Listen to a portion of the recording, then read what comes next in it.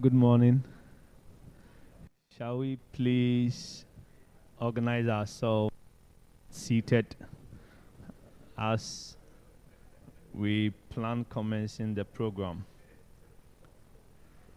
So please, those outside with the exhibition booth, please come inside and let's start the program. Let's have the opening session.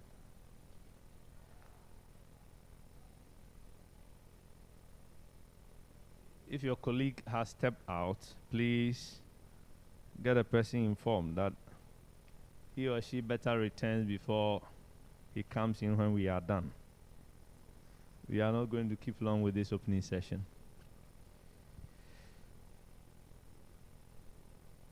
Just a minute or two to get everybody seated, then we can kick-start the program. Celebrate Lab Conference 2022.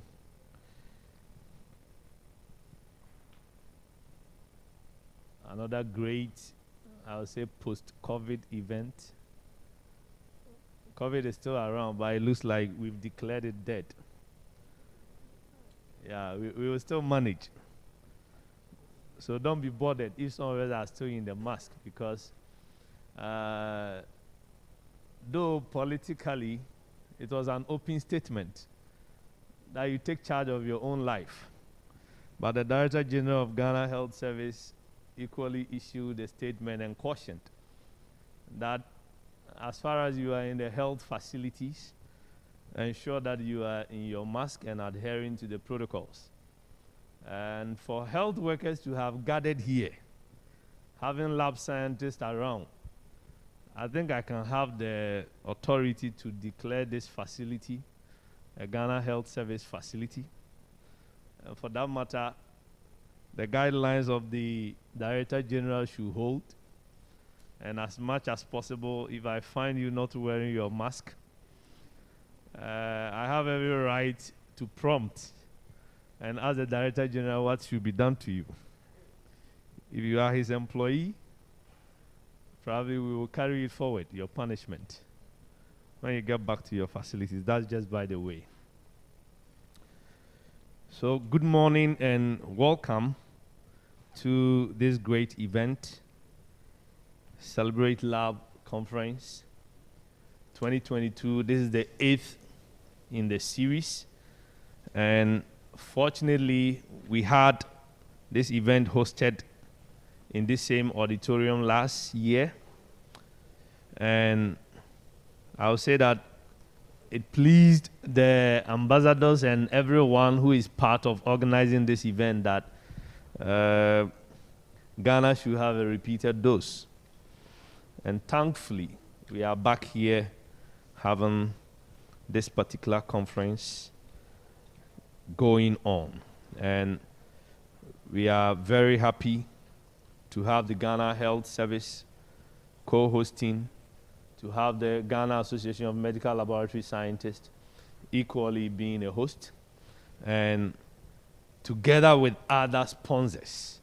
And I think that the ultimate is that the event has happened and you are here. So shall we give a welcoming clap to Celebrate Lab Conference 2022.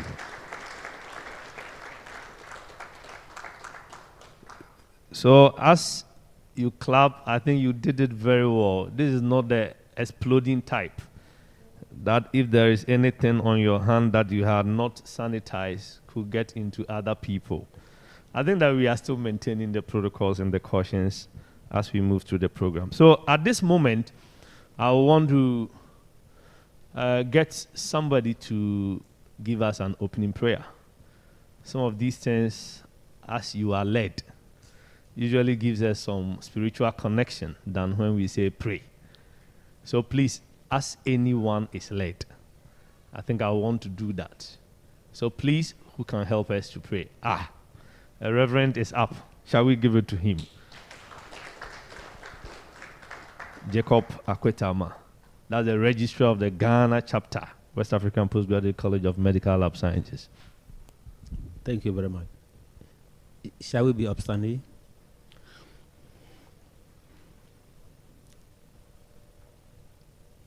Let us pray.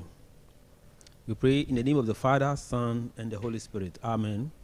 Our Heavenly Father, we thank you so much for this morning that you have given to us. Yes, you have indeed given us life. You have added health, and you have added this opportunity for us to meet. Father, this our meeting, we put it before you, that you cause us to deliberate on the way we'll be able to combat infectious diseases in Africa. Father, we also pray for skills and knowledge to be gathered together to be able to do the job very well. We pray for our sponsors, we pray for all participants, and we pray for people especially who have traveled from far and are here in Accra. Lord, be with us even as we celebrate laboratory today and tomorrow. We thank you for answered prayers. Amen. Amen. Shall we be seated? Thank you very much, Evangelist Jacob Akwetama. He is a former General Secretary of the Ghana Association of Medical Lab Scientists.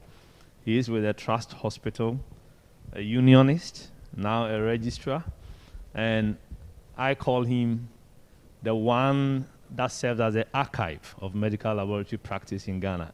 Anything that you want to know, just get to this man. The history he's handed over to me is a book on its own. So thank you very much for ushering us with a prayer. And I guess each and every one of us is having one of the books. So I want you to get to the theme for this conference: ensuring diagnostic capability and vaccine sufficiency as panacea to combating infectious diseases in West Africa. That is great, it's huge, it's very pregnant with a whole lot of stuff as the ambassadors and the organizers of this event had actually put together. So as we are opening this particular conference, we are going to delve into matters that border on the theme: ensuring diagnostic capability and vaccine sufficiency as panacea to combating infectious diseases in West Africa. And this is being hosted in this hotel. And as we speak, we are fortunate to also have other colleagues joining in the virtual world. So, I want to believe we are streaming, and all right, excellent. So we are streaming, and our colleagues in the virtual world, we want to wish you well. We want to also appreciate you for joining us and being part of this ceremony. Virtual world is now the way to go. And you will never feel that you are not part of this ceremony, though you are absent from this auditorium. Okay, so at this point, what I want to do is that I want to introduce the chairman .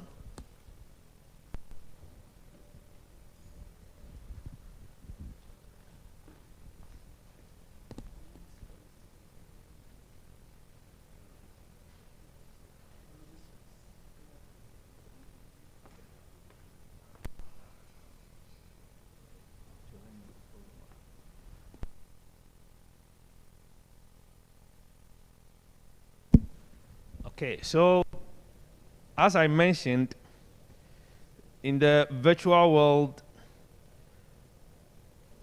I would say that it's being held at this stage by people like the Facebook owner, who is calling it the metaverse.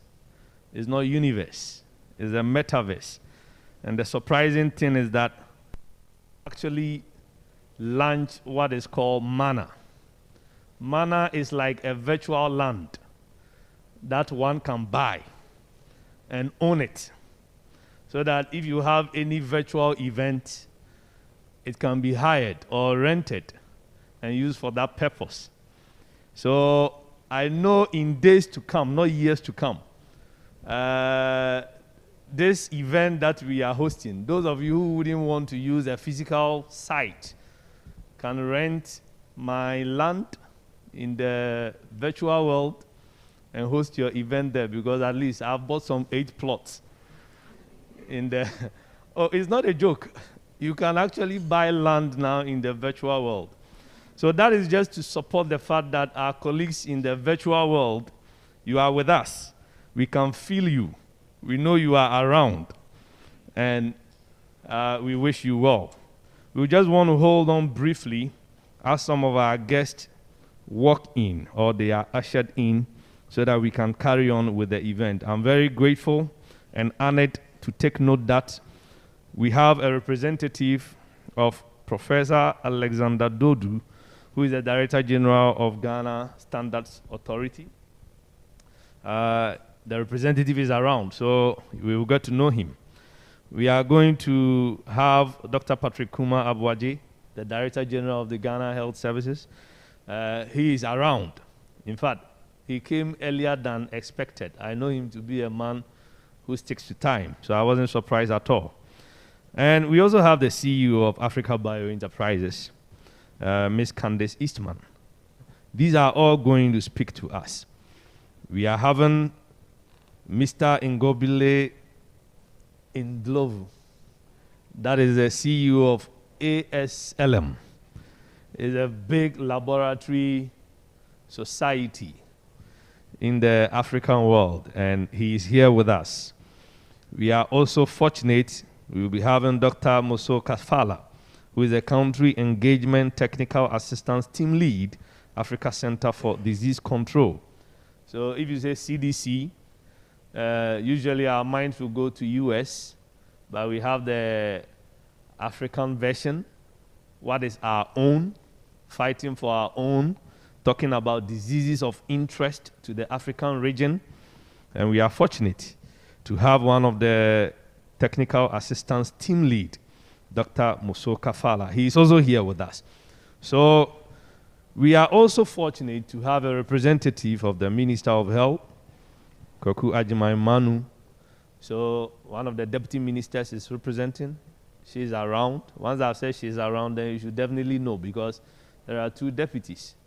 And they went on the gender balance scale, 1 male, 1 female. For those who want to say they don't want to declare their gender or sex, unfortunately for this one, they are missed out. So we know definitely the rep is also around. So at this moment, I want us to usher in the Deputy Minister of Health, I guess also with the Director General Ghana Health Service. Shall we please be upstanding to welcome them in? Let's usher them in. Please, let's do it better.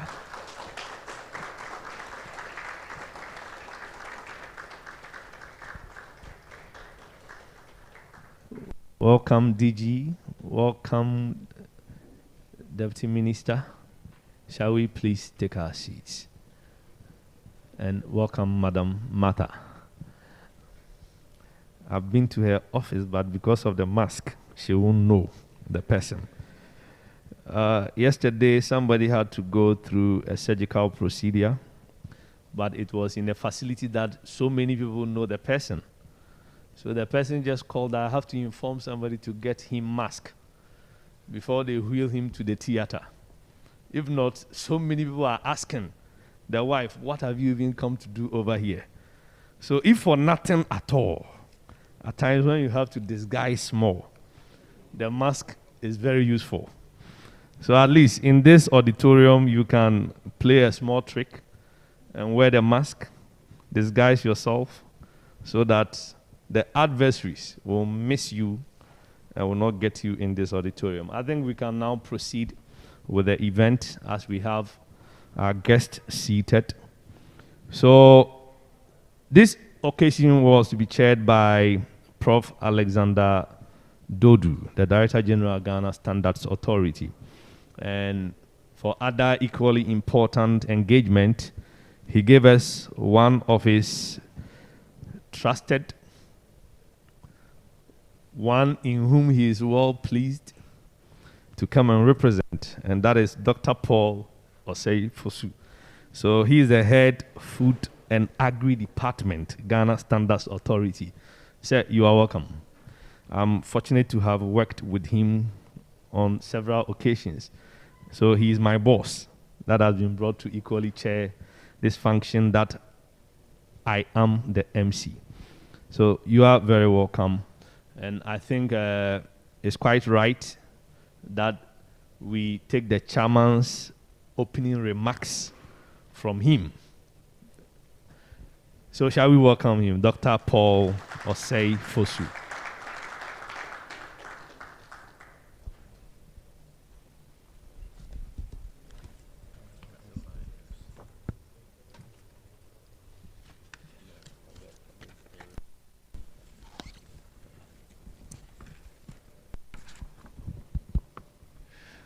Good morning to everyone, and you are all welcome to Ghana.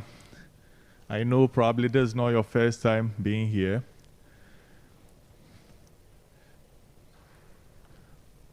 Honorable Minister,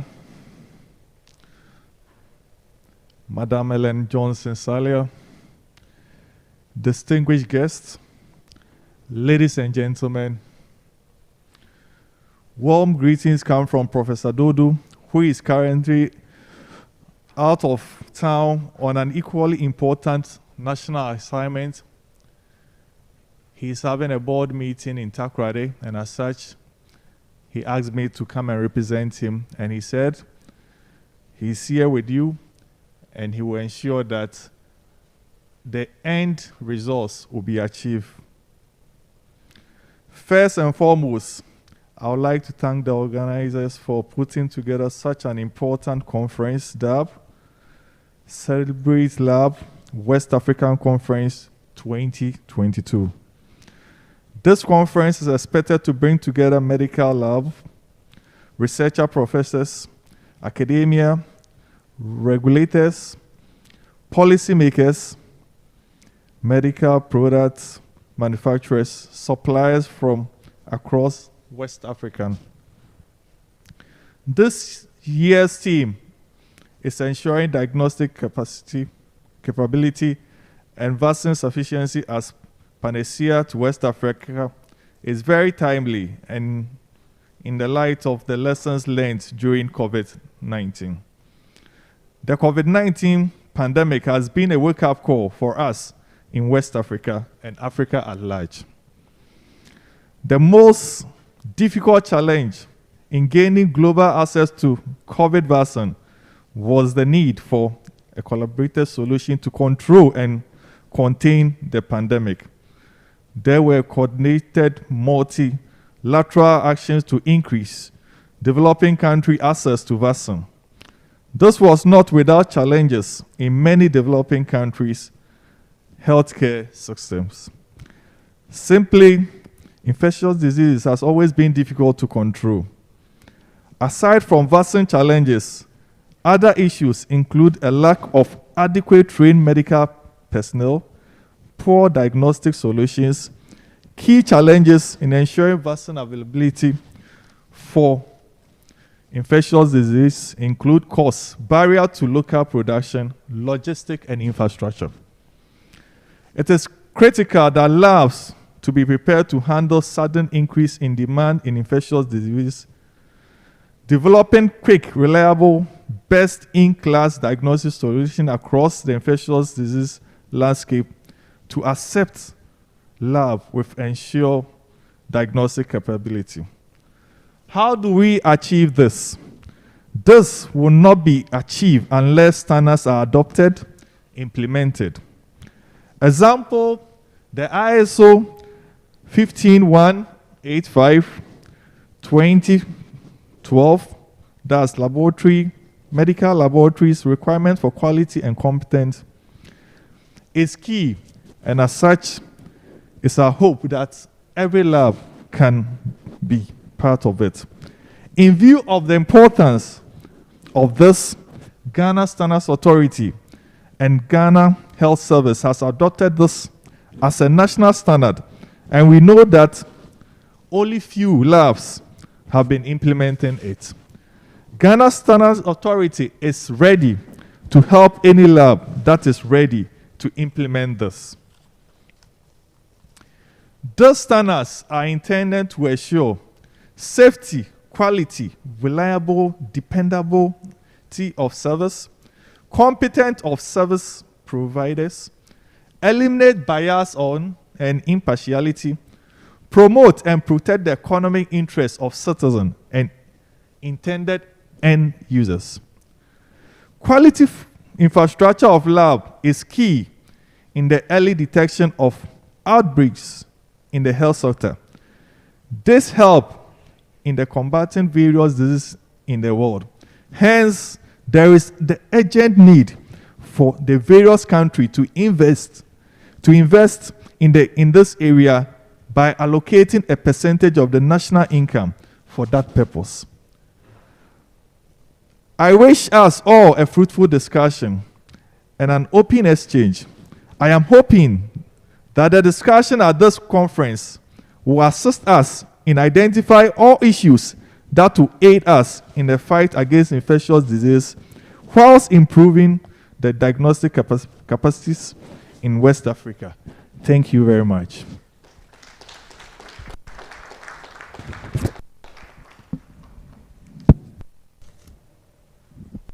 Thank you very much, Dr. Paul Osei-Fosu, for giving the chairman's opening remarks. We are grateful. So at this moment, I wouldn't want to also waste my time. I want to call on the Director General, Ghana Health Service, Dr. Patrick Kuma Abwaji, to give us a welcome address. As a co-host to this event, shall we welcome him?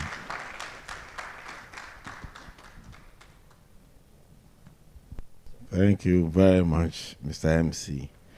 I think now I can take off my mask. Even though I will not be arrested for not wearing a mask.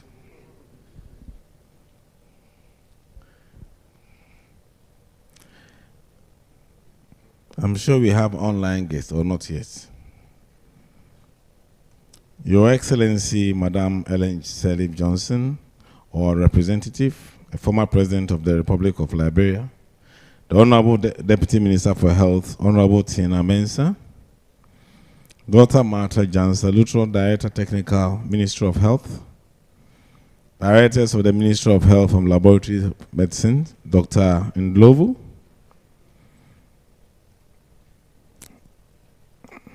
Director from West African States, Director General West African Health Organization, Professor Stanley Okolo, or representative, the CEO of the Africa Bio Enterprises, Candice Eastman, Dr. Adrian Odoi of the Akai Medical Center, CEO, President of the Laboratory Science Professional Bodies, Ghana and Nigeria, Celebrate Lab West African Conference 2022 ambassadors, distinguished delegates from here, Accra, in the virtual world and other parts of the world. Ladies and gentlemen, on behalf of the Ghana Health Service and the government of Ghana, I am very pleased to welcome you all back to Accra to celebrate Lab West Africa 2022 conference. As a co-host for the second time, the Ghana Health Service is delighted that the conference stayed in Accra. I think we must have done something right for the organizers to decide to bring back you all back to Ghana, and I think we need to clap for ourselves. For the delegates who were here last year, you have the opportunity to see the progress we have made since the last conference and the outcome of our efforts in tackling the COVID-19 pandemic. Please don't be offended if I do not recognize you from last year, because we're all wearing masks. Exactly a year ago, I stood here to welcome you to the 2021 conference. We were all masked up. The COVID situation at that time made it impossible for us to even take off our masks for a group photo or even shake hands, even though we still are not shaking hands. The mere fact that today some of you are wearing the mask not as a requirement but as an individual choice is a sign how far we have come as a nation and indeed as a sub-region in the fight against the COVID-19 pandemic. I'm also very sure that those of you who flew in or used our land borders, something you couldn't have done a year ago, experienced different protocols from what were in place last year at the airport, with the lifting of many of the restrictions we had in place to protect our citizens and guests. Distinguished ladies and gentlemen, the conference theme of ensuring diagnostic capability and vaccine sufficiency as panacea to combating infectious disease in West Africa reflects where we are as a sub-region and how we look into the future to ensure we give our people a more equitable access to healthcare by applying the lessons we have learned from the current pandemic and preparing for the future disease outbreak. When we met last year, Ghana had just started to roll out our first batch of vaccines. Since then, we went through periods where we had to delay second doses for those who had the initial dose, and through a current phase where the vaccine availability landscape has improved tremendously. And as of today, more than 14 million doses of vaccines have been given, and a little over 5 million of these recipients are fully vaccinated. Even some have had their booster shots. Whilst we have made progress in the vaccine rollout and reducing the infection rate, which has allowed us to, as a country, relax most of the initial restrictions, we are far short of achieving our target of fully vaccinating 70% of our 30.5 million plus population. As the lead actor in the fight against the pandemic, we continue to ensure the vaccine is available and at the various vaccination centers for anyone who is willing to get vaccinated, and we are also encouraging all to do so. Fortunately, Ghana is able to manage all the type of, whether they're ultra-negative vaccines, and we have them in all the regions of the country. Distinguished ladies and gentlemen, as a service, we recognize the reliable and timely laboratory service as crucial to our nation's decision-making in health services, health security, and the economy, and our ability to meet the international health regulations. The laboratory system strengthening and service are therefore critically important to us as a nation and as a service. The conference will be happy to learn that in line with the 2020 conference communique, Ghana has made a good progress in laboratory system strengthening. I am sure my directors present here, some of them have received big promotions.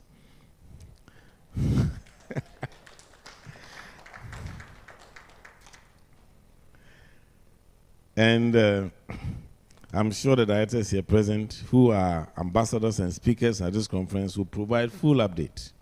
But please allow me to touch on a few of the interventions we have put in place.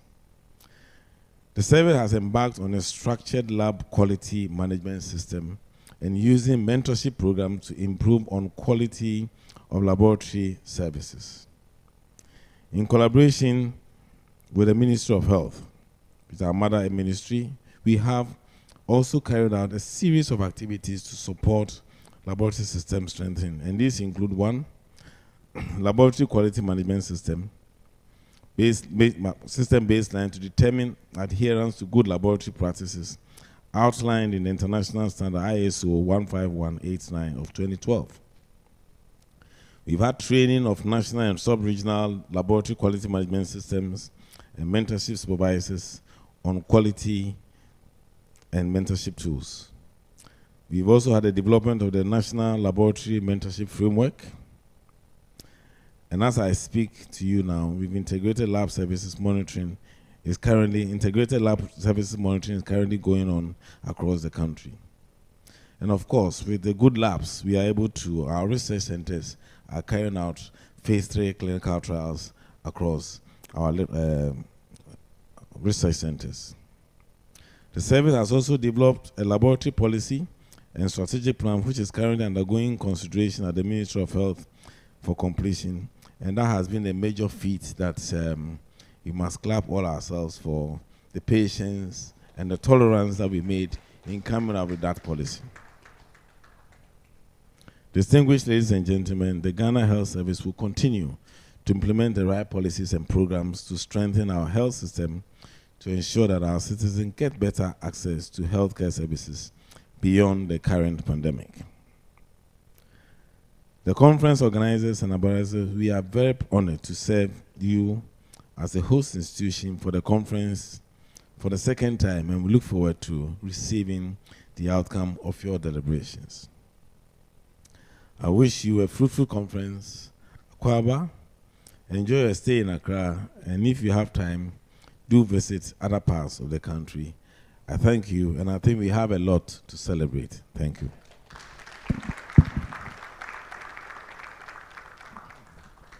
Shall we do it again?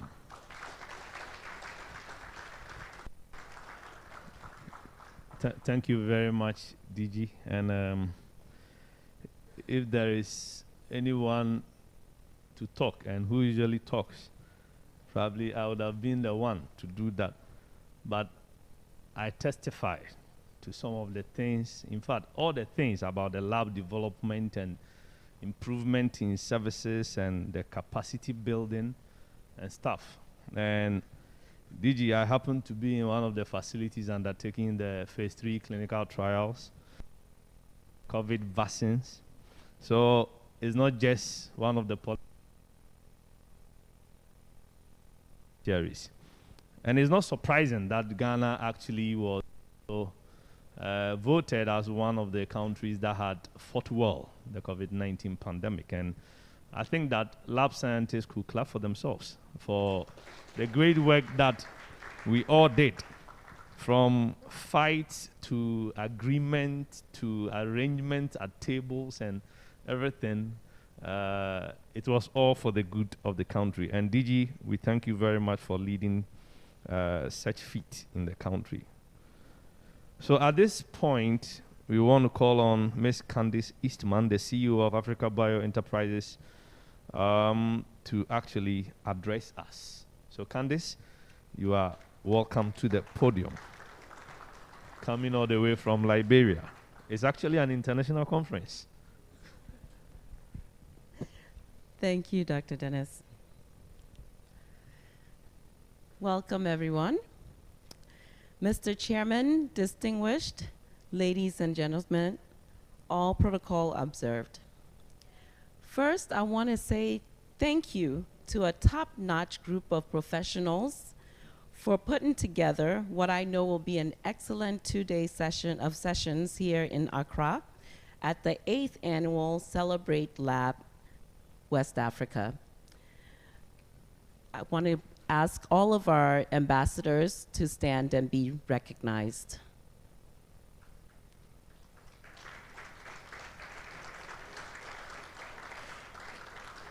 Thank you. They are the ones, along with those speakers that they pull into our program, they find time in their busy schedules to spend in thoughtful deliberation about what is critical to emphasize to the professionals attending this conference on site and virtually. This event doesn't happen overnight. It takes us about 8 to 10 months of planning. Why? Well, because as scientists, we are all about critical thinking, investigation, consideration, identification, analysis, boldness, willingness, and the patience to ensure quality results. Our results may not always be pretty and wrapped up in a bow, but our ambassadors try to ensure they put into the programs as much up-to-date discussions in order that the conference itself is a catalyst for change. Change in the perspective of how to shape scientific thinking in the clinical lab and research environment. Change in seeing West Africa as the springboard of knowledge driven by the medical and research needs of West Africa and the scientists who are tipping the scales for better diagnosis and innovation in solving our unmet needs. Change in the perspective of how to shape scientific thinking. I want to also recognize the policymakers who ensure we're working within an environment that demands continuous improvements in standards and quality, ensure protection of patient information and human subjects in research, and promotes innovation by ensuring the recognition of scientists and holding us accountable. Let us recognize the CEOs, the researchers, and those in academia who shape the path of curiosity and transforms knowledge into new technologies and new advancements in science. Scientists driving publications coming out of West Africa, harvesting our data and ensuring it is utilized for our disease of interest. Networking and sharing the information to pull together the broken pieces of emerging infectious diseases.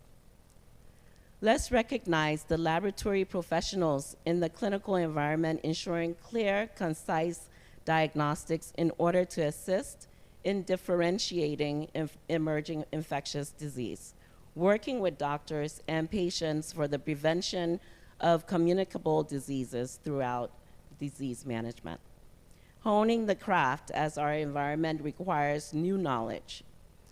Updating and constantly upgrading skills to stay current on changes in medical technology, yet continuing to depend on our foundational knowledge and science to explain laboratory results.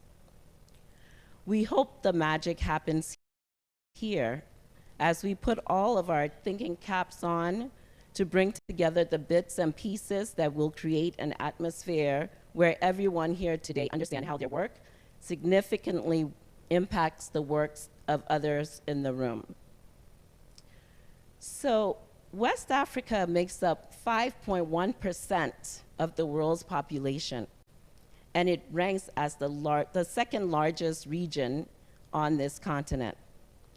When we hold these conferences, we get to showcase the great minds here, the top-notch universities, top leading experts in the clinical laboratory and research, and the direction of our companies, the regulatory environment for production and manufacturing in vaccines and diagnostics.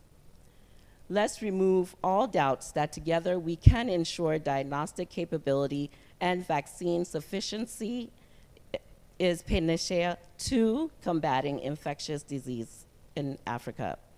As we move further away from a pandemic that has truly brought about questions about Africa, curiosity in the who, the what, the when, the where, and how. That if we are engaged with each other, we will be the paradigm shift. I want to thank all of our sponsors because without them, we would not be able to hold this gathering.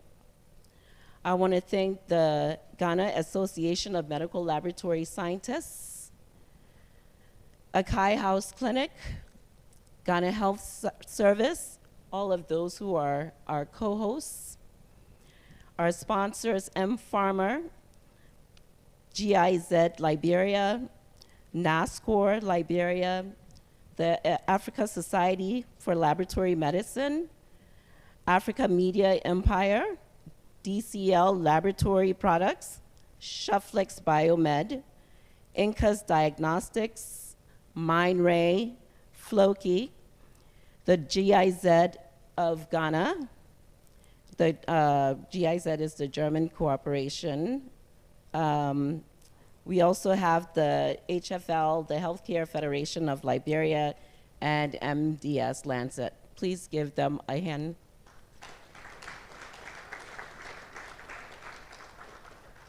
Without their support, as I said, this could not happen. Without your attendance and all of the speakers who are here, this would not be able to happen. And we thank you all.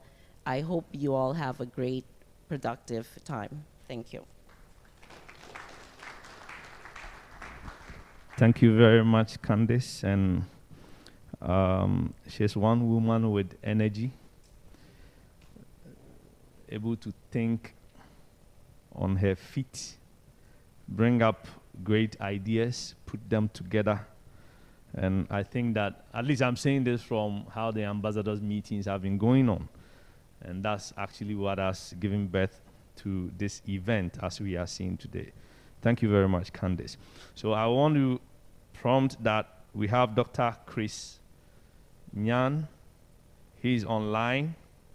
We have Dr. Kofi Boni. Kofi Boni is at the Noguchi Memorial Institute for Medical Research, virology unit. During the COVID time, he was educating all over, talking to us about COVID testing and everything. He's online. So, docs, you are all welcome. Dr. Chris Nyan could not be with us because of an emergency he encountered yesterday to fly in. But thankfully, he's online, and he's still going to administer every session that he needs to do in this particular program. So I also want to mention that we have other participants in the Francophone world, about 40 of them that are joining us online, and due to some technical hitches, their translation is still not going on. But I want to believe that they will be streaming very soon.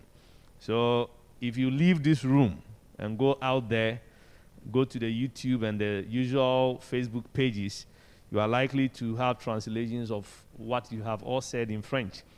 And that could be a great lesson for the French we all need to learn.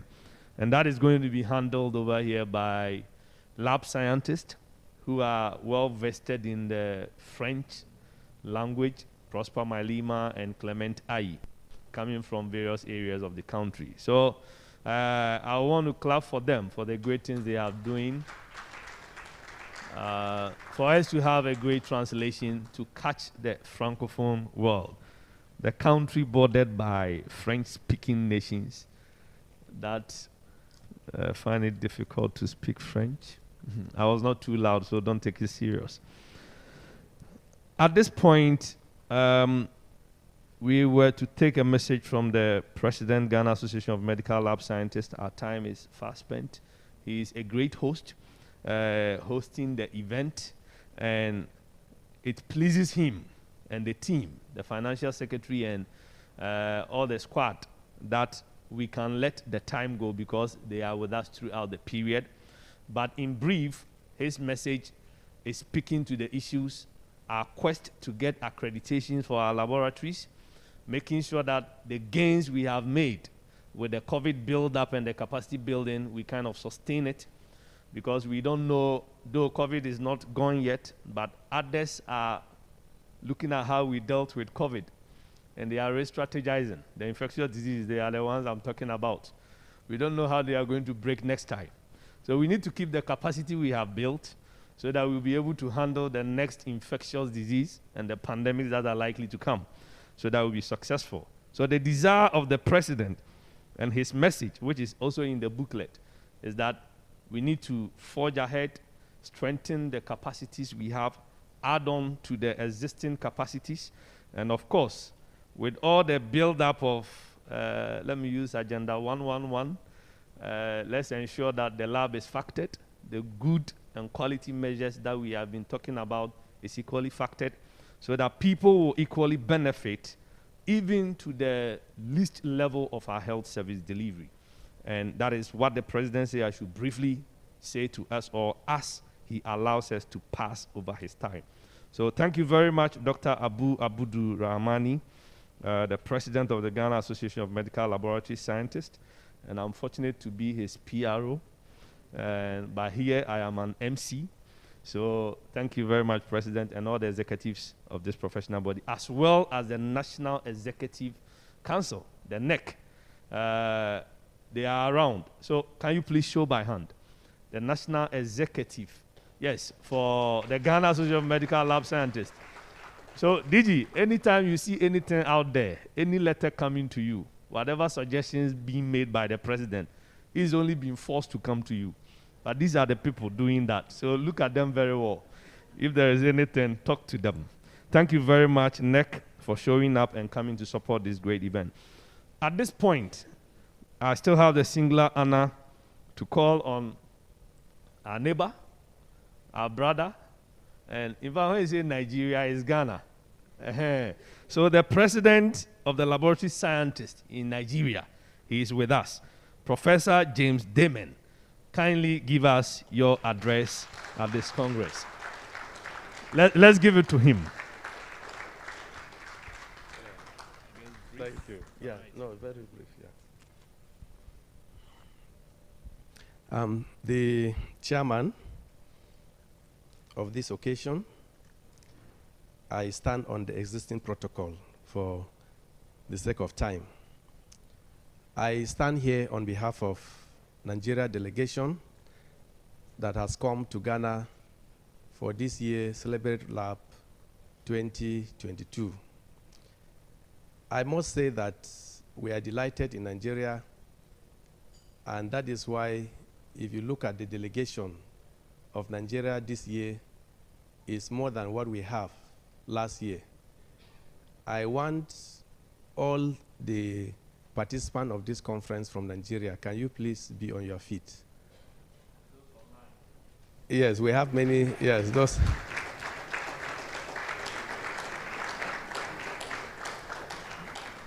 Yeah, so you can take your, and I know quite a number of our colleagues that are actually online.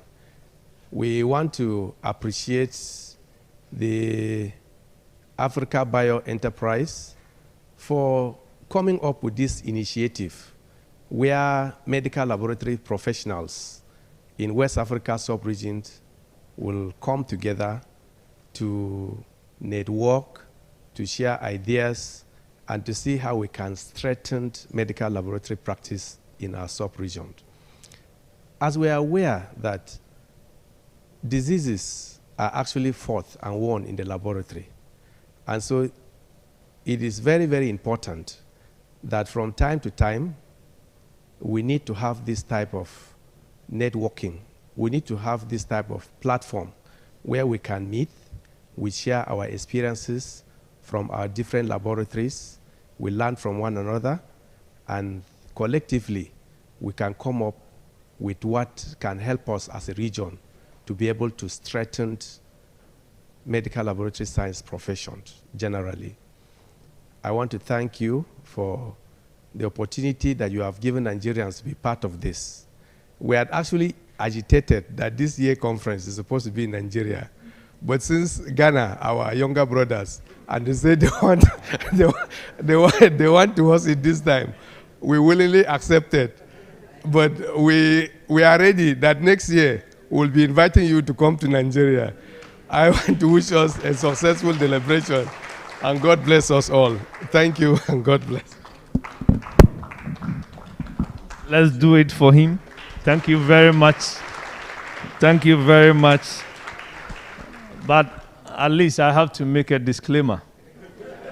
We all sat in the same room and haven't seen how last year's event went and how our big men in the health sector, by the minister, the DG, and everything, showed up and crowned the event. DG, they all agreed that Ghana should host it again, so that we all support them for next year in Nigeria. So we are very democratic in all situations. We allowed them to vote for us. So it wasn't like we coerced them. Thank you very much for the kind words that you've given us. And having Nigeria on board is a great deal. It's a big community, huge community, and led by one of the ambassadors. Air Commodore is a great ambassador in the Celebrate Lab community, and I think we appreciate his support and everything, bringing everyone on board as far as medical laboratory science is concerned, and quality management systems are in place. We thank him very much. At this point, we also want to take a brief message from Dr. Mosoka Fala, who is the technical assistant lead team for the African CDC. So he speaks, we can sideline US CDC because we are in our own. Shall we welcome him to give a brief message?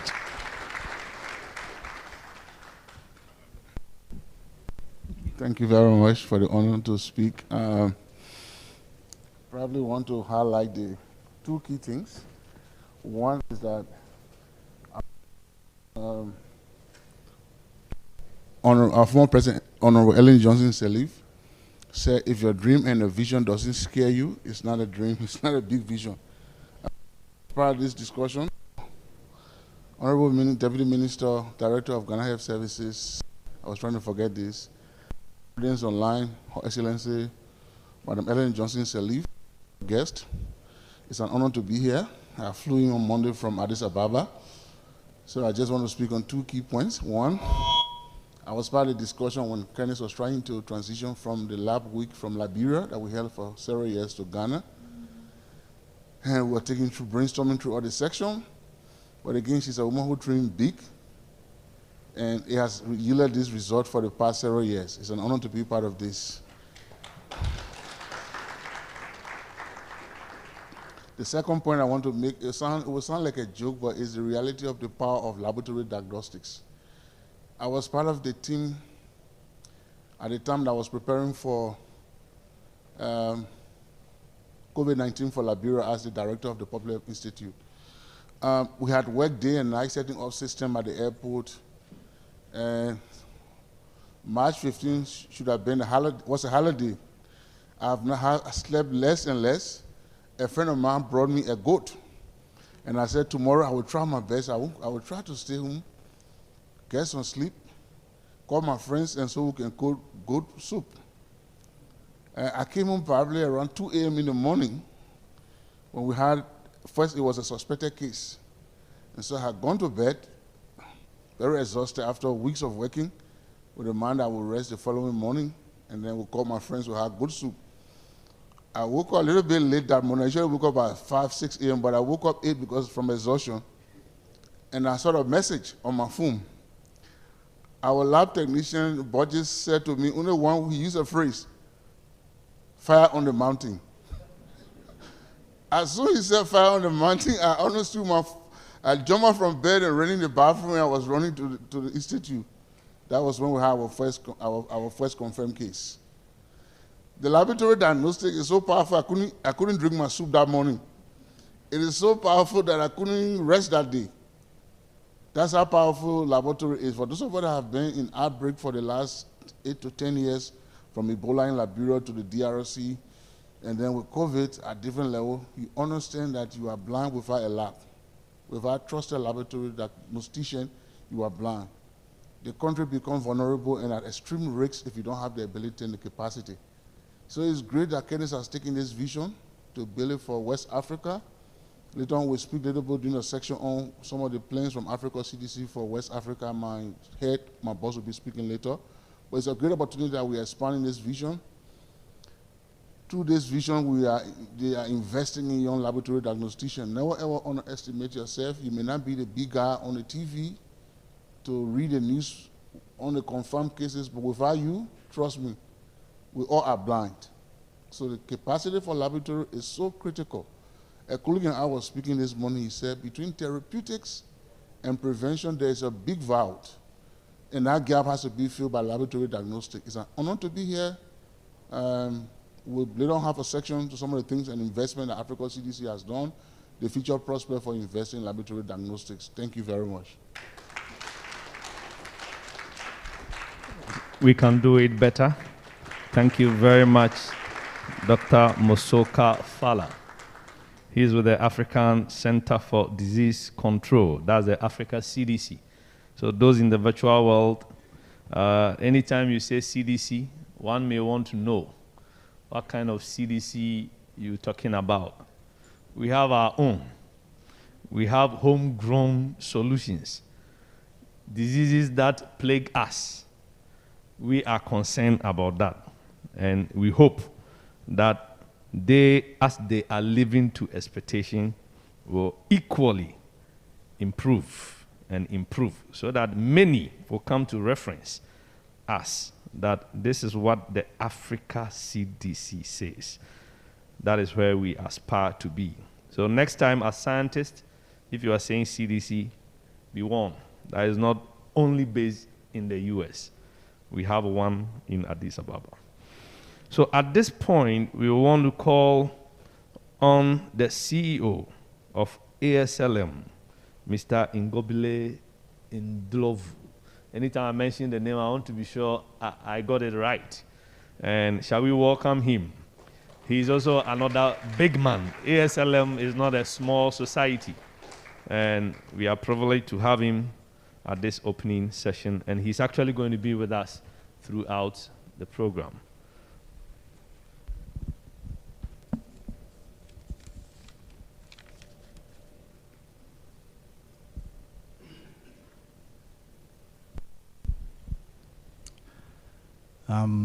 Honorable Deputy Minister, distinguished guests, colleagues, ladies and gentlemen, all protocol observed, good morning and good afternoon. It is an honor for me today to have been invited to be part of this very exciting Celebrate Lab West Africa Conference 2022. Indeed, we need to celebrate laboratories. And also, I'm very excited to be amongst friends and amongst colleagues, a lot of familiar faces that I'm seeing today. Let me start by congratulating the organizers of this conference for their effort in putting together this program and inviting all the distinguished speakers who are going to be speaking to us over the next 2 days. Such scientific fora are very important in promoting scientific discussions and exchange of information. Thank you so much, Candace Eastman, the CEO of Africa Bio Enterprises. The theme of this conference, to me, is very timely.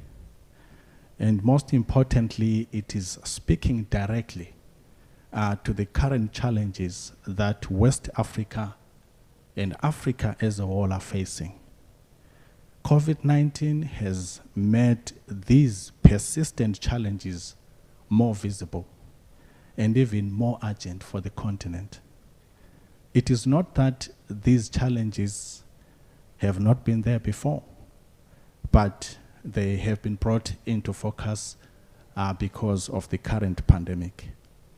Therefore, I am very excited that we are here today, joining the continental discussions on finding lasting solutions for access to diagnostics and vaccines for Africa. The African Society for Laboratory Medicine, ASLM, is the first Pan-African society for laboratory professionals, and I believe is the largest in the continent, and all of us here are part of that.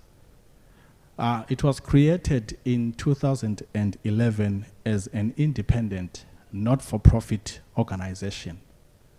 Our mission is a healthier Africa through access to quality laboratory services.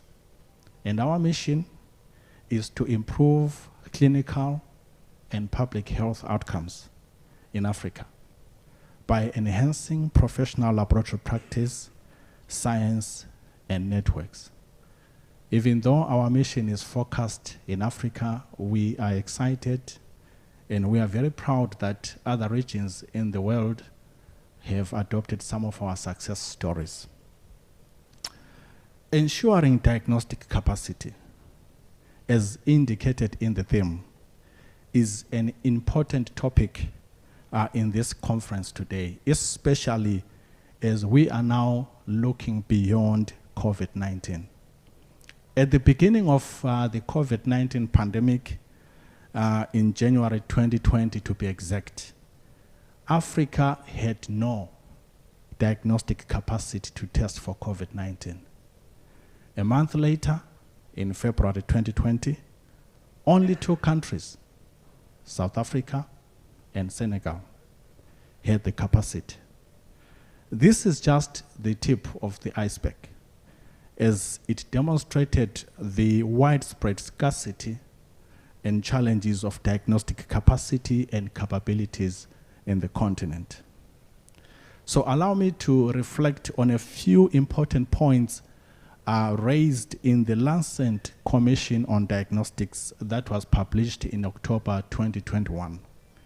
The article indicates, among other issues, that 1, half of the global population has little or no access to diagnostics.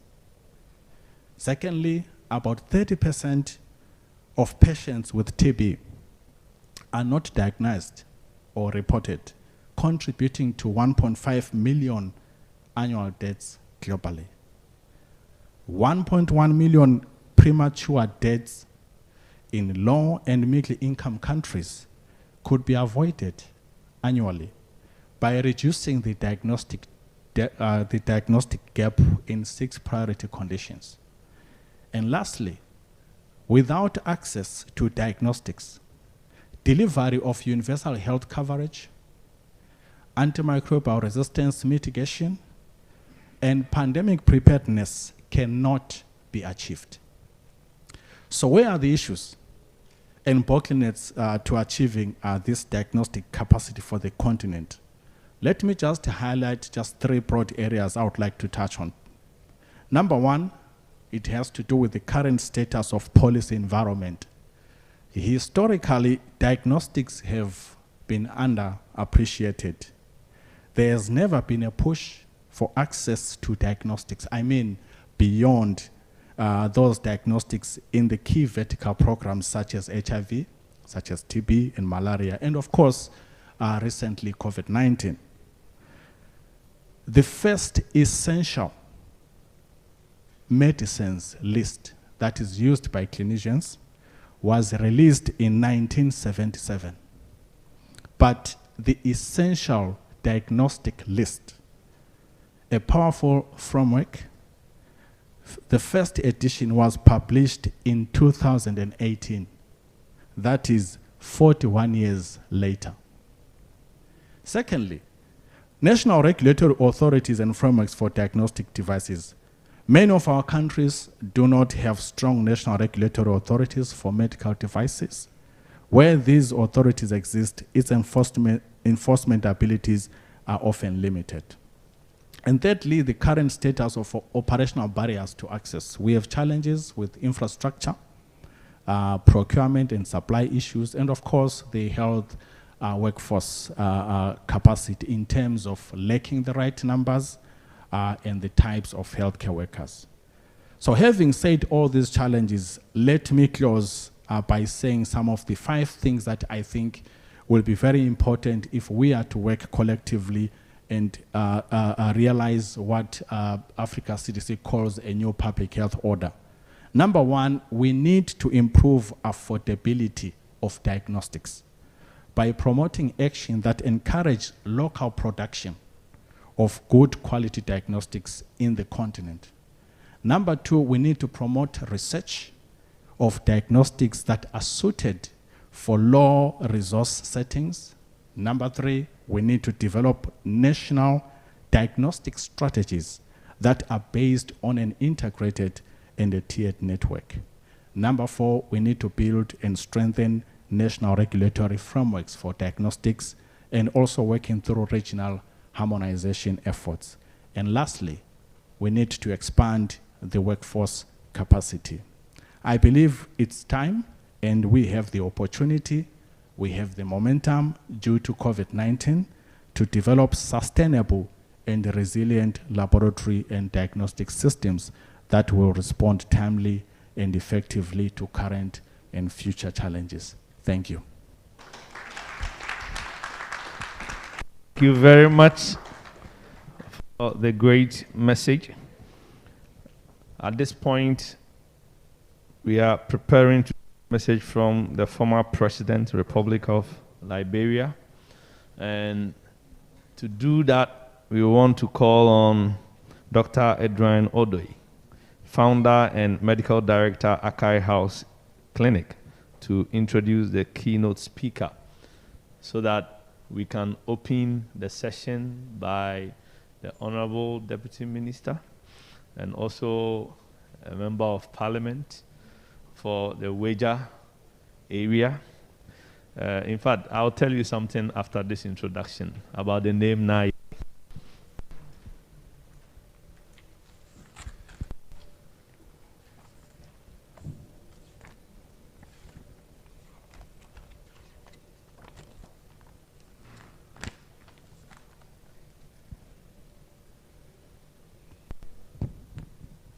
Thank you very much, Dr. Dennis.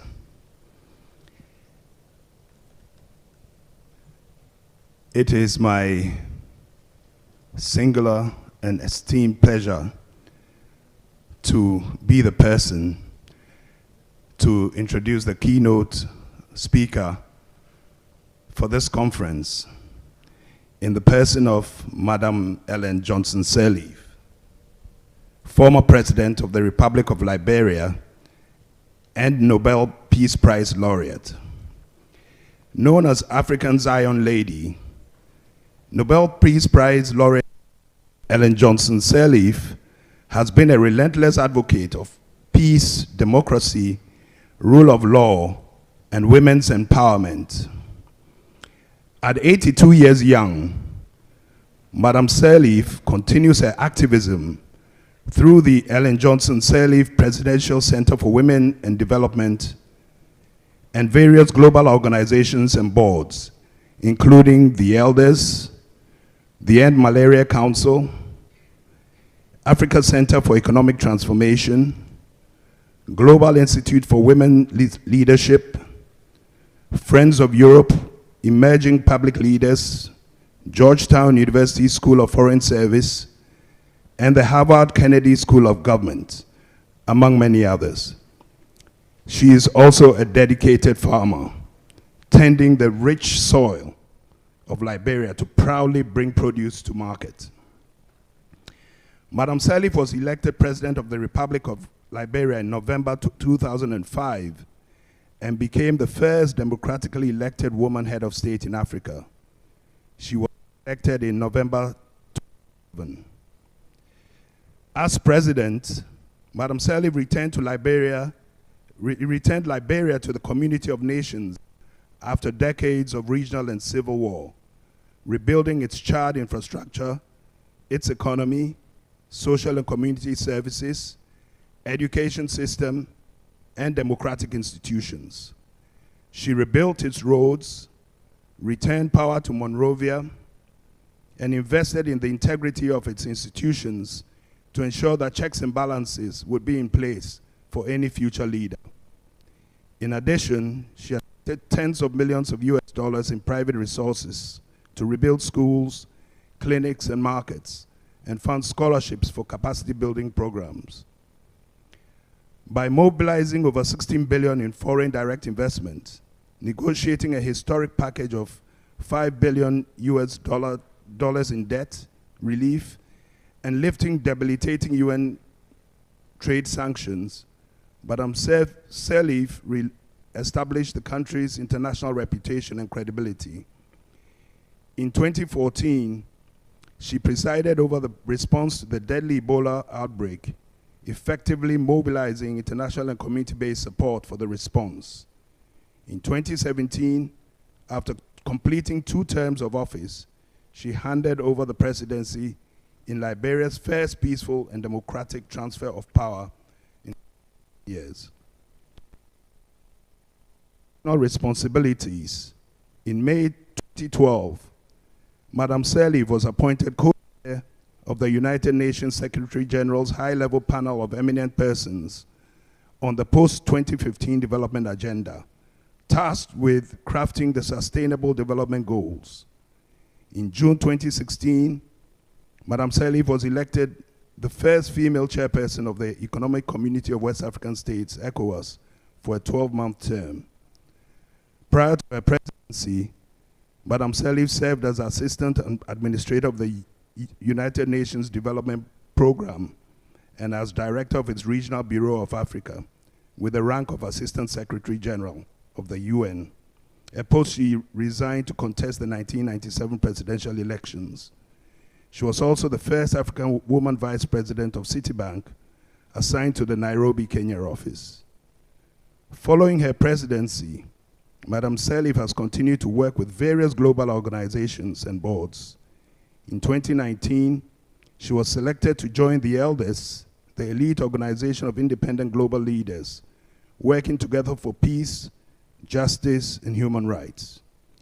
She served as Health Workforce Ambassador at the World Health Organization, an honor that recognizes her record of achievement in public health.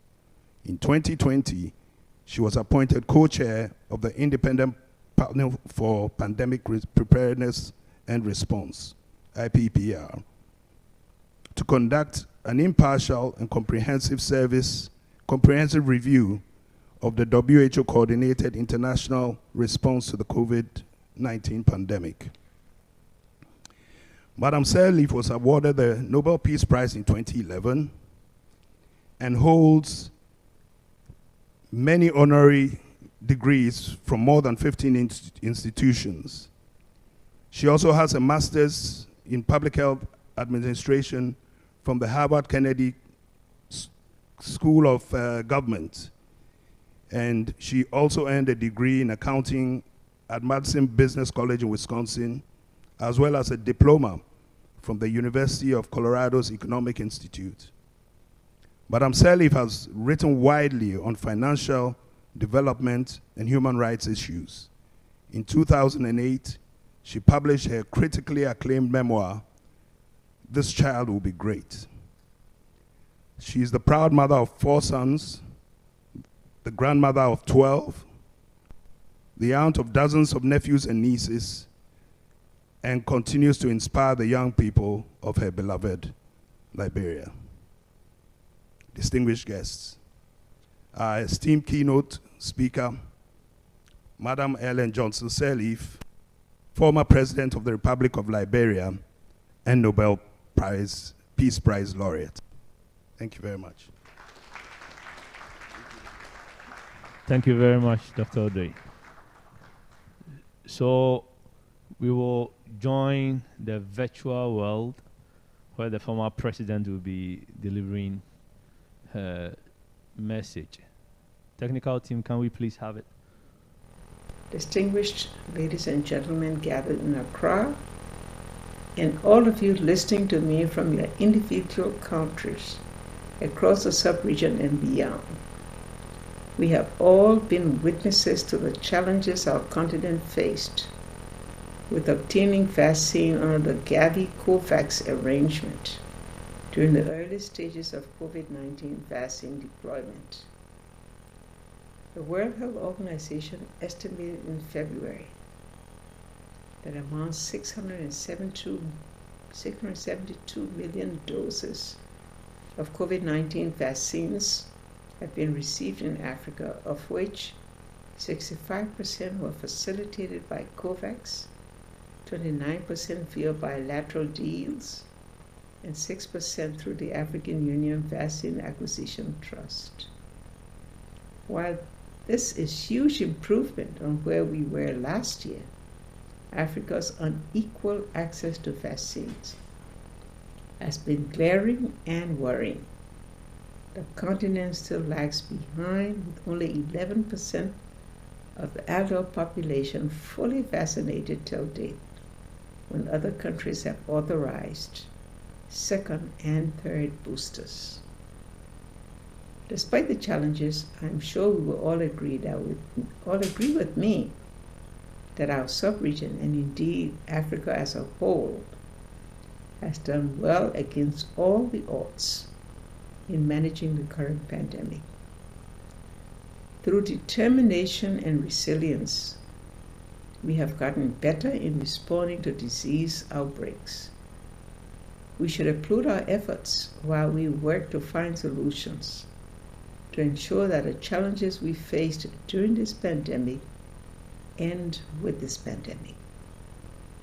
Distinguished ladies and gentlemen, permit me to use this opportunity to first congratulate His Excellency, the President of Ghana, Nana Akufo-Addo, for his leadership role within the African Union and the economic community of West African states in ensuring that the region collaborates to combat the COVID-19 pandemic, thereby limited the effects on our people. I also congratulate and celebrate all the gallant health professionals within our region and across the continent, especially medical laboratory science professionals who have been at the forefront of the pandemic in the last 2 years. The story of combating COVID-19 cannot be told without recognizing the enormous role that our medical laboratory science fraternity across Africa played in the diagnosis and surveillance of the disease. We must celebrate them for their leadership in the fight and control of the pandemic. In the era of evidence-based medicine, the medical laboratory scientist's role in effective healthcare delivery system cannot be overlooked. Thanks to their expertise, we were able to quickly diagnose and isolate COVID-19 patients for treatment, thus helping to control the spread of the disease and minimizing the death toll. Please allow me to use this platform to call on all managers of healthcare systems and health ministries across the West African sub-region to recognize and respect the important contribution of our medical laboratory and research professionals in our quest to ensure a healthier continent. I call on you to invite them to the decision-making table to advocate for effective support for timely disease detection, monitoring of prevention strategies, especially in the wake of outbreaks and epidemic-prone diseases. This will help focus government interventions for effective resource mobilization and use. The need to improve the diagnosis capacity of diseases, especially infectious disease in Africa, has become even more important than ever. We have to continue strengthening our laboratory environment by applying the lessons learned from the COVID-19 pandemic and previous outbreaks. I'm told that the best system for medical laboratory system strengthening is the ISO 15189, which covers all the necessary essential elements in the management of medical laboratories. I urge all members of our healthcare institutions to champion this across Africa. We cannot afford systems that do not guarantee quality results and better health outcomes. We must also build a necessary collaboration to ensure that our medical professionals working in our medical laboratories are trained to the highest global standards and equipped with the necessary logistics and resources to aid them in their work. We must also strengthen the health and collaboratory research across the region. I am adding my voice to that of medical laboratory professionals in Africa to call for institutionalization of structured courses and training in laboratory science in the sub-region. Harmonized training curriculum for laboratory scientists and recognizing the various groups of the medical laboratory profession through strong regulation for the profession will ensure sustainability in the sector.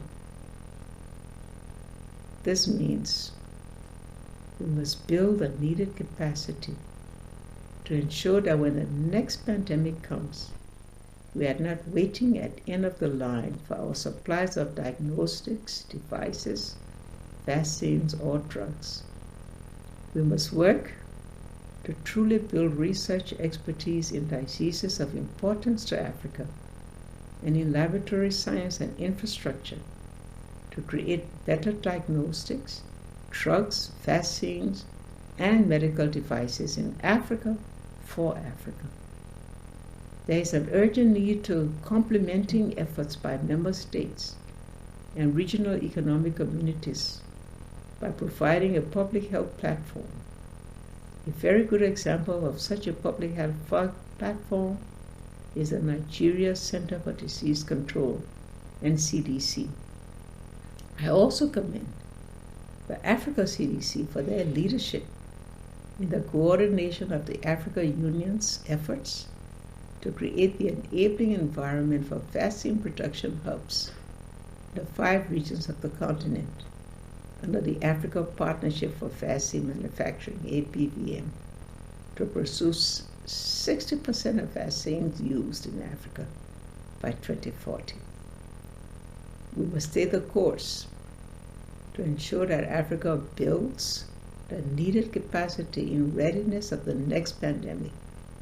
I call on all our governments to put in additional efforts and resources and collaborate with one another to ensure the full realization of this important agenda, as no one country can do it alone. What the COVID-19 pandemic has taught us once again as a sub-region, and indeed Africa as a whole, is that we must take our destiny into our own hands to build robust health systems. Ebola epidemic was a wake-up call. COVID-19 further opened our eyes to an inadequate world order that continues to keep Africa at the end of the line. We must ensure a strengthened health system that ensures our people have equitable access to health care, a health system prepared and ready to put Africa in front of the line when the next pandemic does come. On this note, I thank you for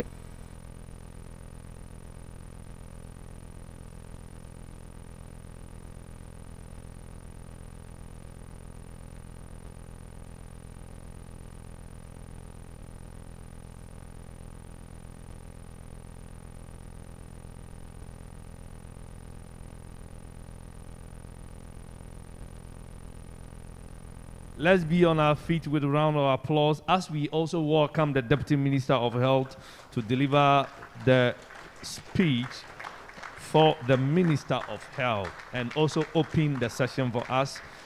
Honorable Tina Na Ayele Gifty Mensah. I'll talk of the rest later.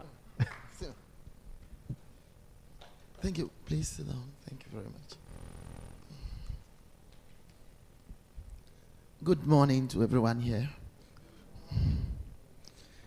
Dr. Chairman representing Professor Alexander Dodu, DG Ghana Standard Authority, Your Excellency, former President of Liberia, Madam Ellen Johnson Sirleaf, Director General Ghana Health Service, Dr. Patrick Kuma Abuaji, Director Technical Coordination, MOH, Dr. Martha Ganzalutro, Ms. Candice Eastwood, Chief Executive of Africa Bio Enterprises Incorporated, organizers of Celebrate Lab, the President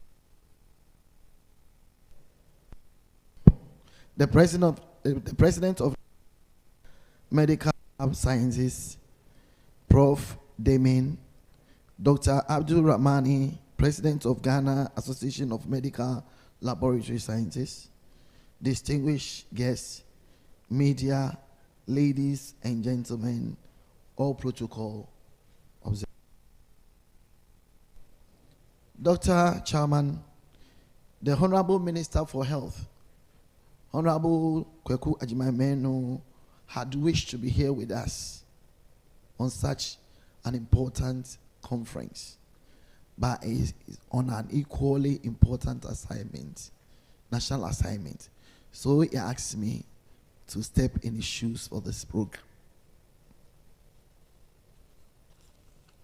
Dr. Chairman, it is a great pleasure to be part of today's important sub-regional conference. Kindly permit me to express my appreciation to the Chief Executive Officer of African Bio and the organizers of the 8th Celebrate Lab West Africa Conference for inviting me once again to be part of your celebration. The 7th edition of this conference was also held in Ghana last year, and the key resolutions of your communique were shared with my office for my consideration, and work has actually progressed. Mr. Chairman, let me once again assure you of the full support of my ministry and the government of Ghana for this year's conference.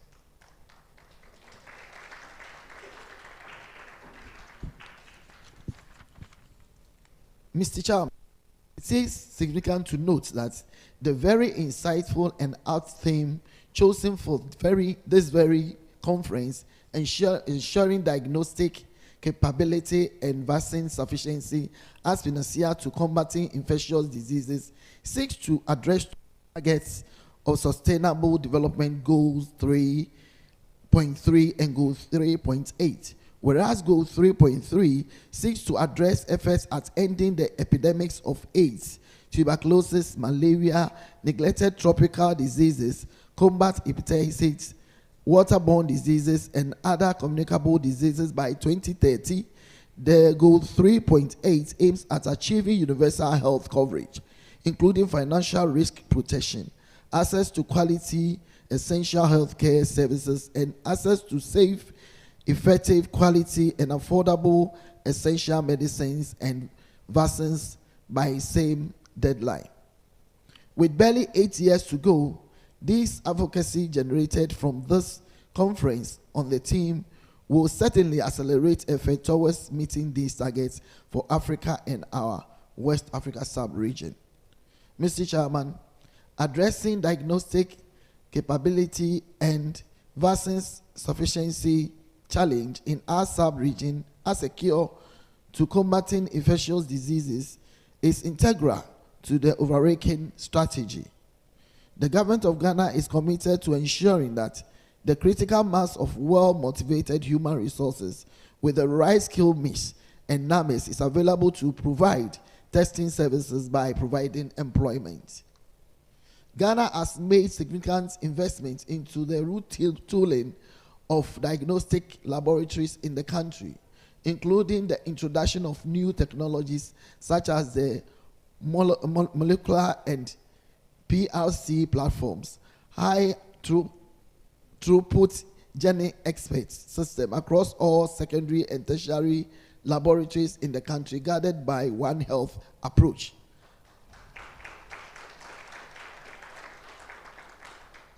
As part of efforts to significantly deepen delivery of quality healthcare at the district level and boost access to healthcare services for all citizens towards ensuring the attainment of the Sustainable Development Goal 3, the government of Ghana has embarked on Agenda 111 project of building 111 district and 6 regional hospitals, which offers an unparalleled opportunity to transform the country's healthcare system. These facilities will have modern laboratories such part of their designs and equipped with modern infrastructure to further improve our diagnostic capacity as a country in readiness for the future. These district and regional facilities are meant to augment the existing 2 infectious disease centers in the country. Vaccines are arguably the greatest public health advancement and most cost-effective interventions of all time, and have been employed in the country and have been employed in control, elimination, or near elimination of numerous communicable diseases that were once rife and untreatable. Major infections including smallpox and riddlepest, polio, hepatitis, and measles have been largely controlled owing to the deployment of vaccines. Some challenges have been faced in the development of vaccines against more complex infections such as malaria, tuberculosis, and HIV. Even though achievements so far have been modest, the impact of vaccination on economic growth, sustainability, and efficiency of healthcare system has also been documented.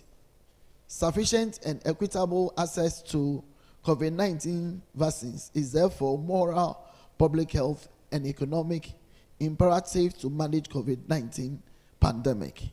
Distinguished ladies and gentlemen, the COVID-19 pandemic has, however, exposed our continent's vulnerabilities in ensuring access to vital drugs, vaccines, and health technologies. We have never been exposed so hard in our quest to vaccinate our target population, yet vaccine nationalism has so prevented us. More specifically, it has underscored the critical gap in vaccine manufacturing as a whole. Before COVID-19, Africa produced less than 1% of vaccines that it consumed, importing over 99% despite consuming over 25% of vaccines globally. As a continent, we must be deeply concerned about such vaccine inequalities, given the potential for dangerous mutations that could affect vaccine effectiveness. We must commend initiatives by WHO and Global Alliance for Vaccines and Immunization, Gavi, for establishing the COVID-19 vaccines Global Access COVID Facility, and the Africa Union, Africa CDC establishing the African Vaccine Acquisition Task Force, that is the AVAT. These platforms help to ensure that the African continent will be able to secure equitable and sufficient COVID-19 vaccine doses to achieve herd immunity. However, these initiatives alone are not sustainable, considering the paradox of vaccine inequities currently confronting the underdeveloped world. Africa and West Africa sub-region must work together, attaining vaccine sufficiency through production. The current system in which securing access to vaccine is based on advanced purchase agreements, incentive of intellectual property. The vaccine delivery is continuously determined by economic power, production capacity, and competition.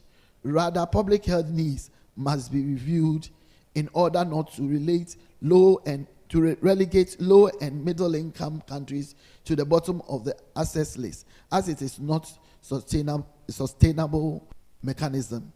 A situation where Africa produces barely 1% of its vaccines is not acceptable. And that the government has established a vaccine production committee with a policy approved by cabinet, and a bill to establish a vaccine institute is underway.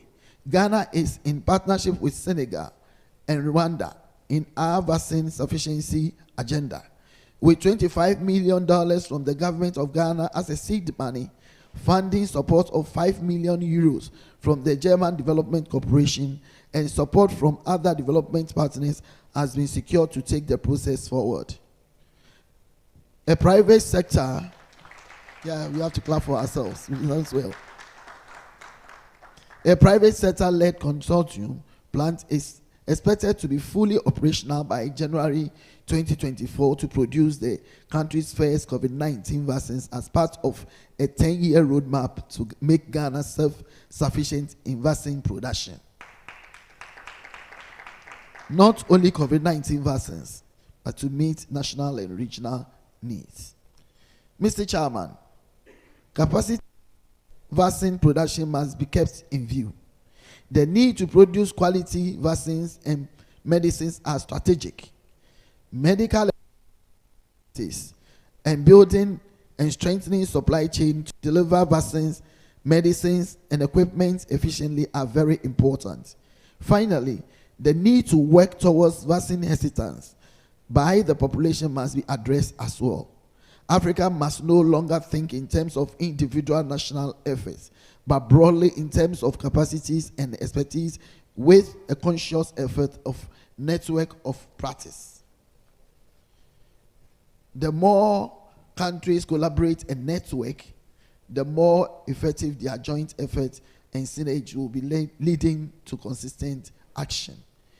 In the medium and long term, the government of Ghana is working hard to ensure that the Food and Drugs Authority graduates from level 3 maturity to level 4 later, to support the country and region to become vaccine producers instead of vaccine consumers only.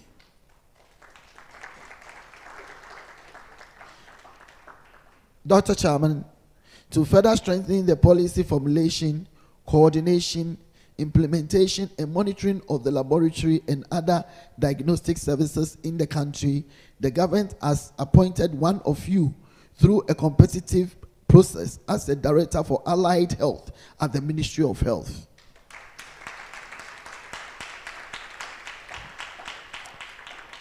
These, I believe, will provide a better platform for my office to properly and adequately engage key stakeholders in the laboratory and other allied health space. Dr. Chairman, I wish to once again congratulate the organizers for planning and carrying out such an elaborate conference and look forward to receiving resolutions from this conference for my action. On this note, I declare the Celebrate Lab West Africa 2022 conference duly open.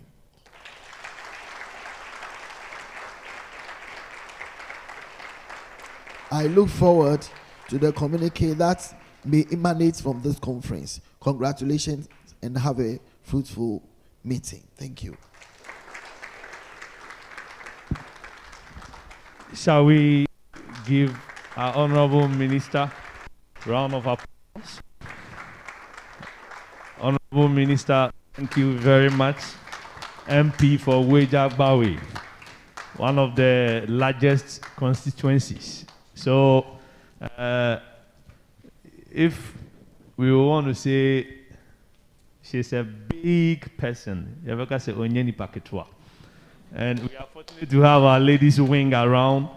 Please take advantage after this session and have some pictures with her. And I want to believe, as a member of parliament, all issues pertaining to medical lab practice, let's pass it through her and see how the laws could be facilitated. Thank you very much, Honorable Minister. Hello. We are very grateful for showing up and honoring our invitation. And I think it's great to know that the vaccine production institution is going to, I have my specialty in immunology. Vaccines are the things I eat. So I know in the next 10 years, some of us will not run out of job. Thank you very much for the good mind in thinking beyond Ghana and Africa as a whole. I think it's something that many may not be able to even dream it. But if we are going to have it, it will be great for us. Along the line, we will see some of the presentations that the vaccine distribution across certain countries are even having way ahead of what as a continent we have been able to consume. So it's better we think about ourselves. And it's a great initiative.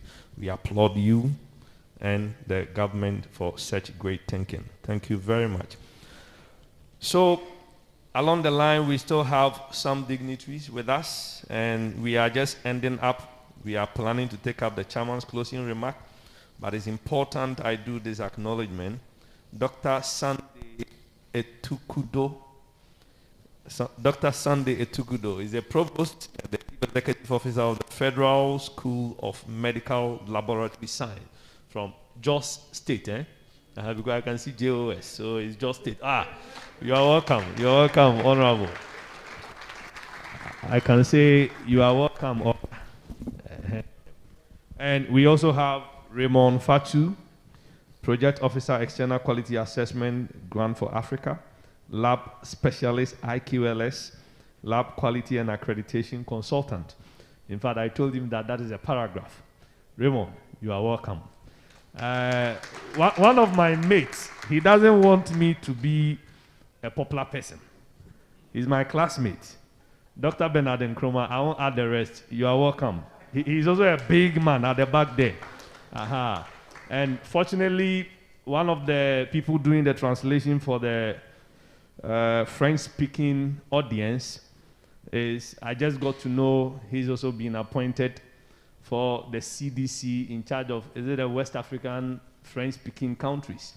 So, Director, we've lost one staff from the Ghana Health Service, but he's going to do us good because he's in charge of the Francophone countries for the CDC. Clement Ayi is great. He's coming all the way from Ahafo. Goso Government Hospital, but we will lose him. I only got to know when he said he's looking for accommodation in Accra. What is the reason? Then he's changing job, but it's for the good, and I know he's projecting Ghana, as he's even doing here by translating for the Francophone world. So, Madam Mata, we are also grateful for coming with the Honorable Minister. I know she mentioned it, but it's worth reiterating. You've been very supportive. She's the director, the technical coordination at the Ministry of Health. And it's good to know that the one who first appointed the PRO for the lab scientist to get the talkative in the space, Dr. Ignatius, is the one that the minister mentioned has been appointed as the Director for Allied Health at the Ministry of Health. He used to be at Kolebu, but now Kolebu has also lost him to Ghanaians on the larger scale. Doc, you are welcome, and we appreciate you very well for the great job you are doing for the industry and the practice of medical laboratory science in Ghana. At this point, I want to call on the chairman to give us his closing remarks.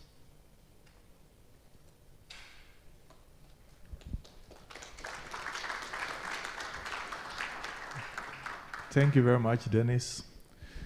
Thank you, Deputy Speaker, for this message that you've given us. Director, Ghana Health Service, Dr. Kuma Abuaje, all the various speakers that we've had. As I sat, what I note was that the issue of ensuring that we will have good vaccine is key, and as such, this conference is very, very important. From the Deputy Minister's speech, Ghana is really committed in ensuring that we will help so that Ghana can achieve its goal in terms of vaccine development and its capacity building through the Agenda 111, and also ensuring that coordination is key, because if we can coordinate, it will help us in one way or the other. Ghana, or the world now, is a global market in which whatever happens anywhere can be discussed. As we all know that right now we're having a conference here, but it's virtual, everybody can see. So it's very, very important, and I know Ghana is really working on that line. One of the speakers made mention about 5 issues that has to be looked at seriously, and I think as part of the conference, maybe at the end it will come out clearly. Ensuring the decrease in the cost of diagnostic is something that has to be looked at. Promotion, development, building and strengthening and expanding the workforce. All those are issues that I know in this 2-day conference it will be looked at and it will come out clearly, so at the end we will see the way forward for West Africa and Africa as a whole. I will take this opportunity to thank all of you, the speakers, for making me chair this session. My boss was supposed to do that, but because of other issues, I have to come and chair. And I'm really, really happy that you've helped me to chair this occasion. I know at the end of the 2-day session, we'll have a very good document to present to the West African countries and Ghana as in particular. Thank you very much, Dennis. Thank you very much, Dr. Paul Fosu, for the great honor done us. And it's for a reason that the Ghana Standards Authority was to chair this session. So that as we are thinking of vaccine production, I know you work hand in hand with the FDA. As we are talking of standardization processes and procedures, we are honored to say that the Standards Authority played a critical role in getting us the Ghana's version of the ISO 15189. So it's a great collaboration we are having, but we will urge that the things you are picking from here, let's hit the ground running so that we give the standards we desire to Ghanaians. Thank you for showing up. Thank you for standing in, and we know Prof. Dodu will hear. And it will go far in terms of the legal positions that we need for the ISO to work. Let's get it to work. Thank you very much.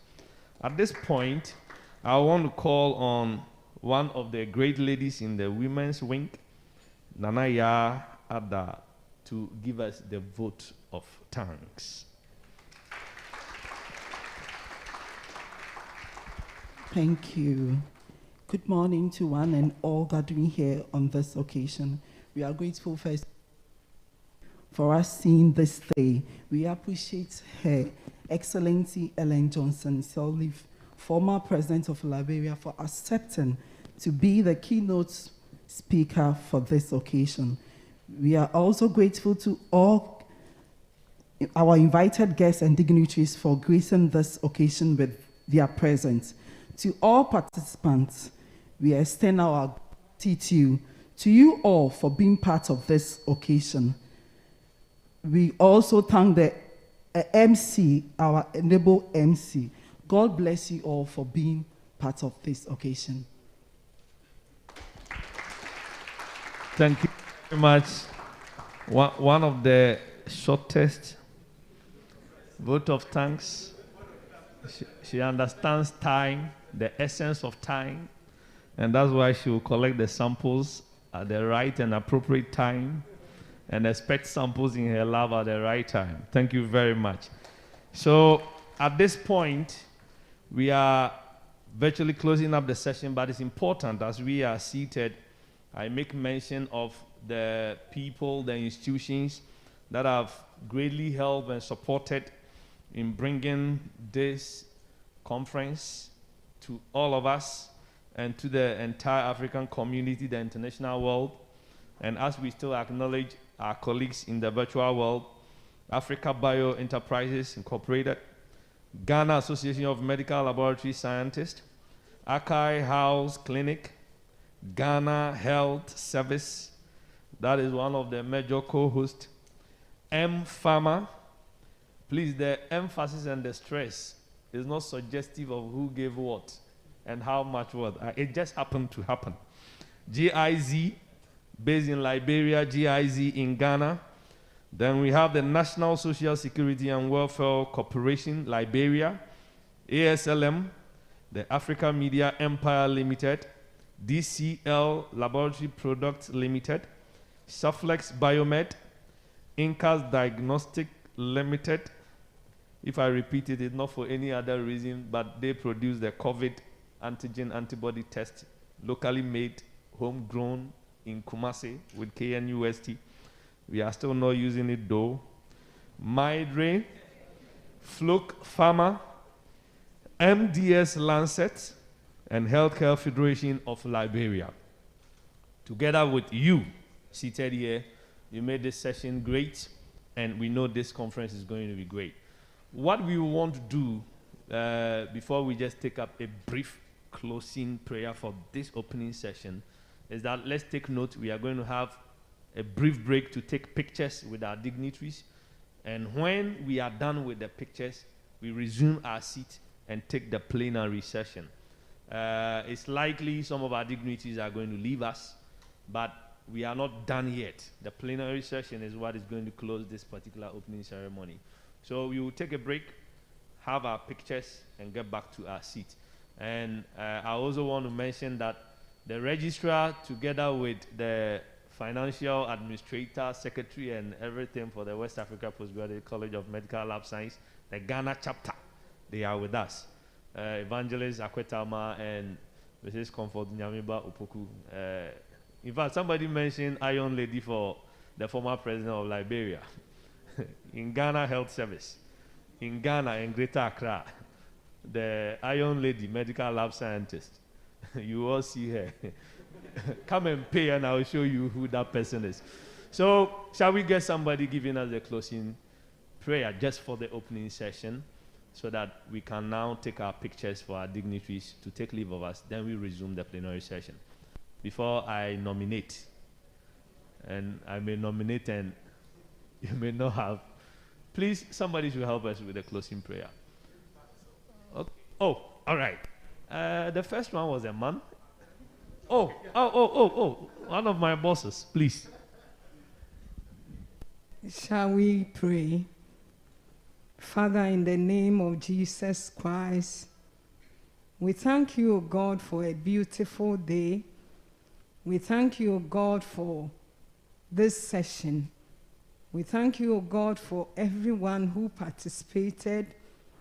We thank you, O God, for the success of this session. Lord, we say we are grateful. We commit the second part into your hands. We pray that you still guide us. In Jesus' mighty name, amen. Thank you very much, Madam Albert. Shall we please organize ourselves and have the photographs with our dignitaries? So the session is closed for the opening ceremony, but we'll get in after the pictures for the plenary session. So DG, Honorable Madam Martha, let's all come out for the pictures. Please organize us how our smiles will show. Sorry. Should we take off this? Please, let's arrange ourselves.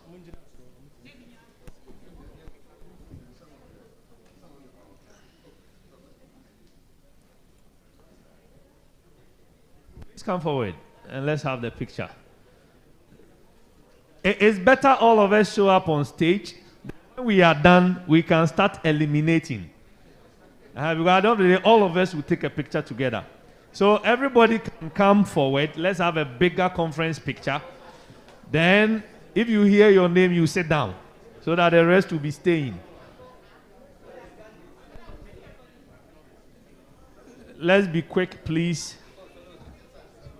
so that our plenary. They've not bribed me, but I can say who the Iron Lady is.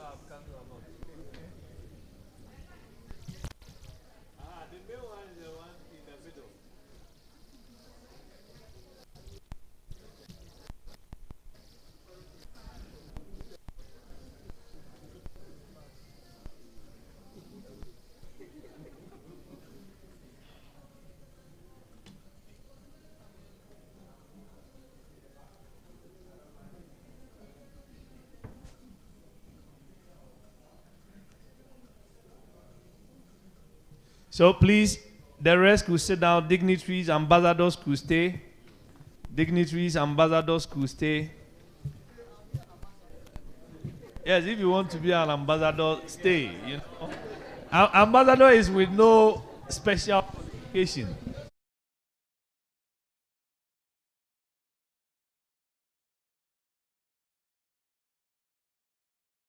Ambassadors, dignitaries, please.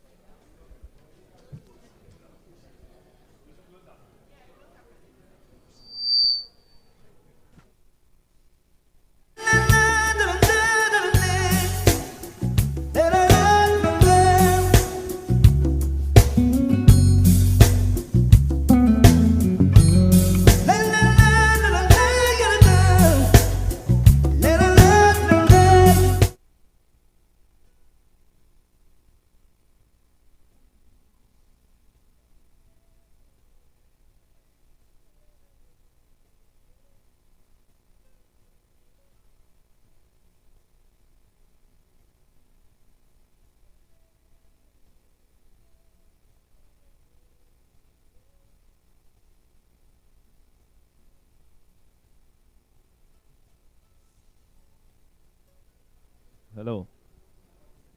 Hello, hello, hello. Hello, hello, hello, hello, hello. Hello, hello, hello. Hello, hello, hello.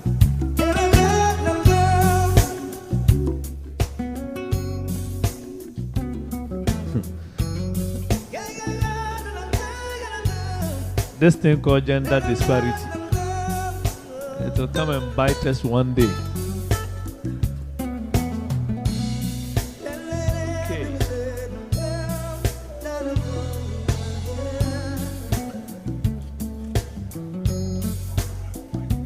Are we done?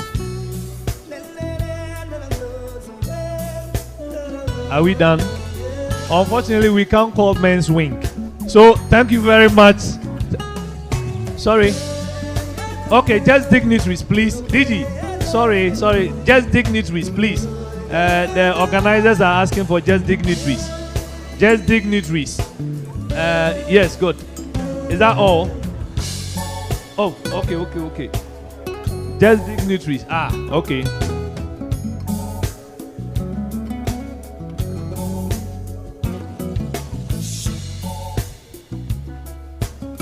Please, if you have been left out, let me know. Oh, Nigerians. Hey, this one, another matter. Digi, honorable. Nigerians want to have pictures.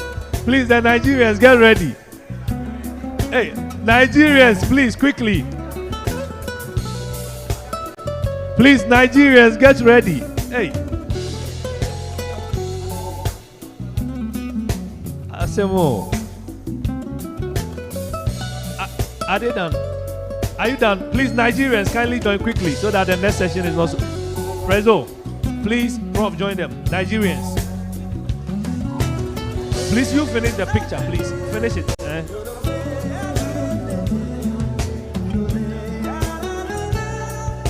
This is not Ghana Jollof and Nigerian Jollof. We won't call Ghanaians because we won't go on the stage.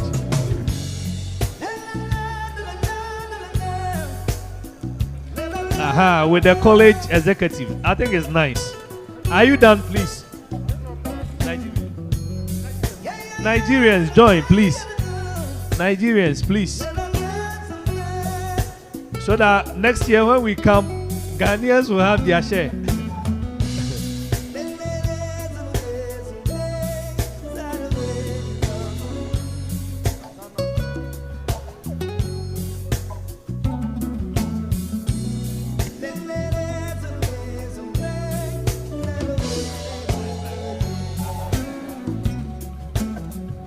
Thank you very much.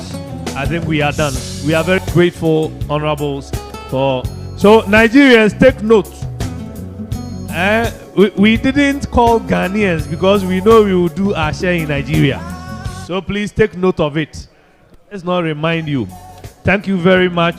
Our dignitaries will take leave of us as we organize the stage for the plenary session. The session is going to have facilitators and presenters online. Dr. Nyan is on that session. Is going to be that particular session. The plenary session is sponsored by Akai House Clinic. Akai House Clinic is the major sponsor, the lead sponsor for the plenary session, and we are going to have Dr. Dogbenyan, Kofi Boni, Mosoka Fala, and Ignatius A.N. Awini Bono, the Chief Program Officer, Allied Health, Ministry of Health. He's going to be the moderator for the plenary session. So let's organize ourselves as we take the plenary session. Please, let's all be seated. It's going to be a brief time. Then we will take a break. But I know the media houses are around to do some interviews also at the back there. So if you are called upon to offer an interview, kindly do us the honor to the various media houses. Thank you very much as we organize ourselves for the plenary session. Our colleagues online, also get yourselves ready for the session, which is going to be on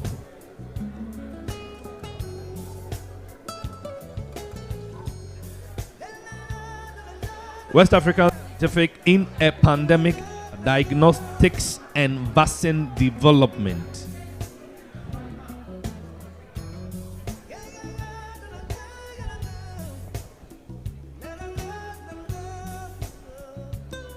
It looks like the picture is showing you regional demarcations. Which group is squatting there?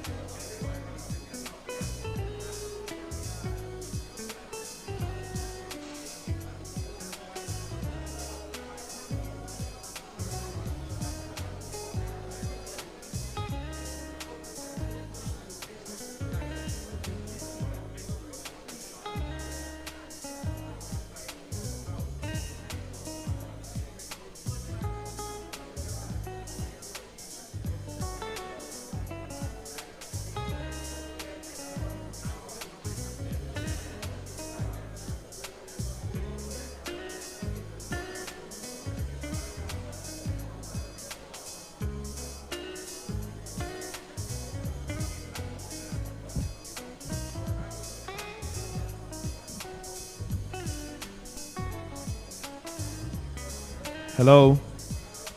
Please, let's be seated. Let's be seated. So, IT, I hope we still have Dr. Nyan online. Dr. Chris Nyan.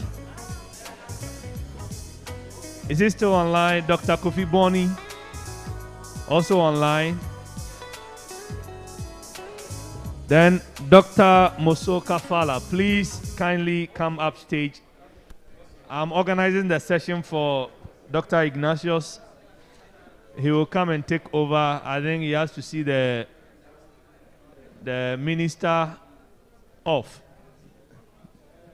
They are his bosses, so he couldn't just sit and allow them to leave like that. So, Doc, please come upstage. Please kindly confirm if Dr. Kofi Boni is there. Yes. What about Dr. Chris Nyan? Excellent. So, all right. So I think we will have 3 of us in the room and 2 will be online. Dr. Ignatius, I hand over for you to take up the session. Please, let's be seated. This is a session that we are all taking together, so everybody is supposed to be in this room.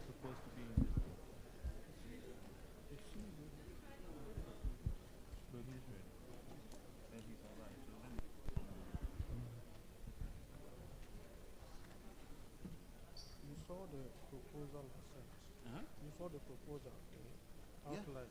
It's okay.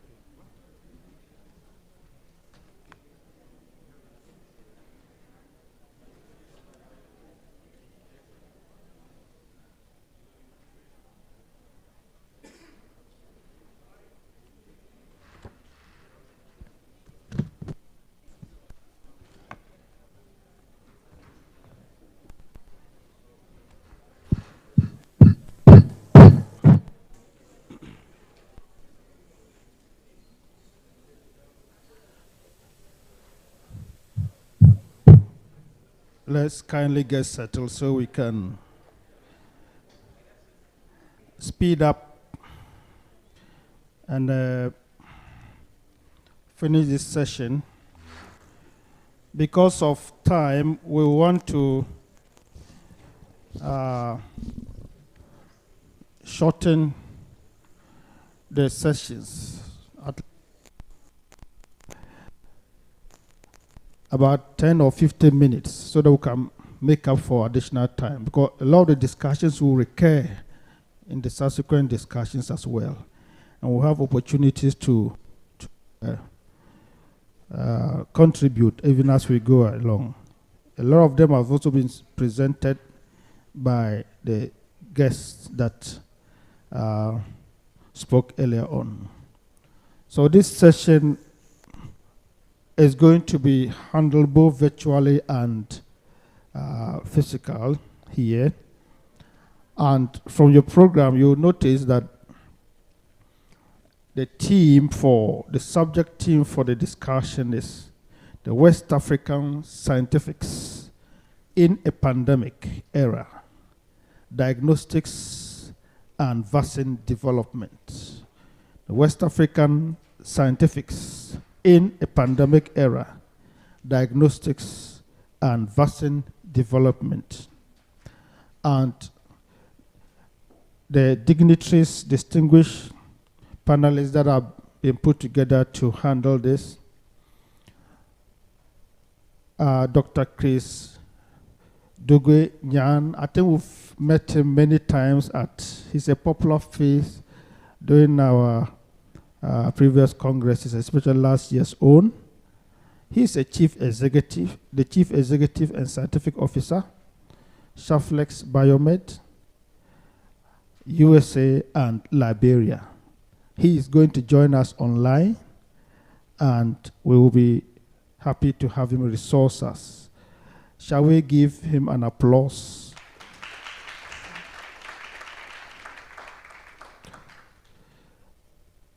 Then we have also in our midst here, Dr. Mosoka Fala. I think he presented earlier on, the Country Engagement and Technical Assistance Team Lead, Africa CDC, which is part of the wings, the organs of the African Union. So we have the AU also in our midst. Shall we give an applause to Dr. Mosoka Fala? He is here physically with us, seated. We also have Dr. Kofi Boni, a senior research fellow, Noguchi Memorial Institute for Medical Research. He's going to join us online. Shall we acknowledge Dr. Boni? A popular name when it comes to COVID testing in this country and the pooling technology. And we also have in our midst another popular face who has been our MC for the day. He is a fellow of the West Africa Postgraduate College of Med Lab Science, also a research fellow at the Kintampo Health Research Center. Shall we together put it up for Dr. Dennis Edu Jesse?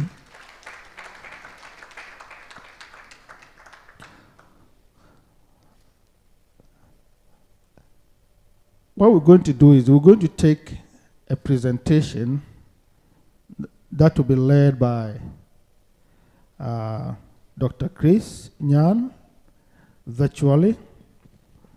And after his presentation, we'll have an opportunity for each of the panelists to say a few words about the presentation and also give their opening comments, all right, about things that are dear to their heart related to the topic. And then from there, we'll take the moderator, that is me, Ignatius Awenebuno, would assign some questions to them to try to address. They'll be drawn from the presentation and from the submissions that they will take. And after that, we'll have an opportunity to take 2 questions or inputs from the audience. They will bring it to a close. We'll take their closing remarks from the panelists, and then we'll draw the curtains down. So this is going to be the procedure. So kindly bear with us, even as we take this brief presentation. Shall we welcome Dr. Chris Nyan to proceed with the presentation? Thank you very much.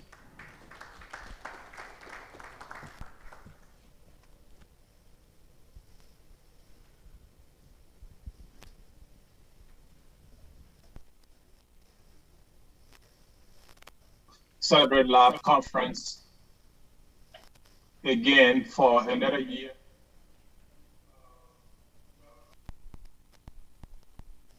The various laboratory professionals, scientists, and medical professionals who are gathered here. We have had serious difficulties during this particular COVID-19 era. And today, over the next 2 days, we meet here in order to discuss as scientists and harness our knowledge, experiences, and skills that we have accumulated in the recent times during this pandemic. This panel, as we were told, is addressing the question West Africa scientifics in pandemic era, particularly focusing on diagnostics and vaccine development. Next slide, please.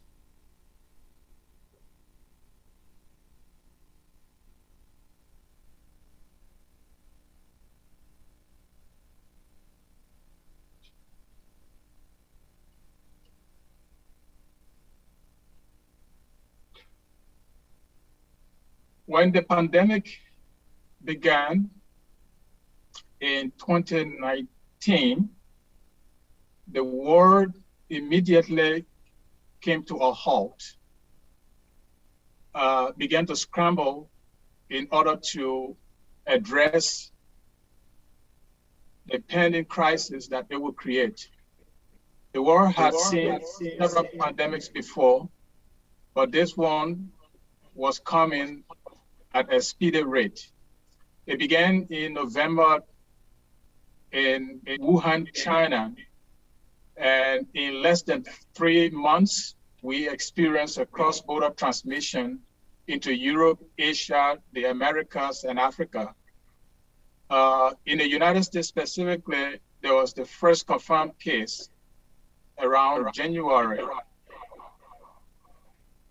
We have alerted the African continent to wake up, and then by February 14, we saw the first case in Egypt being reported.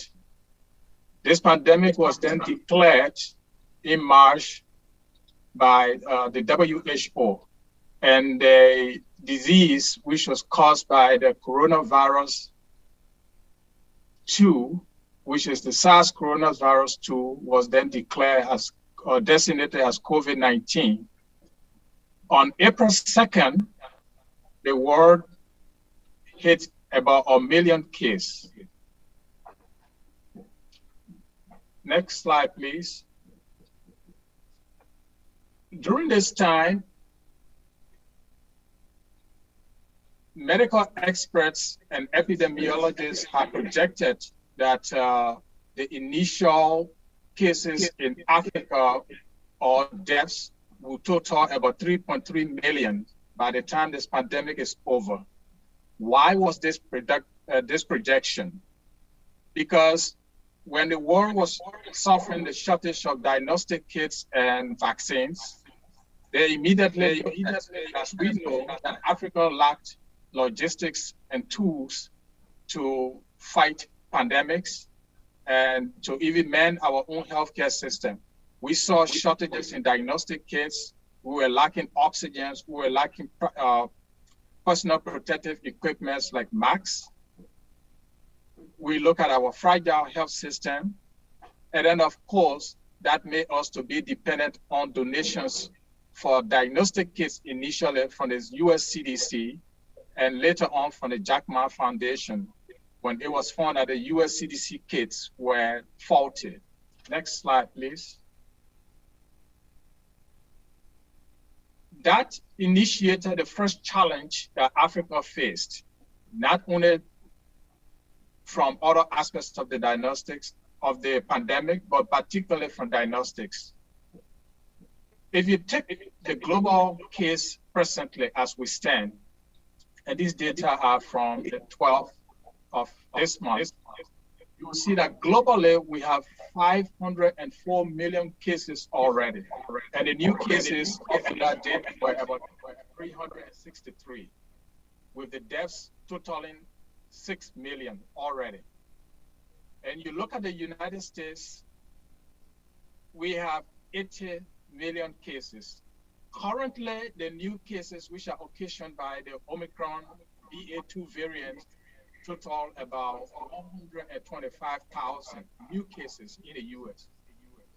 In Asia, the pandemic is also raging with about 145 million cases to date.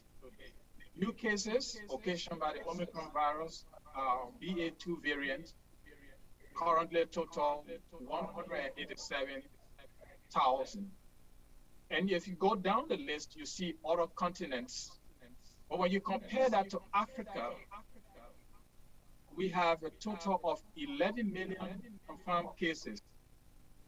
And with the Omicron BA2 variant, data today show that we have 112 cases, new cases. The total deaths on the African continent, which has surprised the world, total to this day 253,000 cases, 53,000 deaths, excuse me.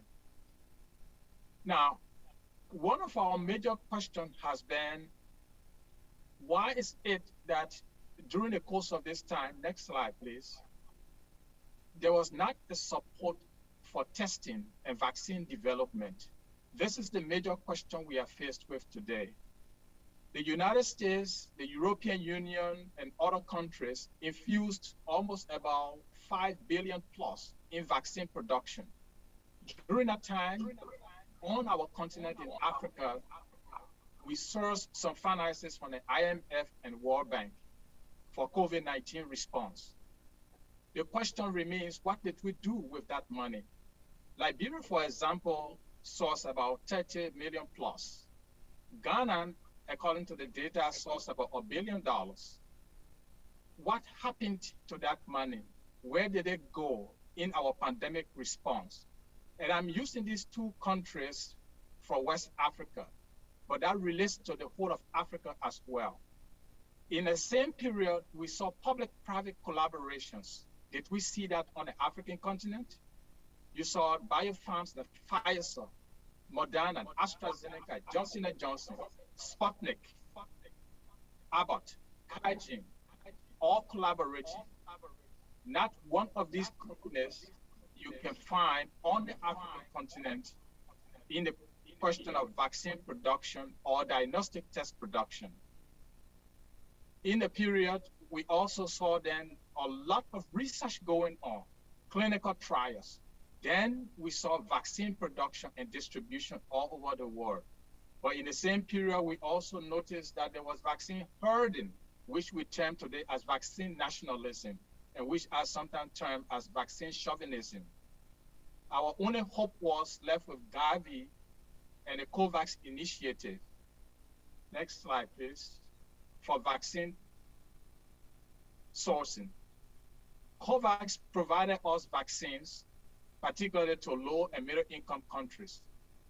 Over 1 billion vaccine initially, 1 billion vaccine doses were delivered to Africa, Asia, South America, and the low and middle income countries in Europe.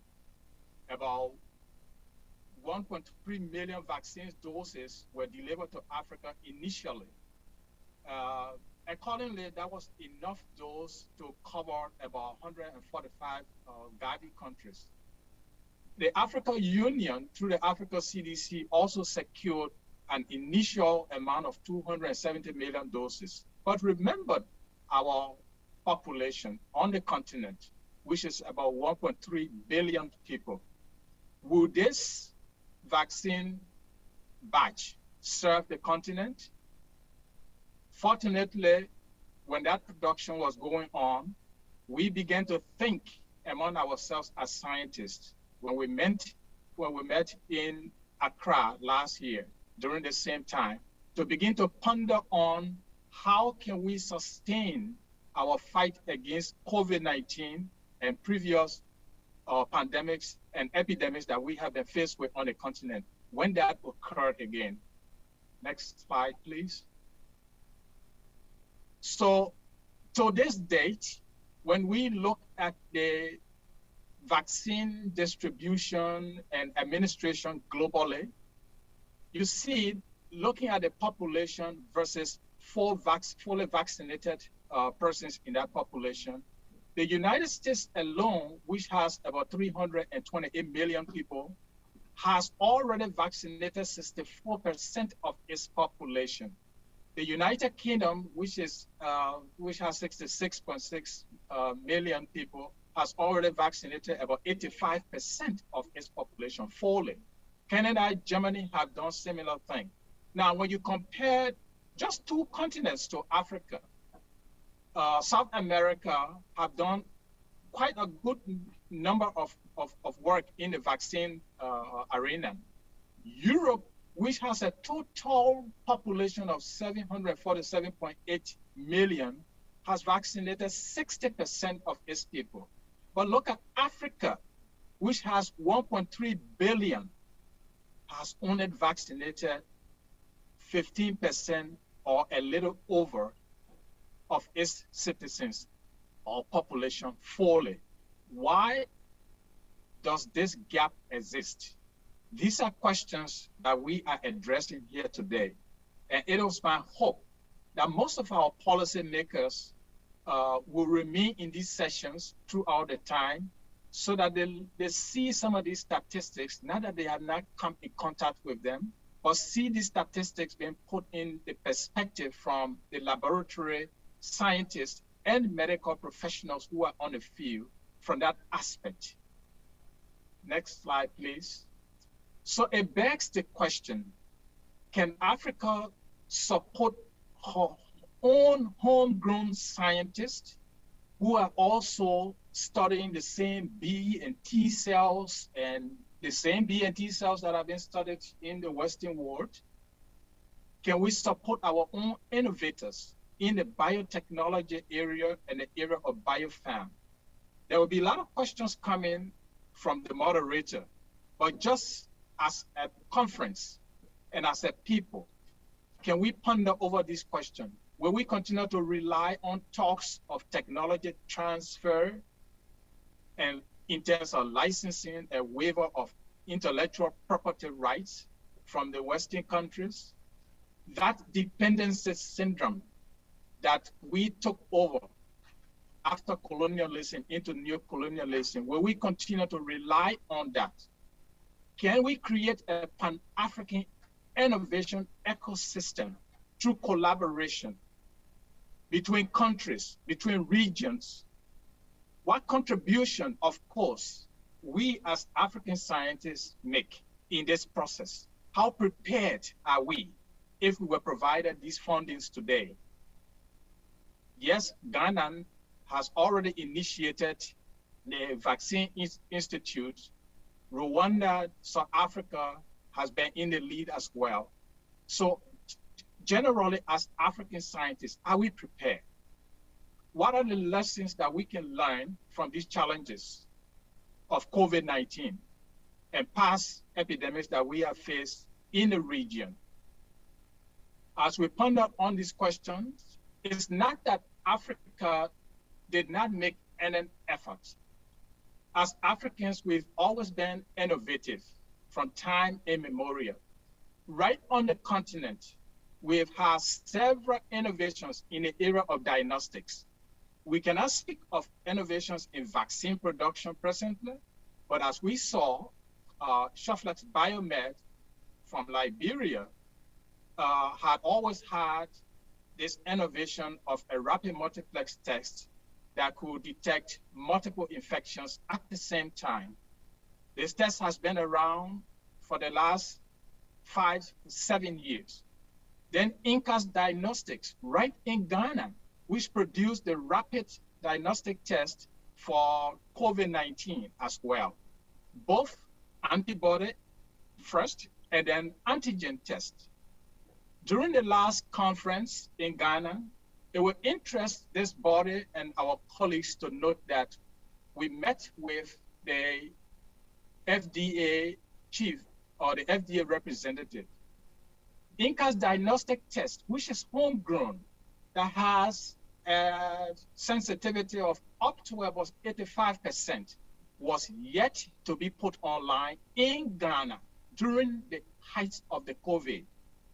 At the same time, Ghana was sourcing tests from other countries, Western countries, spending almost up to a tune of 10 to 50 million dollars. I stand corrected on the figures.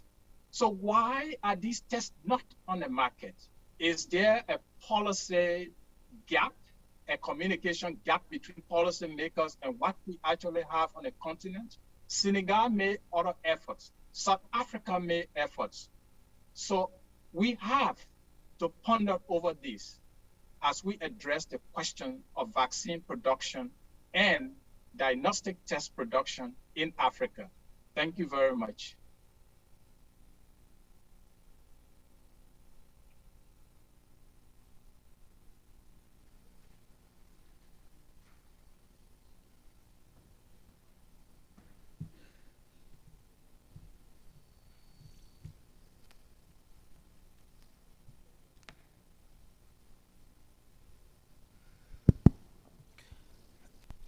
Thank you very much, Dr. Christian, for the insightful presentation. They say data doesn't lie. He's supporter of data. 1.3 billion population, 15% coverage in terms of vaccination. And others are hanging around 80-something%. These are things for us to ponder. From the lessons we've learned from COVID, what can we do differently? And to kickstart this discussion, I want us to look at this quote that has been given out by Louis Pasteur, and is the father of modern immunology, and some people will say even vaccinology, a 19th century scientist. He says, science knows no country because knowledge belongs to humanity and is the torch which illuminates the world. Science is the highest personification of the nation because that nation will remain the first which carries the feathers, the works of thought and intelligence. When the world is faced with pandemics and difficulties, there are political solutions, there are economic solutions, but at the heart of them is the scientific solution. And we who are the scientists are those who practice the science. This conference gives us the opportunity to relook at our role, and as Dr. Chris said, how do we position ourselves in such a way that we don't become the second fool? We don't buy umbrellas only when it starts raining, but we prepare before the rain comes. These are the critical questions that have been raised, and it's challenging us that these things would not just happen. They must be orchestrated.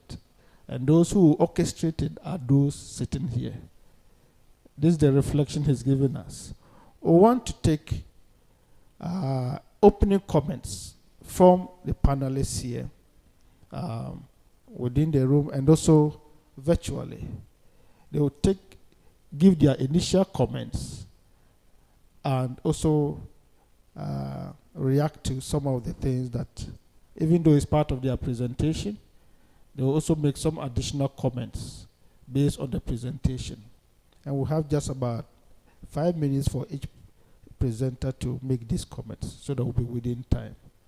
We want to begin with our brother online. We want to listen to Dr. Kofi Boni if he has anything for us. Thank you very much. Over to you. Dr. Boni.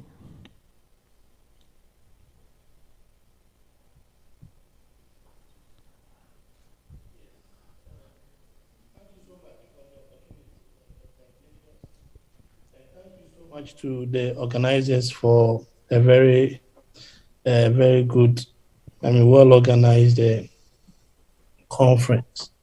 And Dr. Nyan, thank you so much, and I appreciate your thoughts, your initial thoughts on the topic that was given us. Well, my initial thoughts, yes, if you look at what is happening now in the world, we are now currently confronted with this acute public health emergency, which we all know as the COVID-19 pandemic. Globally, like what Dr. Nyan said, globally we are looking at figures around 503 or 504 million cases that have been confirmed. And you look at a figure around 6.2 million deaths globally. But then if you count down to our sub-region, that is the West Africa, because our concentration should be on that, that's where we're giving. Looking at figures around 900K of the confirmed case, that's 900,000, a little over 900,000. Then also about 12,000 deaths. If you juxtapose the two, the global as against the West African, let's say the sub-region, we're looking at percentages around 0.2% for both the deaths and the confirmed cases. So the question that begs answering is then, why so? Because from what Dr. Nyan presented, the world were actually looking or expecting us to have astronomical figures. Because certainly we have weaker health systems and all that. But this pandemic actually gave us a reprieve. In other words, this pandemic helped us in a way. We benefited in a way. That is how come we are having these figures. That's what I'm thinking.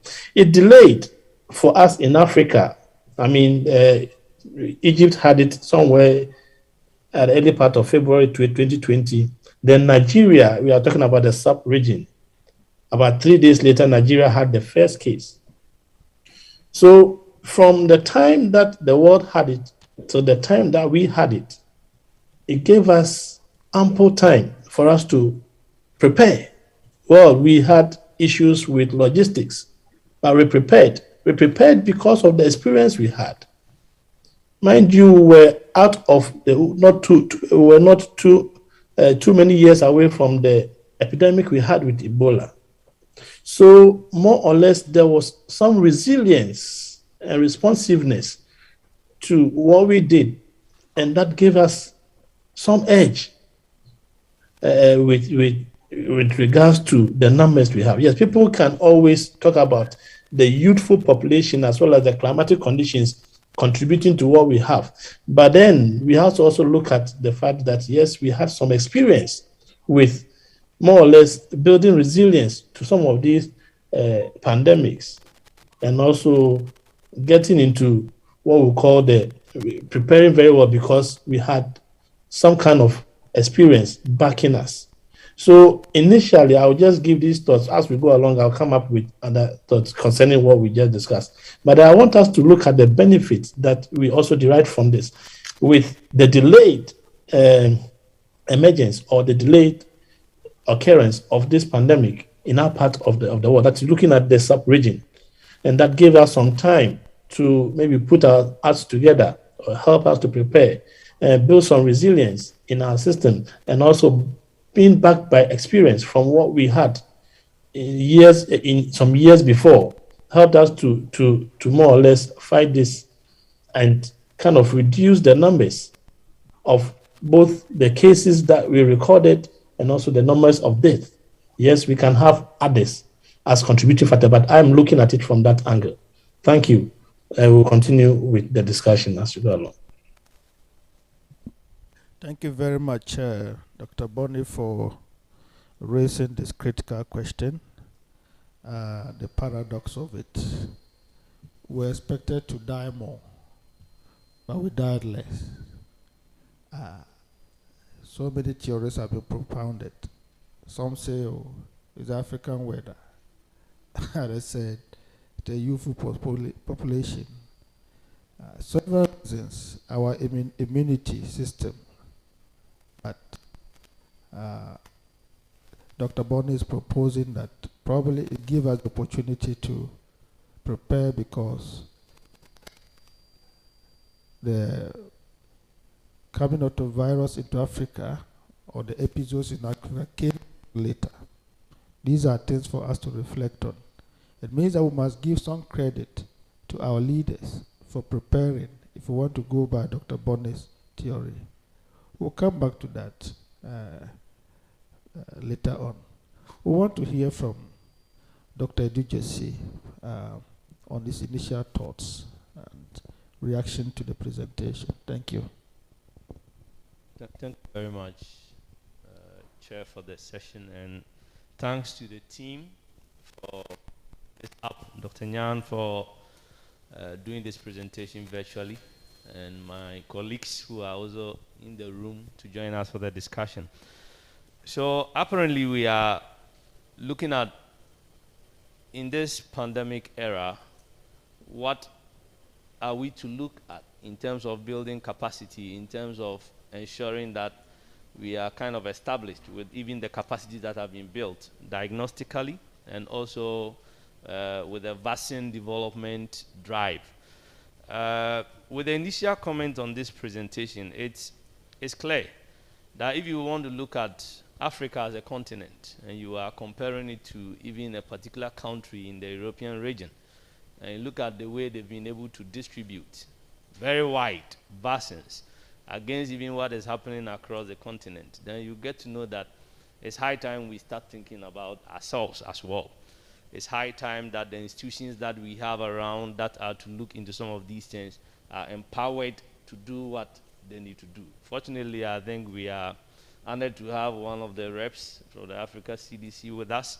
And if we have a country like Ghana that is driving a vaccine development agenda, we want to believe that the rest, if they have also not started, will kind of rally support with those who have taken the initiatives for us to get to a place that, should there be another pandemic, herein we might not be talking about COVID. We will be able to look into our own matter. We will be able to drive our own course and chart our own path, so that we wouldn't be waiting for some kind of donations around before we will be able to help ourselves. The other thing is that we are fortunate, I will put it in that way, that maybe certain things inure to our benefit, whether it's immunological, because there are some proposals that people who are having certain kind of, we say single nucleotide polymorphisms in the MCH, the major histocompatibility complex, are likely to have some level of protection in going down with COVID. So it means that just as sickle cell is found to be a bit protective in getting malaria, we have people who have certain kind of defects in their genetic makeup that are not likely to go down with COVID should they encounter the virus. That is a proposal. We are here to see how best we can look into it. I've not seen so much work into the genetics with regards to COVID.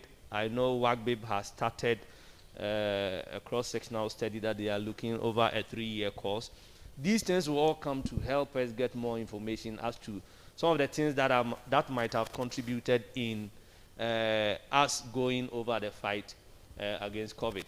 Some have said that some of these viral strain vaccines, like the yellow fever vaccine, might have also contributed greatly to the protection that we have enjoyed.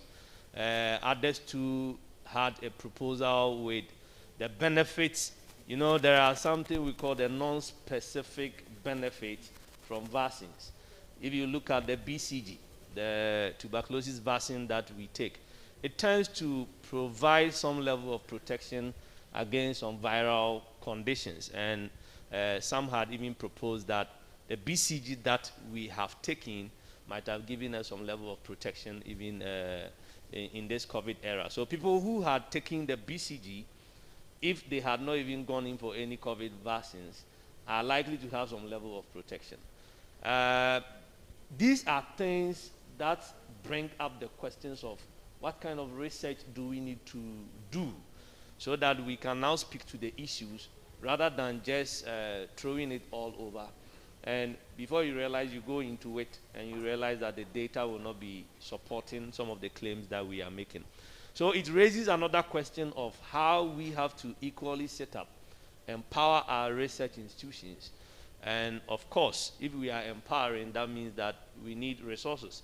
The governments in the various regions will also need to kind of vote some monies into research so that we can, as we are trying to develop vaccines, we look into our situation and kind of drive some things that are purposefully for us. Because I'm just looking in reality. We will develop vaccines in Ghana, in Africa, and trust me, the labels are never going to go beyond the African region. So we will develop vaccines for ourselves. Because that kind of, let me not raise that word, but it will be difficult for the Western world to accept vaccines that are coming from us. Simply because it's a mind of their own, and they're thinking that they won't be able to do it right. But we know that in terms of regulations and other things and expertise, we have the men, we have the people, but unfortunately, the resources that we have to drive some of these agendas, our people tend not to help in that regard. So for me, it's a call that as the mind is developed, that let's get some of these things done. Let's develop our own diagnostic kits. Some have taken the steps to develop it. Accepting it for use is another matter, as to whether it's a political issue, as to whether it's things of our own cannot work out. As an engineer developed, they said that there were people who were traveling and they were in the aircraft, and when they got to know that it was developed locally, others started leaving. Then the lecturer got seated. He was not bothered to move at all. And they asked him, what is the issue? Why is everybody running and you are still seated? And he said that if it's true that this thing was developed locally, he can assure them it will move. So he's not bothered to take the step and run away because the thing was not going to move. And way back in senior high, my physics lecturer had told me, you tell the black man to develop a pipe, he will do it all right, but at the end of the day, you won't get the necessary things that could run through it. It will be a blocked pipe. We have some of these mentalities that we walk around with. And I think that it's high time, looking at some of these data we have presented, how COVID has treated us, how the Western world that we usually rely on for some of the supplies to do the things we have to do are not, they didn't help us. we have to drive and chart our own path. And for me, that's what I think, having this discussion on diagnostics and vaccine development, we have to apply our minds to it. It shouldn't be rhetorics. We have to get the resources. We have to develop the capacity and ensure that we see the things in reality, so that when the next pandemic breaks, we'll be able to handle our own situation than waiting for donors and other things to fight our battles. Thank you very much, Dr. Edu Jesse, for the contributions. It means that if all these hypotheses are out there, they need to be proven. That only constitutes a lot of research work for members in academia and research and our communities. Let's prove these things.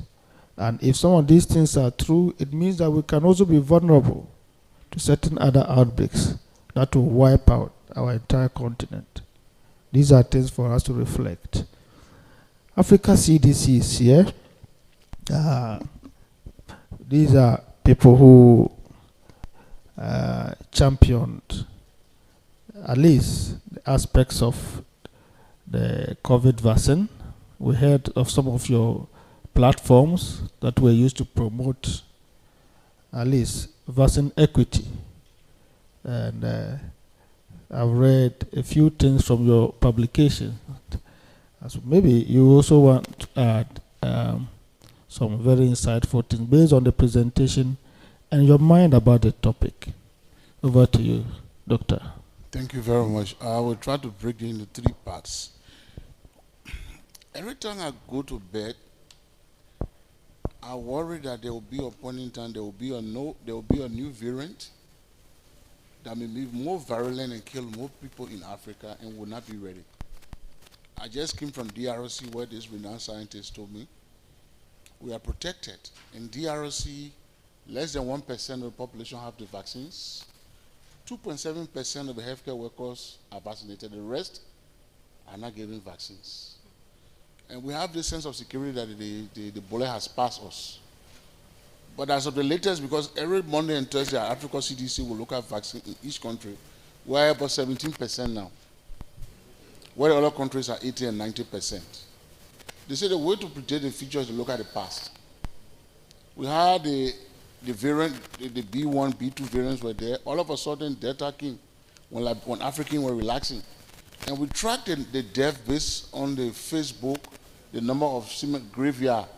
I did a presentation in the house in the US. And what we saw in my country, Liberia, was looking at funeral homes, looking at number of rest in peace just on Facebook. We saw people die a lot in June and July from Delta.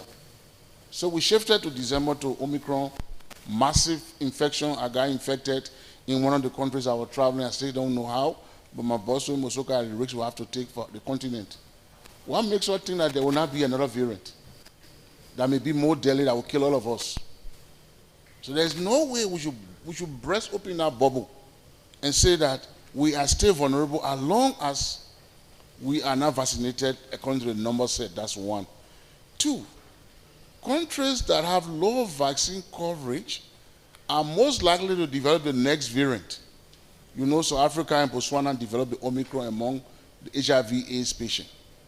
As long as we don't have vaccines, we are vulnerable to a deadly strain tomorrow or to create the next variant. That's the key point. Number 2, my boss, Dr. John Ngengesong, did a press conference recently. He asked the world to stop sending off vaccines. And somebody attacked me in Tanzania, one of the countries, and said, why did your boss stop the vaccines? I said, because it's very simple. Some months ago, our worry was getting vaccines to Africa. Since Omicron, we have so much vaccine coming to Africa, but we have 2 challenges. 1, vaccine hesitancy. As I speak to you now, between now and May, end of this month, we have around 2.5 million doses of vaccines that are going to expire in multiple countries, including Ghana. DRC has around 1.8 million doses of vaccines, Pfizer and Moderna, that will expire on May 26.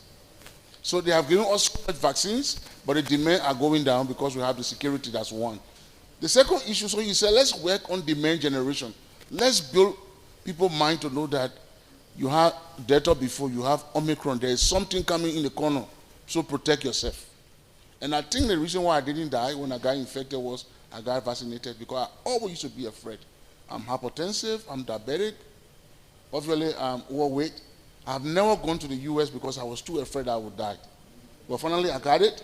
But because I was vaccinated, I had a mild symptom for 4 days. You are always vulnerable when you're not vaccinated.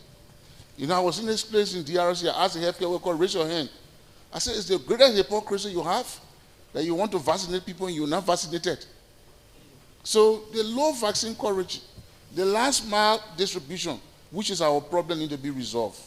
Then I now come to Africa CDC, and this is my greatest frustration. MasterCard Foundation gave Africa CDC $1.5 billion. That's what we have. We have $1.5 billion for 4 strategic objectives. Objective number 1, so we can procure 65 million doses of vaccines. Objective number 2, any vaccine on the continent that we know about, our goal is to distribute that vaccines. That's our second objective. Our third strategic pillar is to manufacture vaccines. So in a meeting where your Honorable President was in Germany, Honorable President Ado and President Macky Sall and President Kigami, Dr. John, our director, was there to launch the foundation, to launch the biocontainer vaccines. Right after that meeting, our third strategic pillar, we spent hours discussing how do we build capacity across the 5 countries.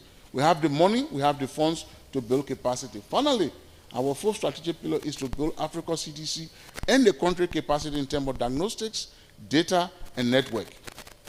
But you'll be very surprised, my people. I will go and try to address some of them now. Of the 55 member states that are supposed to get this money, of the 55 member states, and the way we do and distribute money is based on population and is based on your per capita. Only 34 countries have asked us for the money. Some of those countries, so I hardly sleep in my house because my job in country engagement is to meet country and beg them to get the money. I literally will go to a country and say, you need the money, and the one mistake they have is, we don't give money to government, we give money to implementing partner in Africa under the new Public Health Order. We want the ASLM know that we're giving them millions of dollars to help do sequencing. Because of that, there was a country where the head of the EPR sat down on the country support plan. I had to call my friend in Australia to call the president of VASO. I was moving that country and move money. We have money. If you have vaccine, we say any vaccine on the continent is our vaccines. We help you, give you the money, and they don't want to request it. As I said now, the French Development Agency, besides the $1.5 billion we have, people are coming to us and giving us money for the continent. Kouaka has given us, the last time, $8 million. The French Development Agency, we have 3 countries. I hope before I leave with Ghana, we have money for Ghana. Since December, I've been writing on my network. We have money for you. Right now, I have $1 million to give you. Before the 8 to 9 million we have to give you. But countries are not responding to that. So we still have 15 countries that have not accessed this money to address these issues. So why is it countries don't want this money? It's a puzzle for me. My boss called me the last time and said, Musoka, I'm speaking to you as a general. We have the greater opportunity, Africa CDC, to transform this continent. But my biggest worry is that our burnout rate is too low. People are not asking for the money. But what have we done? I will try to address some of the issues that the general raised on research later on. Countries have asked us, and we move in Sierra Leone, we move in. So we have 2 ways to give country money. If you have vaccine today that are about to expire, 30 days or more, you just let us to know. My team move in the country, we give you money and we use vaccine. As a result, we managed to save 2.4 million doses of vaccines in Sierra Leone, in South Sudan, in Tanzania, in Gambia. We move in, we just move some money to Liberia, $2.4 million. My brain's taking constant why countries are not accessing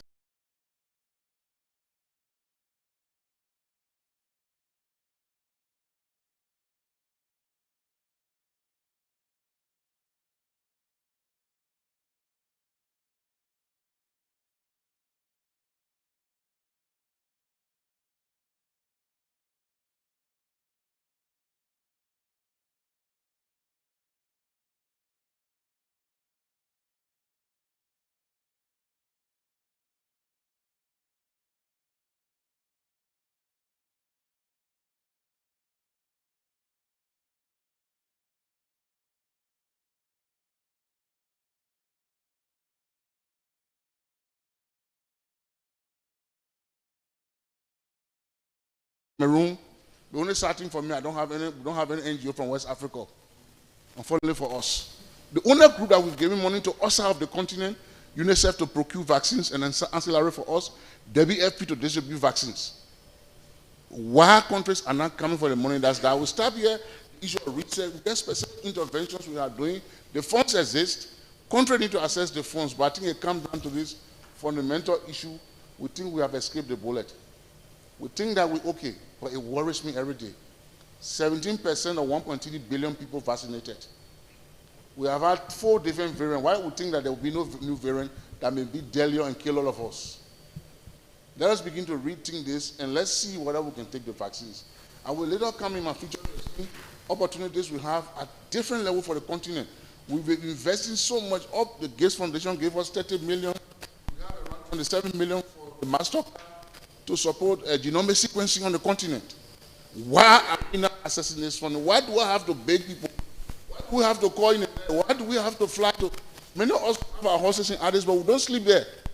I just came from Tanzania, then DRC. I'm here, I come back, I go to DRC, and then Abuja to help them with the macro planning. My whole team will never ever sleep. And we are begging people, this money is for you. That's the question. Why are we not accessing the resources that has been given to us for our continent? Thank you. So, thank you very much. Even as you spoke, it means that the very impression we had that resource was a limitation, our whole orientation must begin to change. What we need to do is how to access it. And I thank Doctor for opening up and sharing these things. In the past, these things were shared with people you knew. They say, come, they say this, but he's thrown it up open to us. Because a virus anywhere is the same as a virus everywhere. We need to think about these things.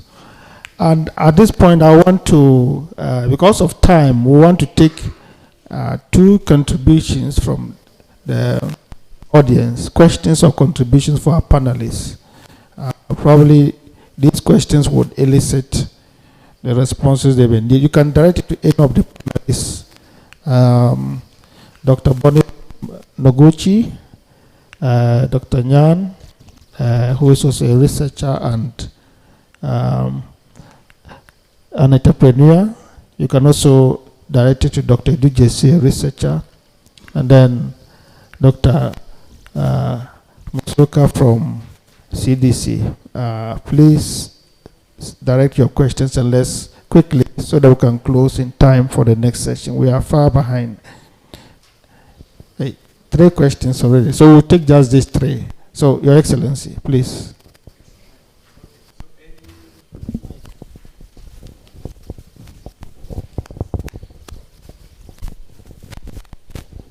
Yeah, okay. I want to appreciate all the panelists. You've done a very good work. But my question actually goes to the African CDC. The Africa CDC. I am quite impressed with your presentation and your comment, because I know that most of the problems that we have been facing in terms of research, diagnostic production, vaccine production has always been on funding. That there is no funding for us to be able to build capacity, build infrastructure that can help us to do this. And as a body, have you been able to do an in-depth research to find out why are African countries not coming forward to access this money that is meant for research? And then this money that you have,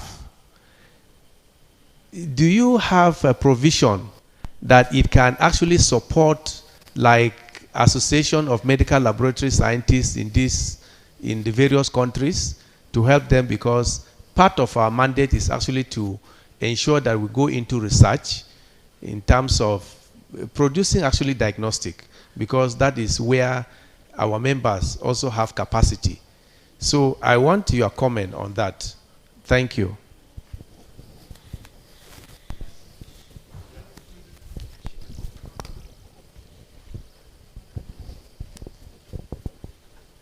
Okay, I'm Group Captain Chukuma Hanele. Thank you, the panelists.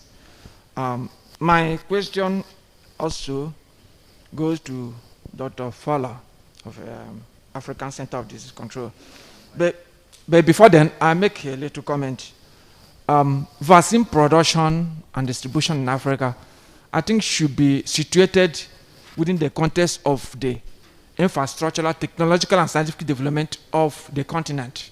Is not just a mistake that most countries that are able to produce and have a rollout vaccine to a high level are also among the richest and more developed countries of the world. So the funds available at CDC, it's good the funds are there.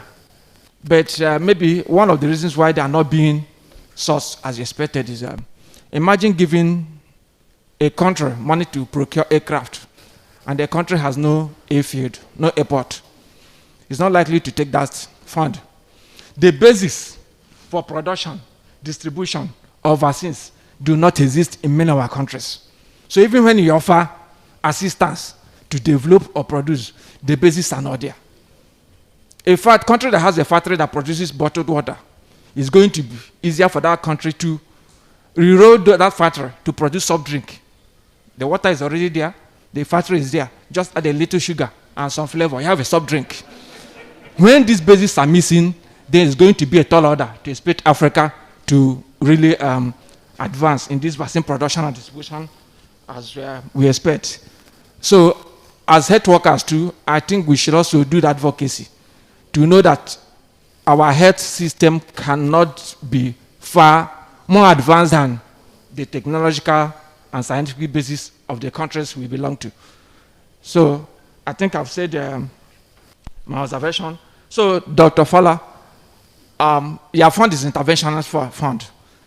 Are there ways to make this fund sustainable, sustain beyond COVID-19 so that countries can build from the basis instead of relying on intervention funds that cannot be applied due to lack of the infrastructure? Thank you.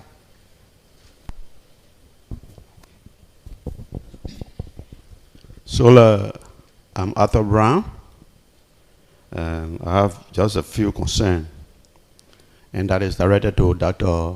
Yang. With the data projected, we saw that the vaccine intake for Africa is very low, which is somewhere around 1.5%. 18%, sorry. 18%, sorry. Now, we are talking about vaccine production, and basically produce vaccine for consumption. Now, we want to know, why is it, I want to know, why is it that this rate is low? Is it because of the unavailable vaccines? Is it that they are not available? Or is it that the vaccine sites are inaccessible? Or is it that the people you are administering vaccine to are not willing, definitely, to take the vaccines? Now, if that's the case, then is there a plan to connive that with the essence of producing vaccine? What I mean is that the plans that will erase those factors, all right, if it's governmental or something else, do you have a plan to erase those factors so that vaccine produced will be consumed? Yeah, thank you very much. I think the panelists will respond immediately. Dr. Nyan, Dr. Fowler, kindly have your takes and respond. I think this was a contribution, more like and yours came as a what? A question. That was essentially on why people are not accessing the funds. All right? I wrote the question and the issue of capacity. We are very cognizant of the fact that the capacity varies. So you see, that's why it has a John was there with the president of Ghana, Senegal, Rwanda, because they have some basic infrastructure. You also know that the Bao and team is a self-made mobile container. So the goal is, okay, South Africa already had a hub, Egypt, Morocco has a way to want to do vaccines. The goal was one, and that's in two ways, not only with the vaccine, but also with the genome sequencing. We realized that the capacity varies. So the way we want to do, starting with the genomic sequence, you have this center of excellence hub. For example, Ghana is one hub for the countries around here. DRC with Professor Moyombe is a hub for Brazzaville, for CAR. In the same way with the vaccines, the initial group countries that had the minimum capacity, or some of the capacity like Ghana, the MasterCard team went to Senegal, were impressed with the capacity. The goal is to build on those capacity, the ones that exist now. We can put vaccine manufacturing in. So in terms of the vaccines, in terms of laboratory strengthening, the genomic sequencing, they are going to be selective countries in the initial stages. And the criteria for selecting those countries is they have some minimum capacity. The second part of that now is in each of the 5 regions, they are going to open training hub, capacity hub in each of the 5 regions. There will be some training people will be sent to places like India where they do vaccines to benefit the continent. So that's the goal. The goal is going to be countries that have minimum capacity, who are already making the water that we can add the soft drink to. So that's why this country was selected. That's one. And the Deputy Minister told you 25 million seed money.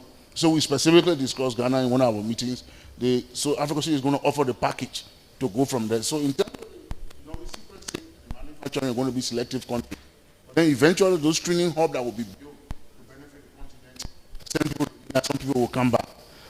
Morocco, for example, we just put some money into Morocco, 2 million into Morocco, to develop the center of excellence because of the fact that we have 80% vaccine coverage.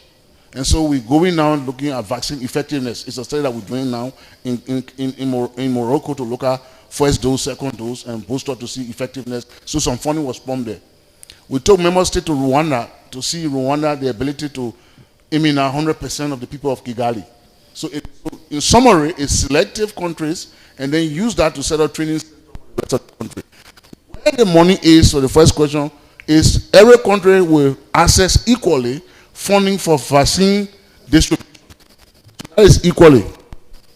When the SLF program, which is called Saving Lives and Livelihood, was launched, there was a meeting with all the ministers of health, letting them know that this is available. One. Not only that, but we also wrote EPR directors, we wrote head of public health institute, which are our places, writing them that this money exists. I don't want to terrorize, but we're a little bit different in the fact that we don't give money directly.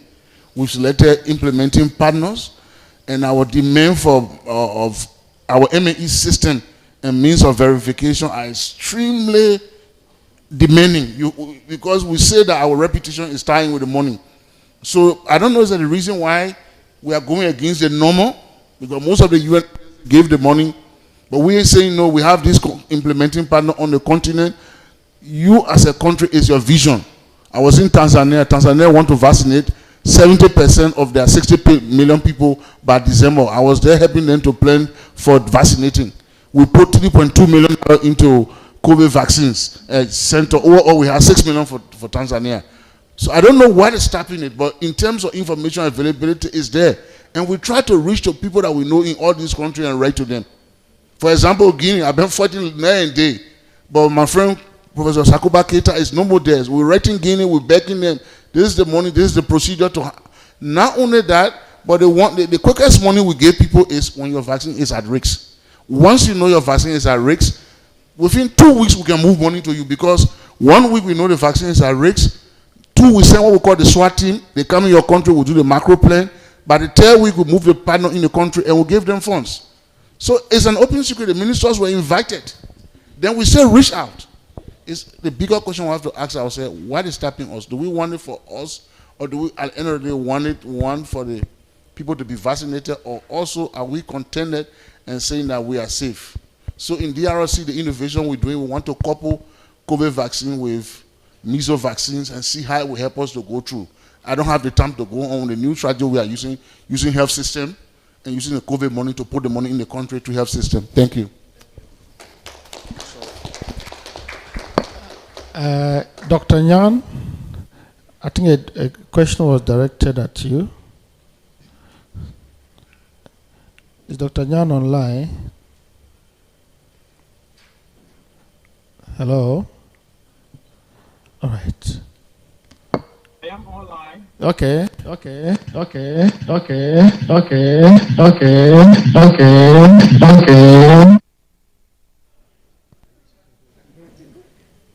Can you hear me? Could you please respond? Can you hear me? Yes.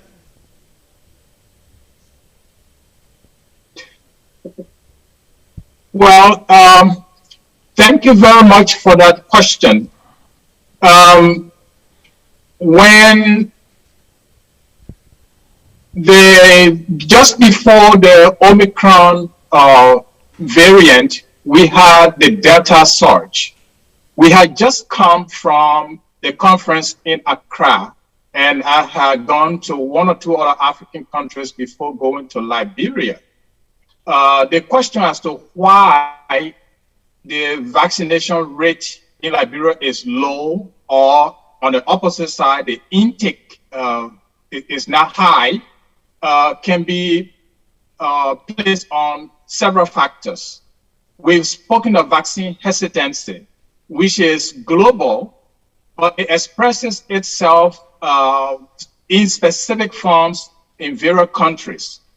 There's a huge vaccine hesitancy in Liberia. Since you asked me the question about Liberia, one of the reasons was that government officials, what we found out was that high government officials were not taking the vaccine, were hesitant in taking the vaccine. And so it created an insecurity in the population as to whether the vaccines were safe or not. The second factor is accessibility. The third factor is planning. And the fourth factor is implementation. There may be others that I can list. Only when I went to Liberia and the data is there and I can be both witness. We went on radio, we carried out enough awareness which was lacking also in order to reduce or eliminate vaccine hesitancy. We did that on radio, on television, on social media, and then into the communities. This was one of the first instances of professionals, trusted professionals going into the communities. And after that, whole radio stations, for example, OKFM, and I'm speaking to Liberia in particular, took their whole staff and were confident now in taking the vaccine. The data shows that that period increased the vaccine intake. So if you look at these factors, you will understand that Liberia's intake in terms of vaccine, which is not specific to Liberia, but can go across the board in other countries, is due to these factors that I have just enumerated. Now, before I close down my comment, before I left Liberia, there was a warning that I sounded from the data and the epidemiological trend that we were seeing, that Liberia will be faced with a surge of the Delta variant. And that warning was sounded openly during the course of this public health awareness. And the government did not take that into consideration. They, I even planned to meet with the Ministry of Health. None of them were available to meet. Just as I left, 2 weeks after, we saw the surge. And the reasons for that surge was given to them. So is it because some of these authorities, not just Liberia, but in other parts of our continent, are not paying attention to the trend? Is it a question of negligence? So we can ask these questions over and over. On the slides that were presented, you saw the Ghanaian president sitting and taking the vaccine. That was not the case in Liberia. So you see the differences and the disparity. Before closing down my comment again, for the African CDC rep, Dr. Fala, very good contributions you made to this discussion. But one question that is lingering on our minds also, if the countries, if your program is to give this money to the countries, and the countries are not coming forth for this money, but you have some biotechnology and biopharmaceutical companies all around the continent. It's not that they are not existing, they are. And I just made an example of Incas Diagnostic, for example, which is right in Ghana. You go to Nigeria, you see other biotech companies. Is there a plan for the African CDC to look at biotechnology companies on the continent that are already into the space to give them money in order to produce these vaccines? Why am I saying this? It's not a magic thinking. The United States government and the US government did the same. They didn't necessarily go to NGOs. They went directly to the biopharmaceutical companies and the biotechnology companies. There where they pump in those billions of dollars. And we see the results that came out of that. The same vaccine they produce today that they are hoarding and that we want. So I would suggest to the Africa CDC in this sense to look at the growing homegrown biotechnology companies and biopharmaceutical companies and adapt a program where you can support them in a way and see how that pans out. The WHO did an innovation program some time ago, and a lot of biotechnology companies came out. So that list is existing. If you contact the WHO Africa, African region, they have that list. That program was held in Kigali, which was the African Innovation Summit. And you can begin from there. So I hope, I was able to address the question that the gentleman, colleague from Liberia, asked about Liberia. I just wanted 2 minutes. Dr. Nyan, you brought a very brilliant suggestion. My colleague will know Dr. John Gengeson very well. If anyone who is a true Pan-Africanist is Dr. John, it's in his blood. He personally what I would suggest basically is a concept note. A concept note, if that concept note we can try and get it with Dr. John on homegrown technologies. Because what bothers him every day as he talked to us was the fact that the people deprive us of diagnostic capacity. And he vowed that it should never happen again to us. That's one of the things he has said again and again to us. So I would suggest basically that couple put a concept note. I can't promise anything, I can't commit, but one thing I know that John, he wants to see Africa protected under the new popular photo, that it will not happen again to us.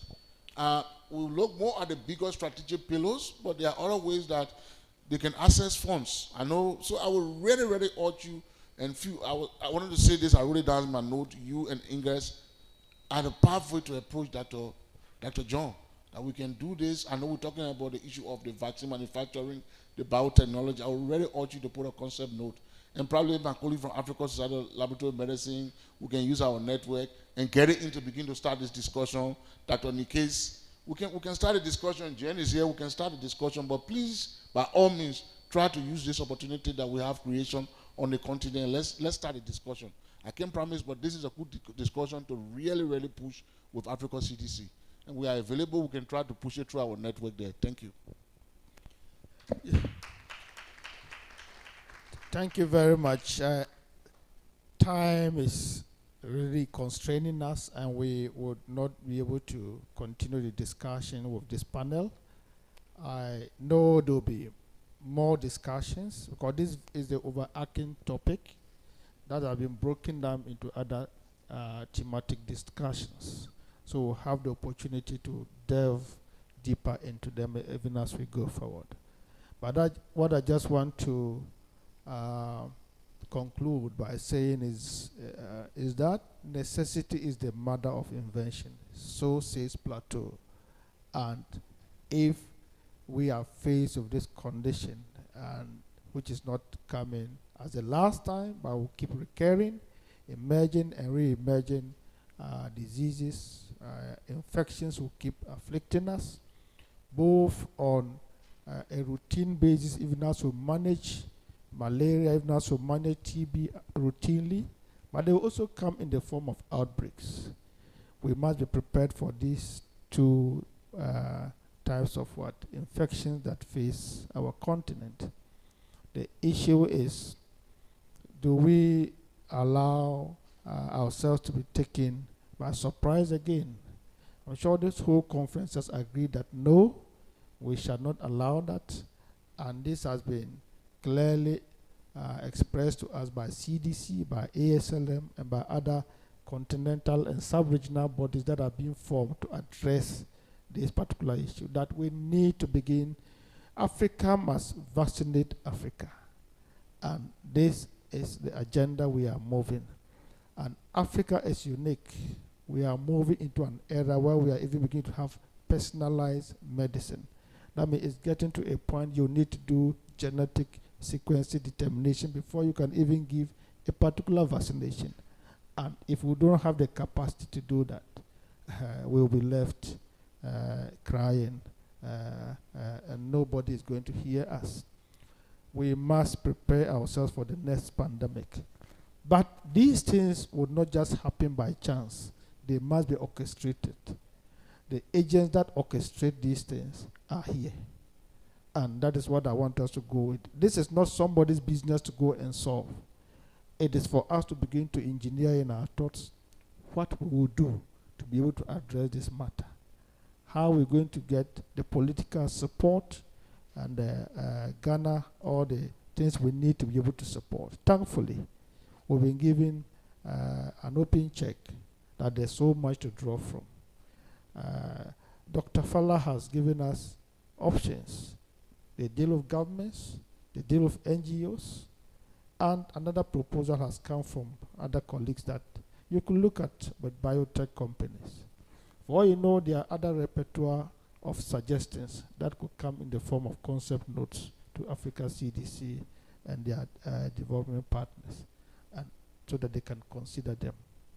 Another one has come, the professional bodies. They say we can bring what? Concept notes. I think we should be able to have a middle ground, a middle betweener that can prepare the capacity of the ordinary people or the NGOs, okay, to be able to meet your stringent requirements, as you yourself said, from Africa CDC. If we have a working group that can say, this is my idea, how does this fit in the idea of CDC? Maybe we could help polish them up. And then going forward, at the next conference, the story may be different.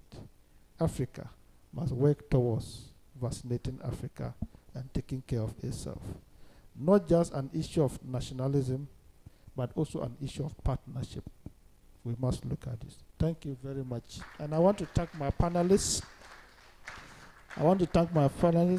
Dr. Fala, Dr. Nyan, Dr. Edu Jesse, and I also want to say a very big thank you to Dr. Bonnie from Noguchi.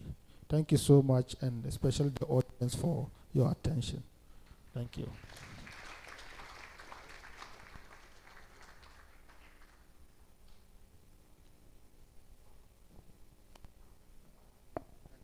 So thank you very much. We take a quick break, just health break. I think you can go up there. Yeah, so there is also a coffee for each of you to, and let's reconvene. I think we will be coming back in 2 sessions. So the 2 sessions, as the book depicts, you choose which one you will be interested to join, here and the other side of the auditorium. So please, just take note of this.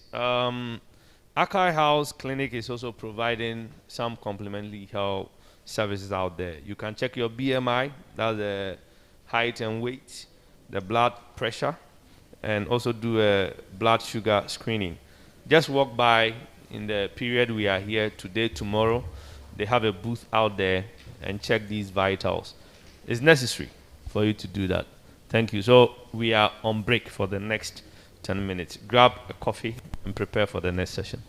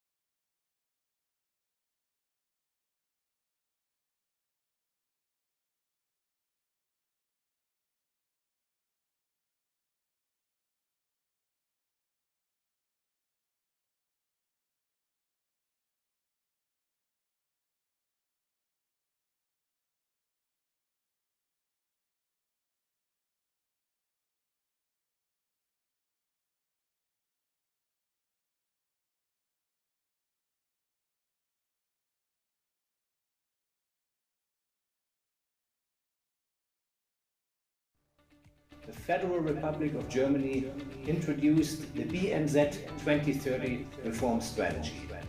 Ghana has been a valuable reform partner country since 2017. The strategy focuses on specific areas and offers new answers such as health and family policy, sustainable supply chains, harnessing digital technology, technology transfer, and strengthening private investment. Africa hosts some of the world's fastest growing economies globally. Every year, 20 million more young people are coming onto the labor market in Africa alone. All these people want security and prosperity, and African countries have been working for many years to tackle these issues. Addressing the unemployment situation requires the commitment of all sectors. This means intensifying cooperation with the private sector that holds the key to immense employment opportunities, particularly for the youth. In the automotive sector, the automotive supplier Robert Bosch Ghana Limited and the Ghanaian car dealer Rana Motors joined forces with a German corporation in a strategic alliance to improve the availability of automotive mechatronics technicians trained to meet the needs of the Ghanaian automotive sector. Objective for us is to spread the knowledge as much as possible, have a more sustainable industry where cars can be fixed properly, and also more knowledgeable and experienced technicians where they can fix the mistakes or fix the problems from the first time. We created a mobile vehicle. We believe that having this type of mobile training center will allow us to even go further to markets across the country where we meet more and more technicians, and we will be able to train them hands-on and live in the markets where they are situated. The Tech Entrepreneurship Initiative Make IT in Africa by the German corporation and MedRx have put together a program to celebrate tech startups to the next level of their businesses by fostering strategic collaborations with established corporates in Ghana and Europe. MedRx is a pharmaceutical technology company that is working to make medicines accessible and affordable throughout the country. We also have a mobile app that is accessible to patients, so that anytime they need medication, they can easily access it, know where to buy it, and then the various price options that they have. GIZ has introduced us to so many partners, and we believe we can easily scale our business to so many countries and expand our business model to help many more people. In information technology, Amalitech Limited with a German corporation provide IT-focused training and employment pathways for disadvantaged youth in Africa. GIZ's collaboration with Amalitech has landed my colleagues and I the jobs that we wanted in relation to our professional aspirations. Amalitech envisaged GIZ's role in advancing the socio-economic development through the private sector and supporting private companies with good skills for better results. In the health sector, Nyaho Medical Center, Leicester Hospital and Fertility Center, and Hospital Engineering Limited have entered into a cooperation agreement with a German corporation to equip existing intensive care unit infrastructure in 6 hospitals to safeguard the lives of frontline health workers in the sector should they be infected with COVID-19 and require ICU care. Now we are ready to be able to do our own intensive care unit in-house without having to send patients out. Our primary goal is to ensure that imported healthcare technology is properly specified, properly installed, people are trained to use the equipment, and you provide a technical support for these devices through the whole lifespan of the device to ensure that healthcare delivery is enhanced. The German corporation and Red River Foods RRF, a leading global supplier of nuts, seeds, dried fruit and specialty snacks. RRF wishes to strengthen their linkages with cashew farmers who provide them with the raw cashew nuts by giving them training on post-harvesting handling, pruning and thinning, record keeping, and organizing them into farmer associations. By partnering GIZ, we've been able to increase our presence. Typically, one of the challenges that we've had is when we go into the community, the farmer does not want to pay for the fuel to do the pruning and thinning.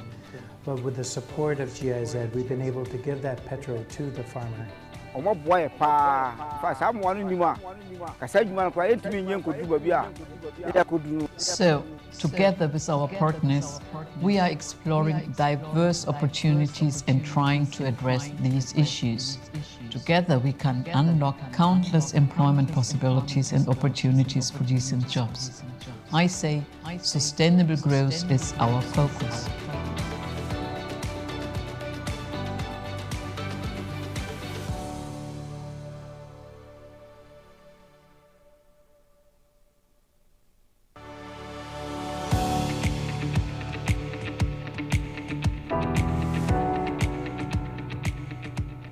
In Ghana, private sector corporations have developed in response to the socio-economic and infrastructure gap.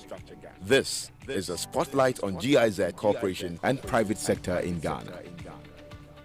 The Federal Republic of Germany introduced the BMZ 2030 reform strategy.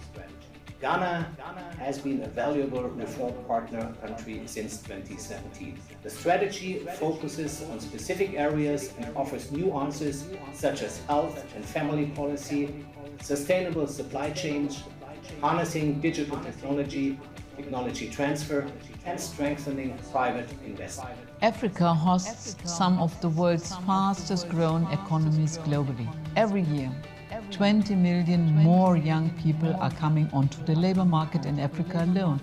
All these people want security and prosperity, and African countries have been working for many years to tackle these issues. Addressing the unemployment situation requires the commitment of all sectors. This means intensifying cooperation with the private sector that holds the key to immense employment opportunities, particularly for the youth. In the automotive sector, the automotive supplier Robert Bosch Ghana Limited and the Ghanaian car dealer Rana Motors joined forces with a German corporation in a strategic alliance to improve the availability of automotive mechatronics technicians trained to meet the needs of the Ghanaian automotive sector.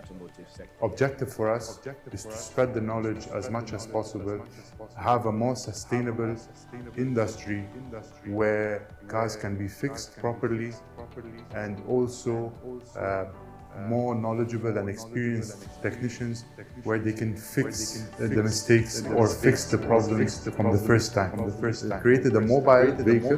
We believe that having this type of mobile training center will allow us to even go further to markets across the country where we need more and more technicians, and we will be able to train them hands-on and live in the markets where they are situated.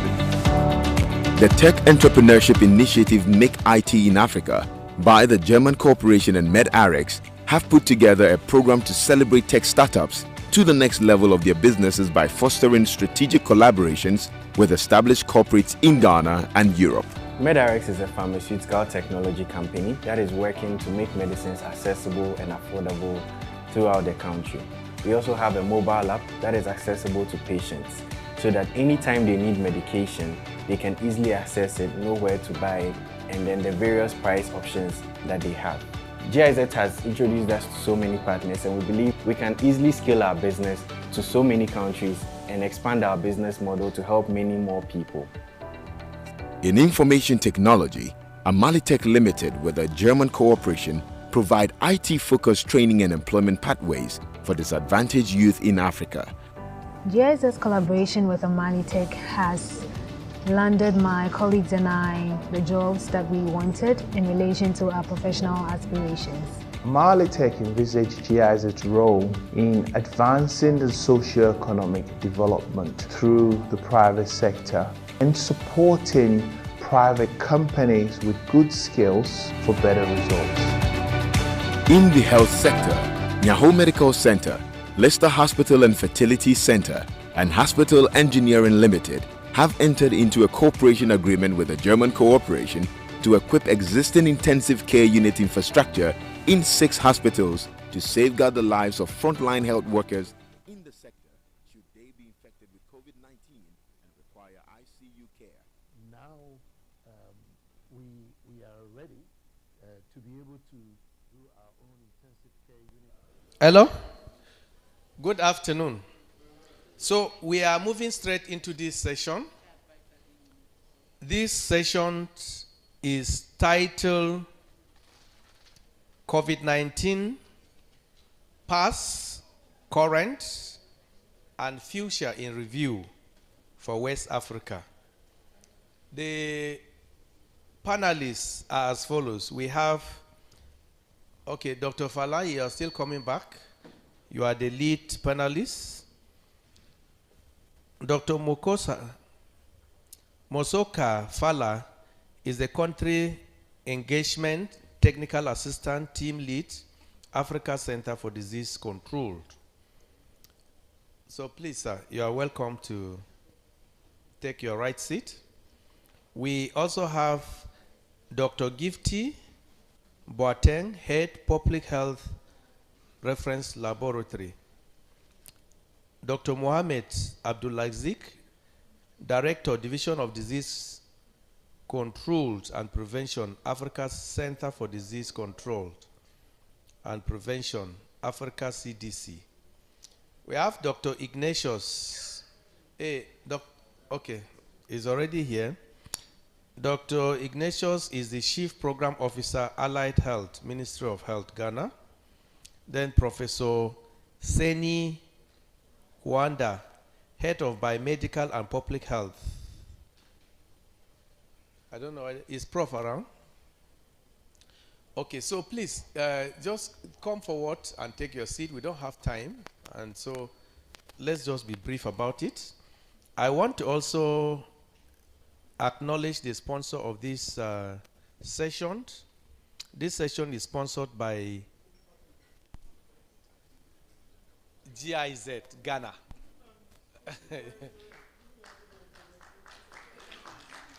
Okay. Okay. The unit is vaccine support.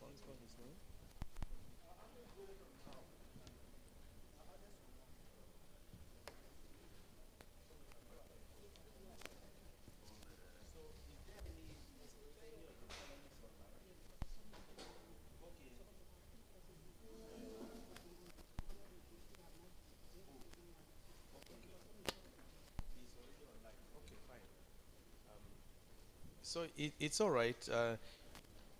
I was just informed that we have some of the panelists that are online. So Professor Seni Kwanda is online. So we want to start briefly. Just, well, thank God that Dr. Fala is here. He's the lead panelist for this session. Now, the most important thing which we all know, COVID-19 has been the emerging public health disease that have affected the whole world, the pandemic. And so it is very important for us to take some information back home on what the situation of COVID-19 in the past, where we are today, and what do we actually have for tomorrow. COVID-19 is the disease of the moment. And so it is very important that we will take home some current information about COVID-19 in this session. So without wasting much time, I will now call on Dr. Fala to lead the discussion, and after that, we can now take our other panelists that are joining us virtually. So you have the floor, sir.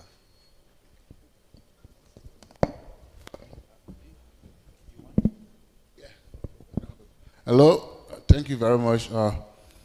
My man was to have my boss, my media boss, the head of the country engagement work stream, and also the head of the division of disease control and prevention, Africa CDC, Dr. Mohamed Abdulaziz. He's from West Africa. I wanted him to lay the basis. He sent me his talking point. He's right now leading RISNet, the Africa Laboratory System Strengthening, and he's coordinating. We've been talking back and forth. But he shared his talking points that reflects his aspiration on this very critical topic. So he says he's very honored to be invited on this very critical and relevant topic. He thinks that this topic is deeply relevant to him for two main reasons. One, As a head of Division of Disease Control and Prevention at Africa CDC, he has been involved in COVID-19 from the very beginning as a leader. But most importantly, he also says that he's a West African, he's from Nigeria. And so he feels very strongly attached to this topic that we're discussing COVID-19 past, present, and the future. For these two reasons, he feels very connected. One of the initial things that he and the leadership of Africa CDC did when they perceived the threat for COVID-19 against the advice from many of the big organizations to send sample away, they decided at Africa CDC they would prepare the countries of Africa to get ready for the vaccine to diagnose. So what Africa CDC did, like our colleague from African Society said, there were only 2 centers that could diagnose COVID-19 on the continent. The one in South Africa and the one in Senegal. So basically what they did, they decided to take all the countries of Africa and either send them to South Africa or to Senegal so they could get training. And as a result, what they did was some of the group from West Africa mostly went to Senegal at the Institut Pasteur, and they were trained on how to diagnose using the same platform, the PCR platform. The additional thing they did was, as the trainees were returning to their countries, they gave them the initial reagent. And so as a result, most of those diseases like Liberia, Sierra Leone were diagnosed because Africa CDC made use of those 2 countries. In Ghana, like for instance, he's saying that in Ghana became a hub for genomic sequencing, and Africa CDC has a long history of collaborating with Noguchi on supporting the sequencing. After Africa CDC invested in the countries to go to either South Africa or to Senegal for training and confirm cases, and the cases started to pop around Africa, they begin to see that there was a great challenge created with supply chain. Reagents were not coming to these countries because 1, all the airlines were shut down. 2, all of the diagnoses were taken by the developed countries. And so what did they do in Africa? The first thing they did was that they reached out to the Ethiopian government for Ethiopian Airlines. They decided to ask out for support for the continent. They got some funding from the Gates Foundation, and they also were able to get huge support from Jack Ma through the Jack Ma Foundation. And so, despite the fact that there were no airline flying, they were able to use Africa CDC together with World Food Program, and they moved reagent to the countries, laboratory testing. So Africa CDC supported many countries to provide a steady supply of vaccine to those countries. That's how they overcame the first challenge they had. He also speaks about the transformative partnership that I told you about, the $1.5 billion and the full strategic pillar I told you about to procure vaccines, to distribute vaccines. And he stands and appeal to all Africans. He said his personal appeal to his fellow West African is to please access the funds. We still have countries in West Africa that have not accessed the funds. As for the future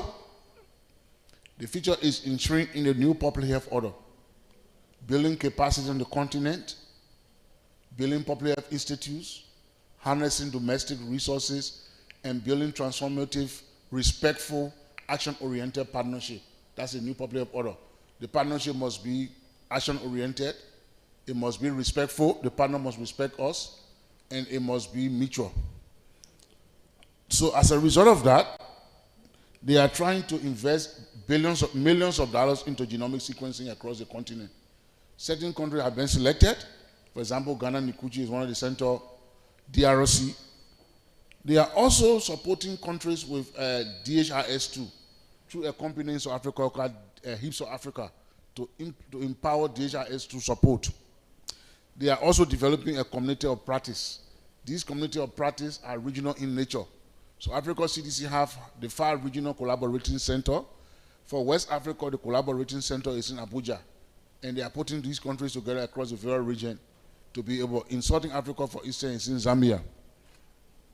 Finally, he says that the future for laboratory in Africa is bright for West Africa, and he's proud to be part of this through the support for the genomic sequencing, first in the 12 regional hub, then they will support countries so that in the future, if there's an outbreak, sample don't have to be flown outside the country for sequencing.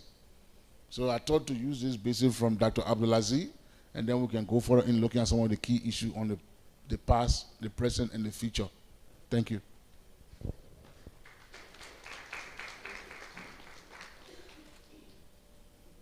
Okay, thank you very much. So, has that covered your own comments? In a larger sense, yes. Because yes, because the same comment I have. Okay. In the past, we struggled to do diagnostics, we scale up the diagnostics. In the present, we are providing funding for genomic sequencing and vaccines. Okay. The future is to build this collaborative network, stronger collaborative network that strengthens member states, that strengthens implementing partners, so that we can quickly respond. Maybe the unanswered question will be supporting local biotechnology company. Okay. Sorry. The current is for us in the future, the unanswered question, which thank God it came up today. Supporting our homegrown industry is one. Supporting our professional bodies is two. These are new unexplored areas we have to look at for the future. How do we bring our homegrown industry to help us so we can all open those for discussion and suggestion how we go further. Thank you very much. Okay, thank you very much. So, Dr. Ignatius, can you give your comment? Thank you very much. Please, let me know the people that are online, please. The panelists that are online. I know Prof is there. All right.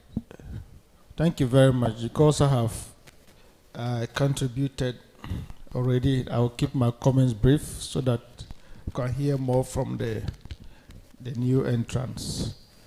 COVID-19 past, COVID-19 present, COVID-19 future. I want to believe that we are discussing this matter in the context of diagnostics and vaccines. And COVID-19 came as a shock to our healthcare system. It did not spare even the endowed and the least endowed. It had no respecter. It was no respecter of your level of economic development. The West, as well as the lower to middle income countries, were all hit. The healthcare systems could not support. Even we who had a little taste of it, just about 0.2% infectivity and even deaths, still felt the brunt of it. So COVID-19 came to us as a surprise and has affected everybody. The effects have been dire. Economic effects, the health effects have also been there for all of us to see. Mortality and morbidity have been issue challenges that have confronted us. And what is the present state? We can only say that it has taught us lessons which show that we must look at building resilient structures and systems for our citizens, and which also shows that we must be looking at how we can build home capacity within our own countries and nations. The fear may be that we may want to just make it just too much nationalistic, my country alone. But that should also keep us from doing that, because the West, in trying to do that, did not help the whole of humanity. They threw away the very important virtue of solidarity and looked at serving their interests only. So even as we look at building capacity within our nation, we must also be looking at partnership. And so that we, in doing that partnership, we'll be each other's keeper. And remember that one nation alone cannot build all the capacity. You need to share expertise. And in a global environment, expertise is not only in one man's head.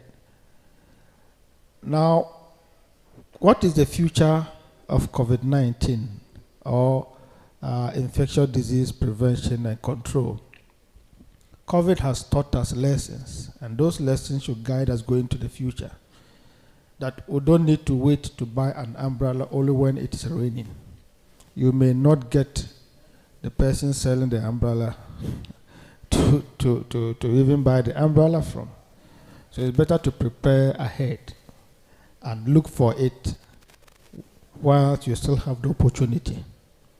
So there's a need for us to build at least strong infrastructure.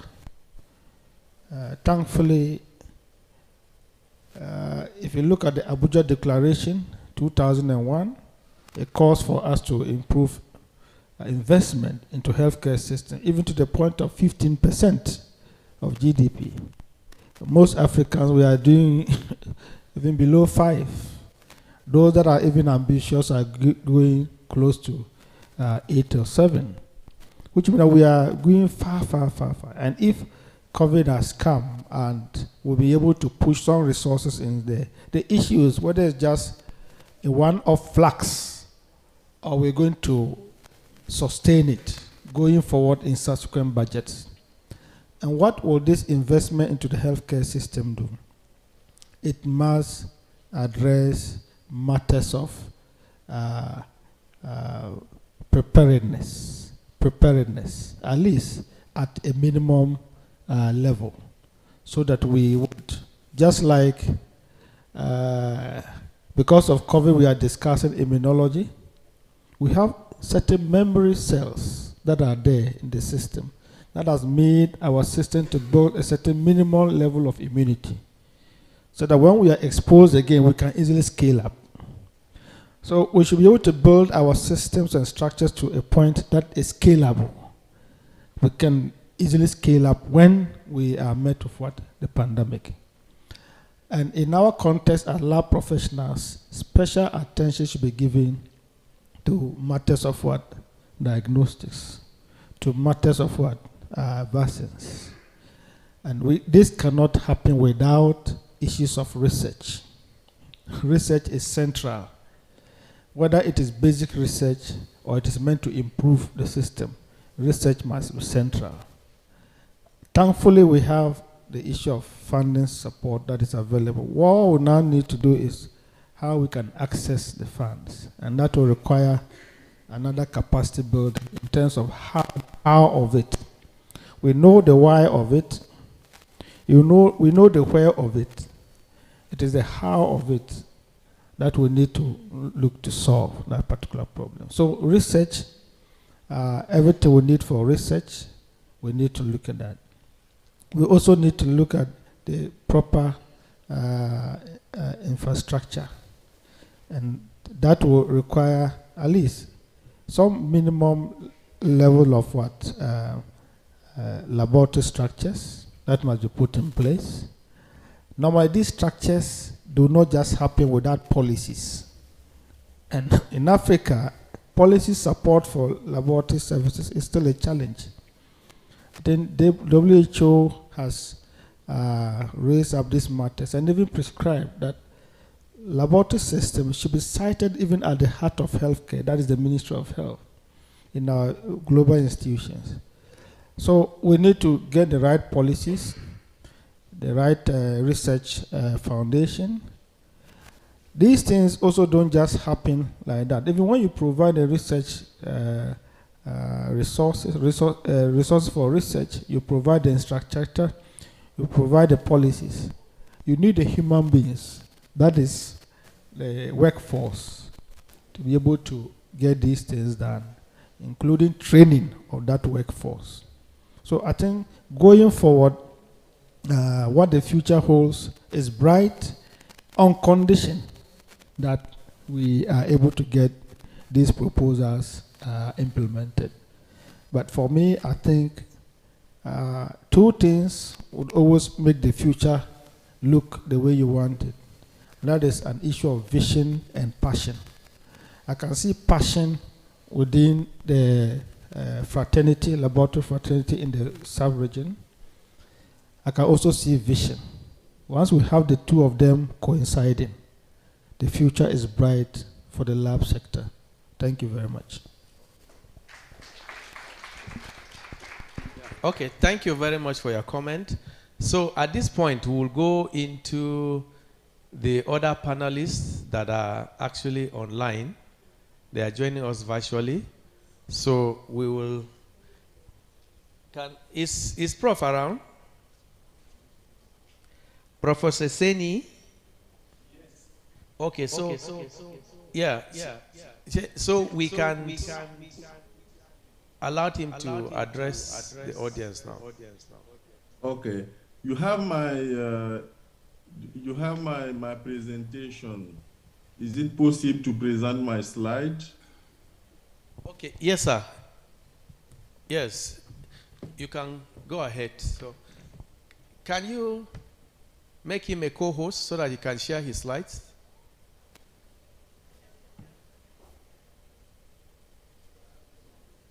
So if he's sharing slides, maybe so that we can just...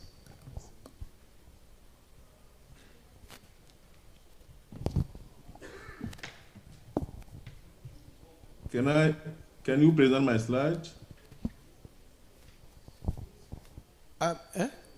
Okay, just a minute. They are trying to... Sorry, just a minute, Prof. They are trying to share it. Do you have it? Hello?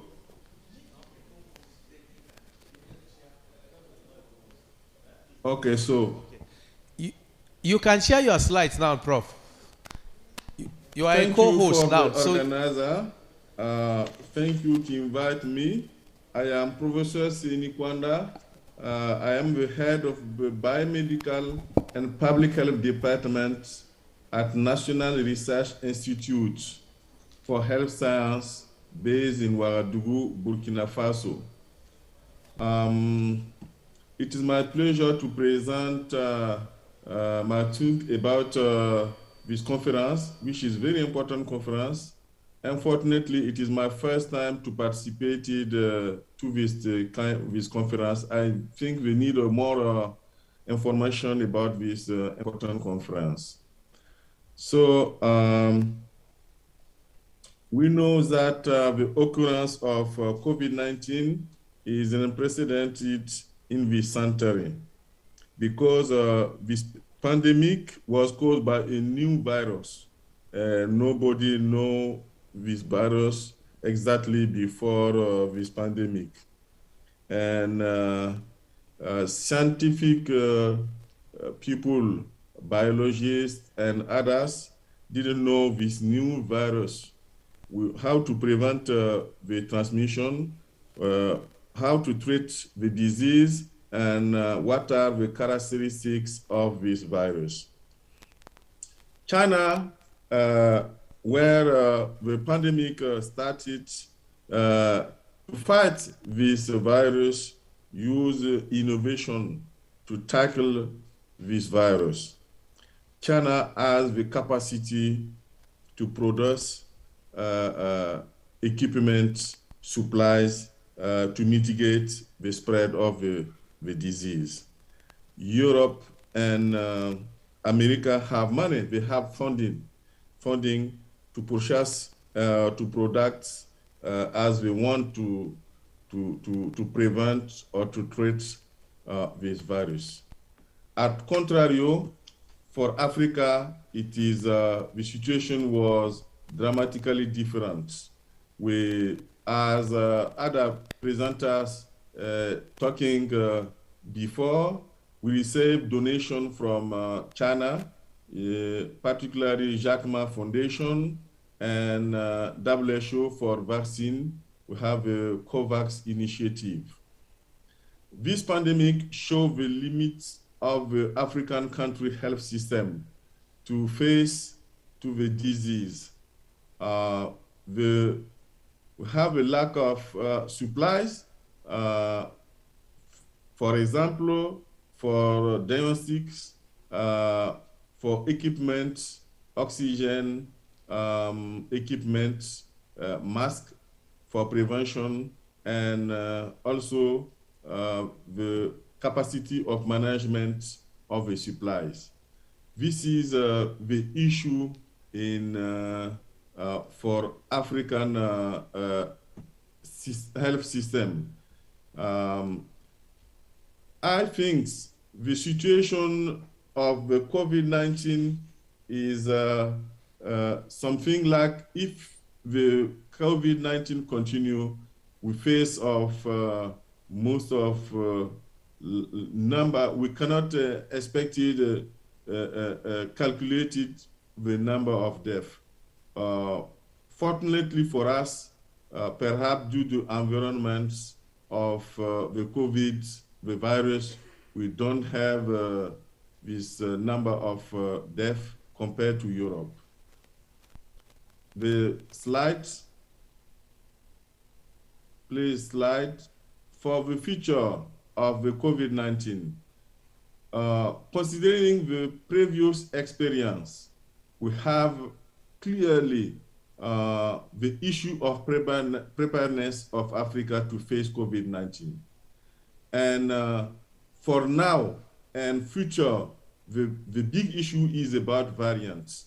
We have Omicron now, but we don't know the future of the variants. What kind the other variants, we don't know that. And also, the big issue also, it is not only COVID-19, but the potential threats we will face in the future.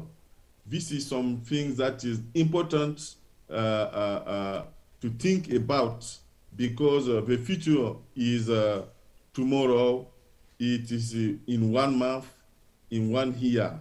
So it is very important to thinking about it. What are the capacity of locally produced supplies, equipment, development, diagnostics, vaccine, like the other presenters talk about it. What is about the training of human resources to face the emerging disease? What are the capacity of the labs to produce, to scan, to screen people if we have also another pandemic like COVID-19? What are the capacity, the surveillance of the emerging virus in African, in West African particularly? And this is the key point we think we need to thinking about as scientific or medical staff. Another issue also for African situation is about the research funding. We cannot expecting to find the local solution if we are waiting. We have a disease, and so we start to get to search to get funding to do research about emerging disease, or to develop drugs for clinical research. It is time. The time is now. Use the opportunity of COVID-19 to build strong research infrastructure for facing any emerging disease. Thank you so much. Thank you very much.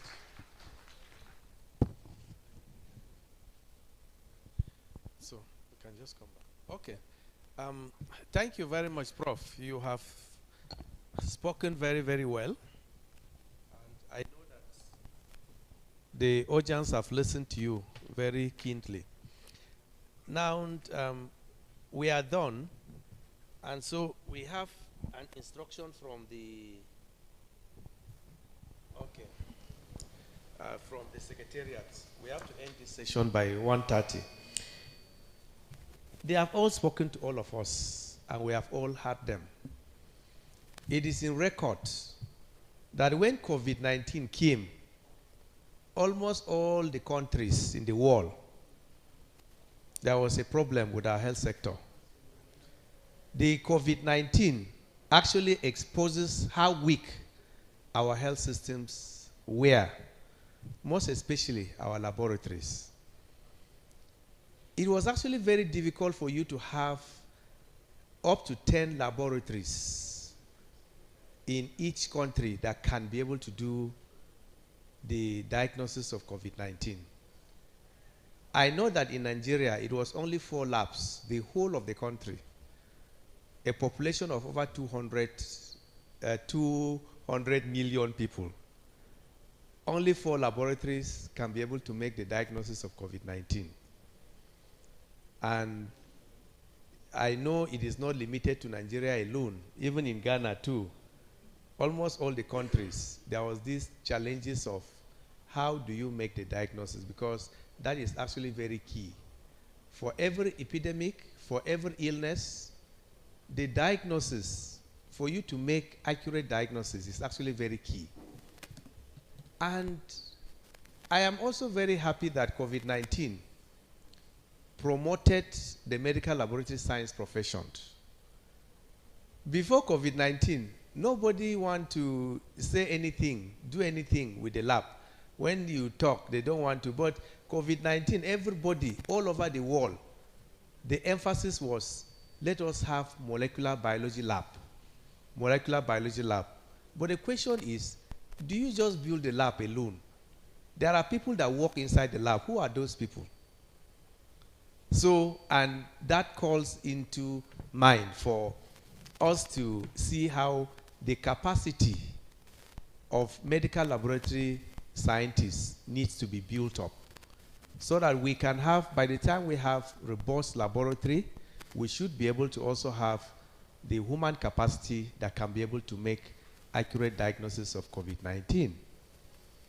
The challenge also came that we have problems sometimes even with the kits. The kits are all imported. And that I'm happy that we are also discussing it now. With the current situation, what do we do? Yes, we have made a lot of improvements in terms of the diagnosis, in terms of improving, building human capacity development. But the challenge is that all those improvements, are we ready to sustain them?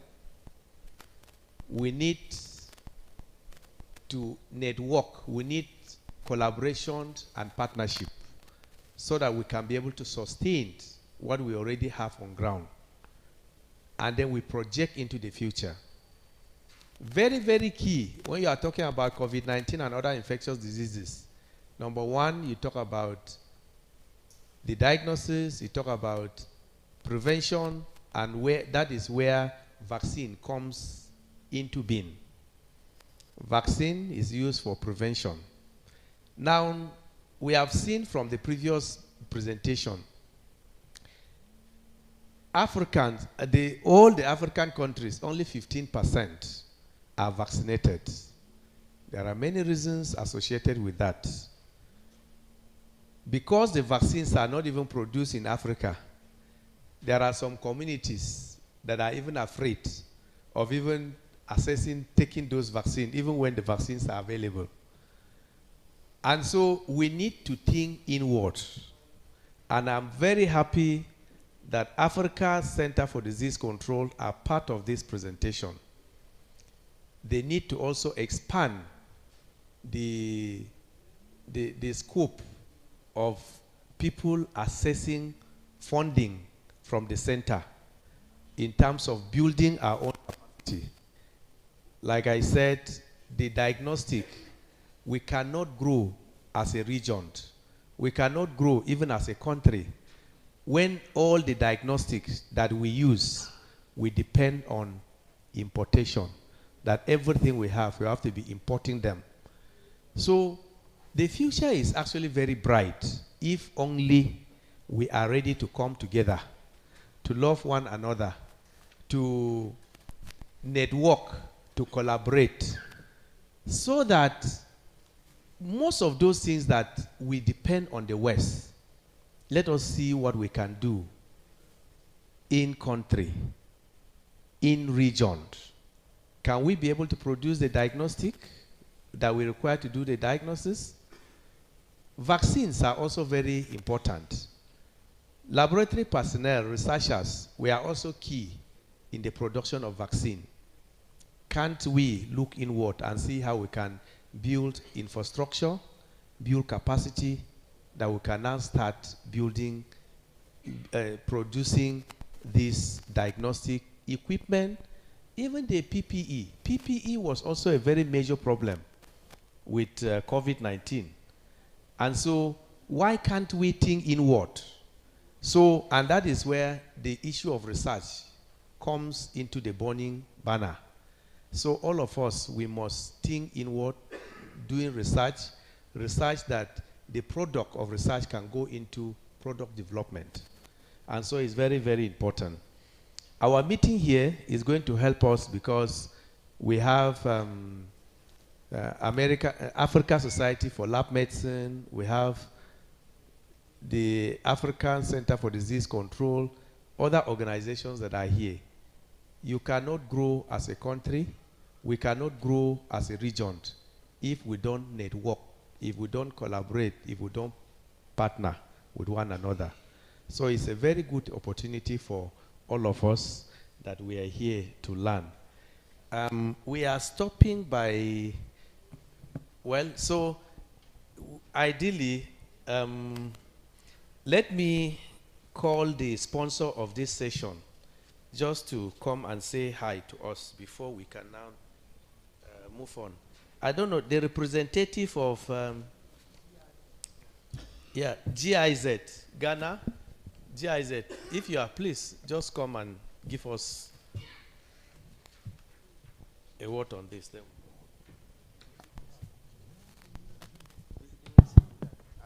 So my name is Ewald Guy and I work with GIZ Ghana, particularly the vaccine component.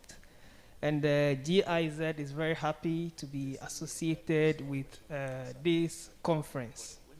I think a lot have been said about COVID, the shocks that we've gone through as a continent, and the GIZ have been working very hard with the government and the various health institutions to ameliorate the effect of the pandemic on us as a people, and also to strengthen our healthcare system going forward. A lot has been done, but I would like to stress on our work in helping to make Ghana a vaccine hub in the sub-region. We all know about the Presidential Vaccine Committee that is in place, that is leading this effort to make Ghana a vaccine producing destination in the sub-region. And GIZ helped the committee in putting together the 10-year roadmap that is supposed to lead to the making Ghana a vaccine hub. GIZ is also working with the vaccine committee, bringing together various stakeholders, including international partners that are involved in the manufacturing of vaccine.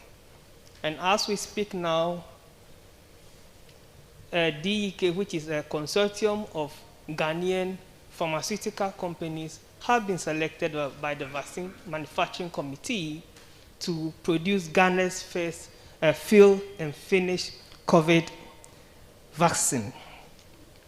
We have supported the Vaccine Manufacturing Committee and DEK to travel around Europe and to engage with the various manufacturers of pharmaceutical equipment. We are talking here about Siemens. We all know about the event in Marburg where the president of Ghana, the president of Rwanda, and the president of Senegal were all there when the bioteners were introduced. GIZ is also working in collaboration with the EU to strengthen the FDA. We all know that without a capable FDA, we can't produce vaccine in Ghana. So we are working with the EU to strengthen the FDA in this regard. And we are also working across, doing a number of researches to see the various capacity needs in the country so that we can build capacity in order to make vaccine production in Ghana and the sub-region a sustainable one. And on this note, I must reiterate our happiness and joy to be part of you, and that in case of anything that we need to discuss, you can always get in touch with us, and we would also get in touch with you to see how we can strengthen momentum and efforts towards making Ghana and the sub-region very strong in vaccine manufacturing, and also strengthening our health system to make us better prepared to deal with pandemics in future. Thank you very much. I think thank you very much for your presentation.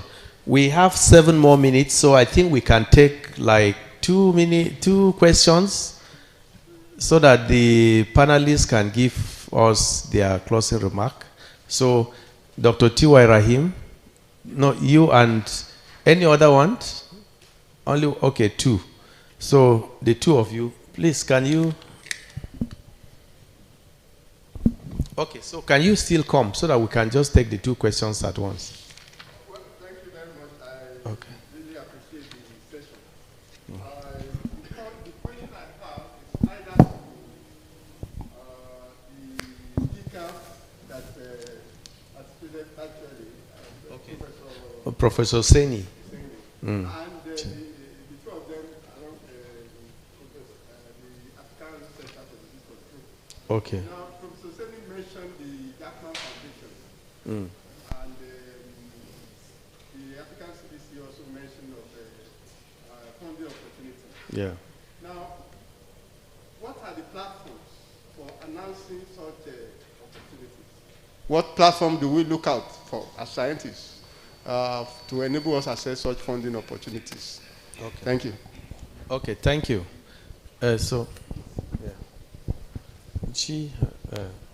Yes, so for me, it's still on the vaccine. Okay. I realize that we have a certain mindset. People are not ready to take the vaccine. I believe that if we can show them the statistics, which was shown, maybe that can also change their mindset. Because some of the conspiracy theories are coming from outside. And they have about 80%, 60%, whatever, of their people taking the vaccine. So we should show them this data. And that will also help, because we can produce the vaccine in country, in Africa, and whatever. If our people have this mindset of not taking the vaccine, we'll still not go far with our COVID. Okay. That's the little I have thank to you. say. So your own is comment that we need to intensify on advocacy for taking vaccine. Okay, the last, please, you are the last. Thank you, sir. I would like to just supplement to what my colleague Ewald from GIZ said, and basically what the panel has discussed as well. The past, the present, the future of COVID-19. It's been a turbulent journey, but we've discussed some very pertinent issues here. Doc mentioned that we had to build our human resources, and that is very crucial. Today, for instance, GIZ supported some participants to come for this training, and we are glad to say 90% of them are women, because we want to be able to champion that discussion as well, that if you are building the capacities of people, it should cut across all cylinders. Then again, with the production of test kits, GIZ has another project where we are in partnership with some private companies and KNUST to produce a local manufactured test kit that will assess many laboratories across the country to do the testing with RT lamp instead of RT-qPCR. I wouldn't want to bore you with the technicalities, but basically RT lamp is more accessible, more effective, and again cost effective. And the last thing I would say is regarding research, we need to then again revisit conversations on university industry partnerships, how we can center on research that cuts across all journeys, where students are given the room to research and industries are given the room to implement and execute. Thank you. Thank you very much. So let us start with the panelists that are online virtually. So, Professor Seni, can you, he's not online? Okay, fine. Fine. So, Dr. Fala, you can just answer and then your last comment. Yeah, so when it came to implementing the COVID, they were, hello? They had an announcement up. The possibility was that the window for RFA was limited. So probably what I would say is try to get online for on the AU, Africa CDC website will be critical AU. In addition to just the vaccine, or when it comes to the distribution of the number of staff we have at the AU, Africa CDC, West Africa is very, very narrowly represented. So let's make use of the Africa AU site. And it's based on equity. Well, we are not making use of it as West African.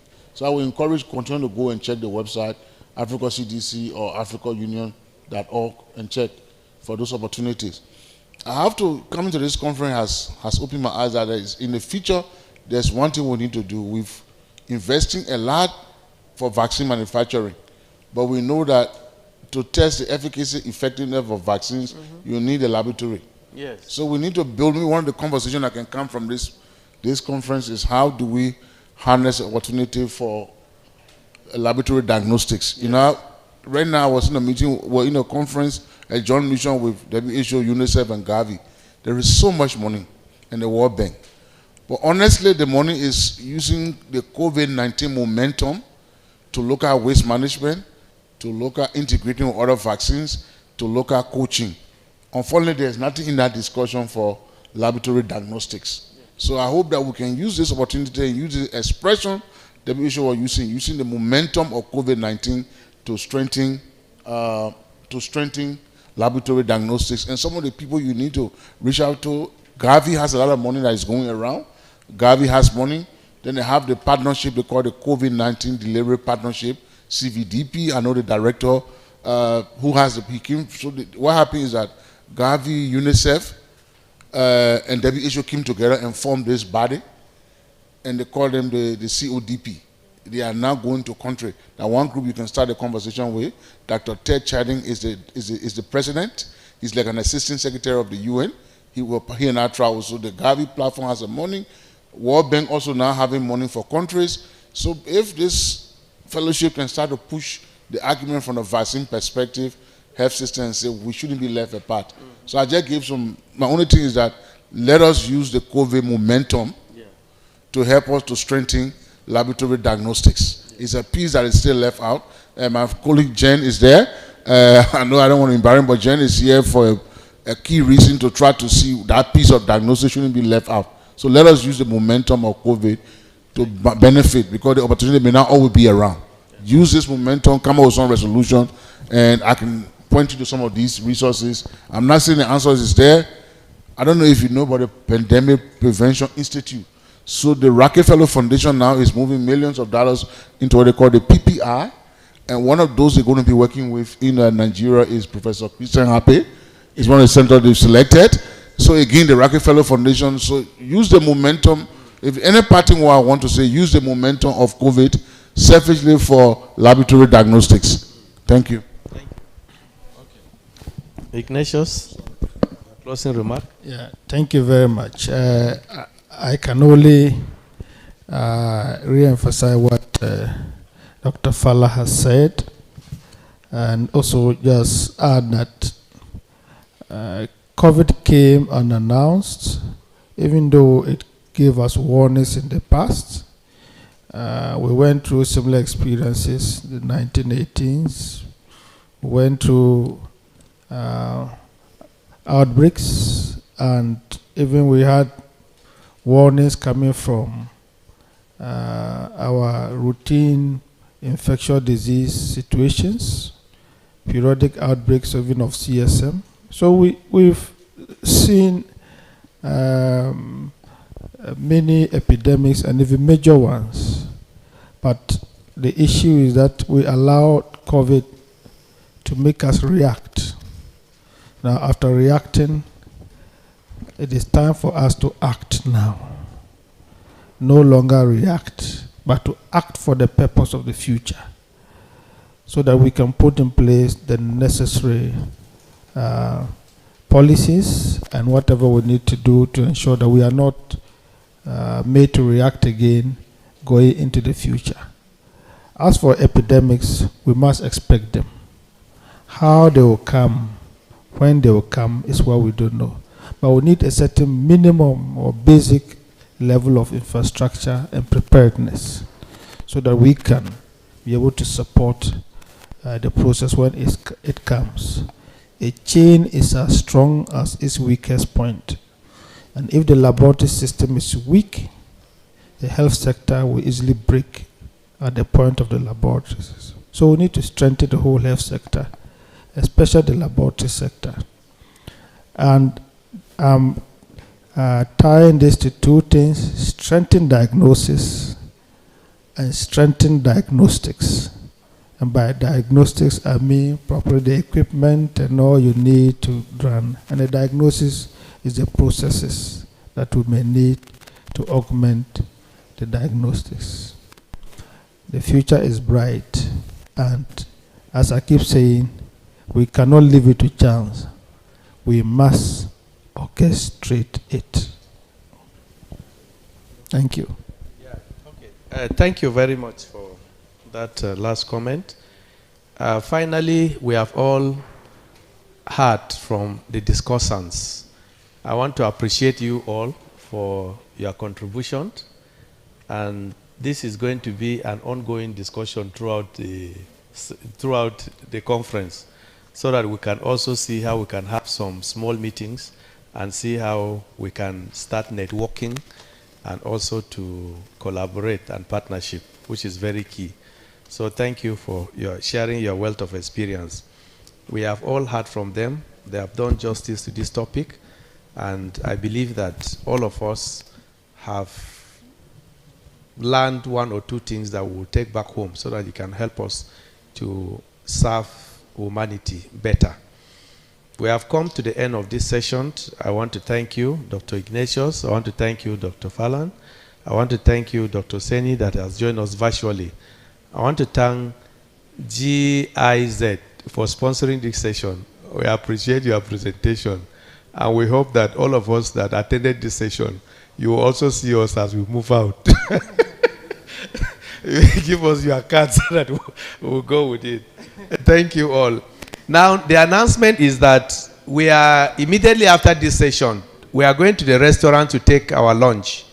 And we will pass through the registration and take our tickets, and then we'll go and take our lunch. And after that, we come back and continue. So thank you all, and I wish us the best conference. Thank you.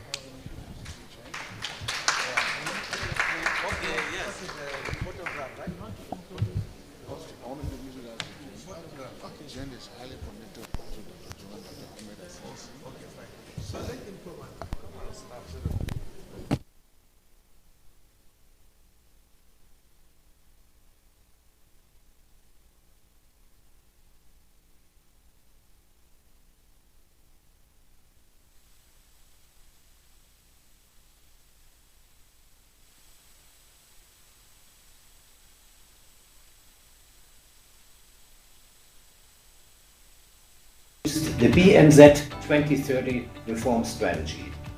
Ghana has been a valuable reform partner country since 20.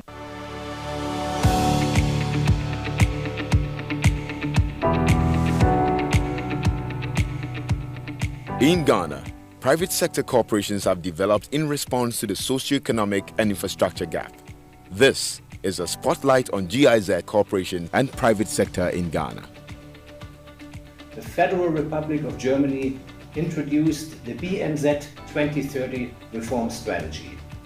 Ghana has been a valuable reform partner country since 2017. The strategy focuses on specific areas and offers new answers such as health and family policy, sustainable supply chains, harnessing digital technology, technology transfer, and strengthening private investment. Africa hosts some of the world's fastest growing economies globally. Every year, 20 million more young people are coming onto the labor market in Africa alone. All these people want security and prosperity, and African countries have been working for many years to tackle these issues. Addressing the unemployment situation requires the commitment of all sectors. This means intensifying cooperation with the private sector that holds the key to immense employment opportunities, particularly for the youth. In the automotive sector, the automotive supplier Robert Bosch Ghana Limited and the Ghanaian car dealer Rana Motors joined forces with a German corporation in a strategic alliance to improve the availability of automotive mechatronics technicians trained to meet the needs of the Ghanaian automotive sector.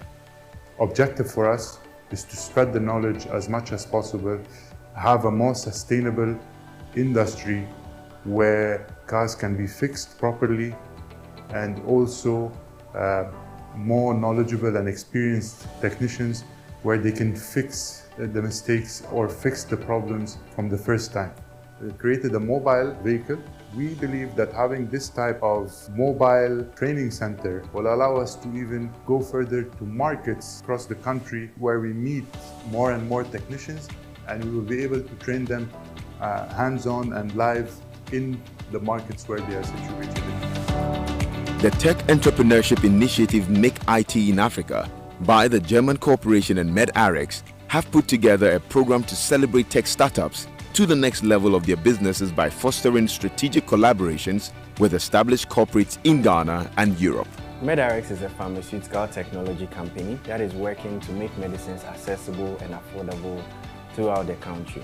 We also have a mobile app that is accessible to patients so that anytime they need medication, they can easily access it, know where to buy it, and then the various price options that they have. GIZ has introduced us to so many partners, and we believe we can easily scale our business to so many countries and expand our business model to help many more people. In information technology, Amalitech Limited with a German corporation provide IT-focused training and employment pathways for disadvantaged youth in Africa. GIZ's collaboration with Amalitech has landed my colleagues and I the jobs that we wanted in relation to our professional aspirations.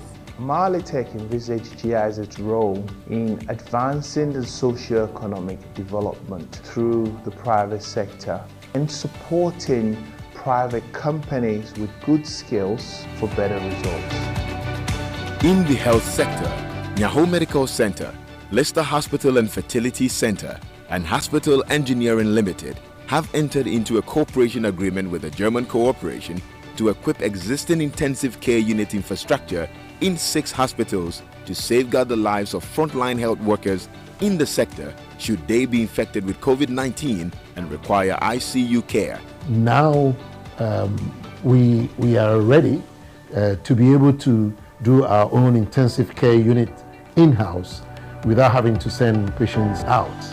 Our primary goal is to ensure that imported healthcare technology is properly specified, properly installed, people are trained to use the equipment, and you provide a technical support for these devices through the whole lifespan of the device to ensure that healthcare delivery is enhanced. The German corporation and Red River Foods RRF, a leading global supplier of nuts, seeds, dried fruit and specialty snacks. RRF wishes to strengthen their linkages with cashew farmers who provide them with the raw cashew nuts by giving them training on post-harvesting handling, pruning and thinning, record keeping, and organizing them into farmer associations. By partnering GIZ, we've been able to increase our presence. Typically, one of the challenges that we've had is when we go into the community, the farmer does not want to pay for the fuel to do the pruning and thinning. But with the support of GIZ, we've been able to give that petrol to the farmer.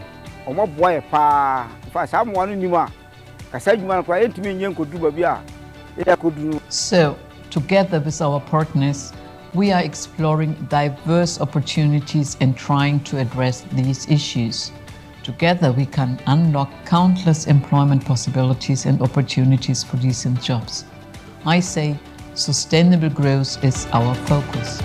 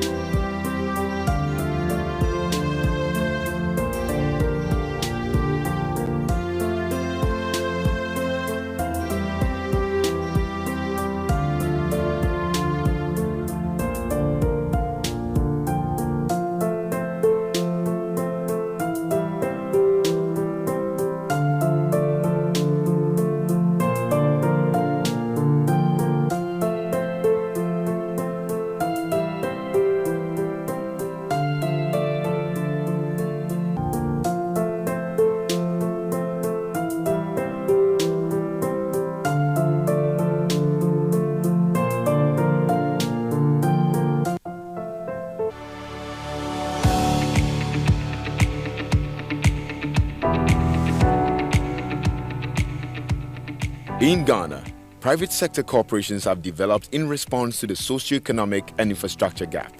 This is a spotlight on GIZ Corporation and private sector in Ghana. The Federal Republic of Germany introduced the BMZ 2030 reform strategy.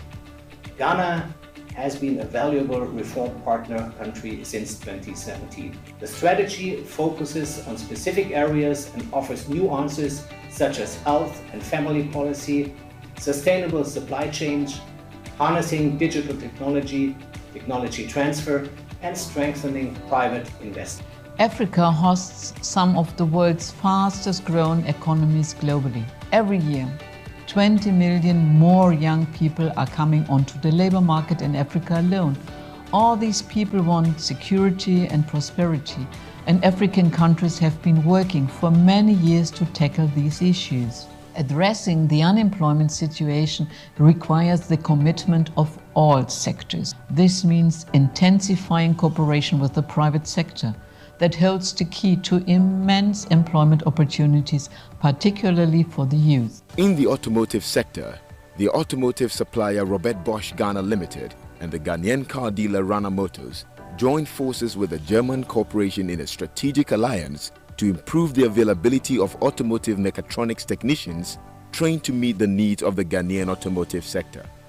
Objective for us is to spread the knowledge as much as possible, have a more sustainable industry where cars can be fixed properly, and also more knowledgeable and experienced technicians where they can fix the mistakes or fix the problems from the first time.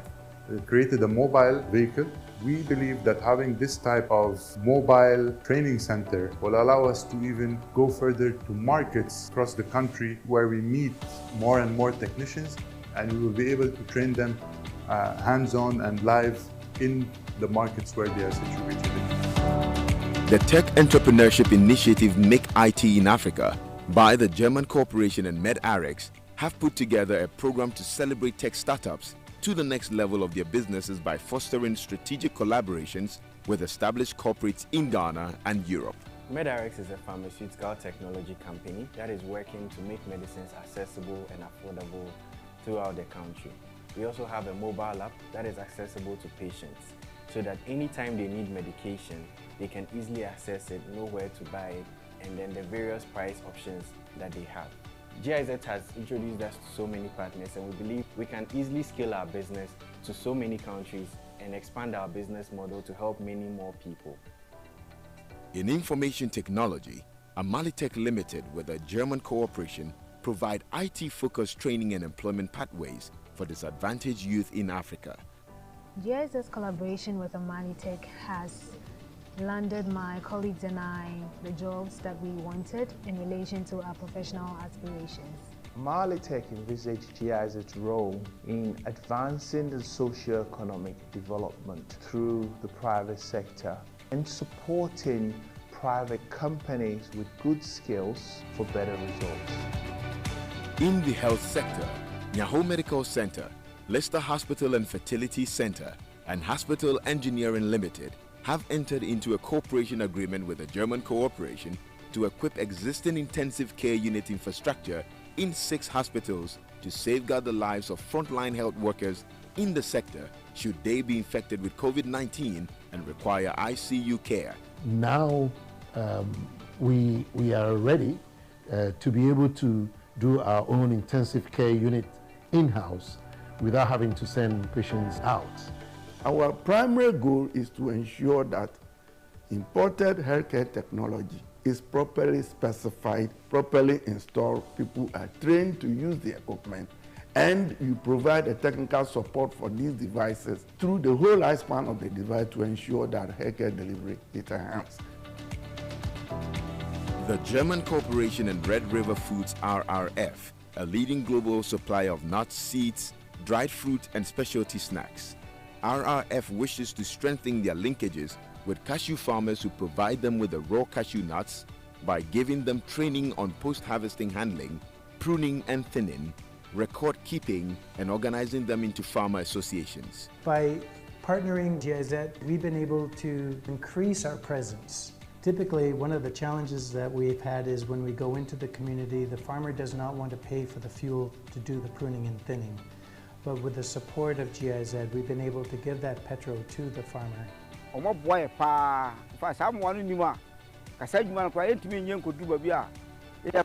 So, together with our partners, we are exploring diverse opportunities and trying to address these issues. Together, we can unlock countless employment possibilities and opportunities for decent jobs. I say sustainable growth is our focus.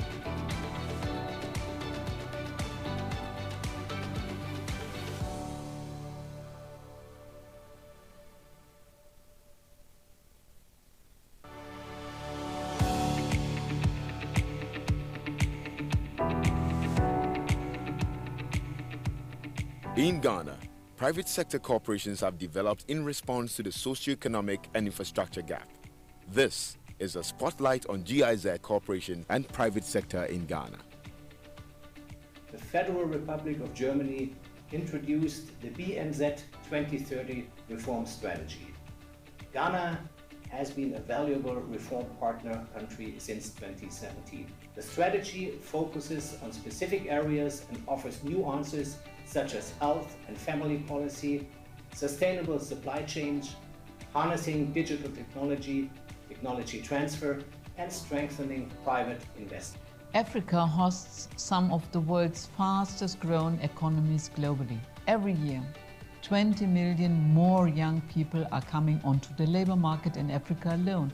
All these people want security and prosperity, and African countries have been working for many years to tackle these issues. Addressing the unemployment situation requires the commitment of all sectors. This means intensifying cooperation with the private sector that holds the key to immense employment opportunities, particularly for the youth. In the automotive sector, the automotive supplier Robert Bosch Ghana Limited and the Ghanaian car dealer Rana Motors joined forces with a German corporation in a strategic alliance to improve the availability of automotive mechatronics technicians trained to meet the needs of the Ghanaian automotive sector.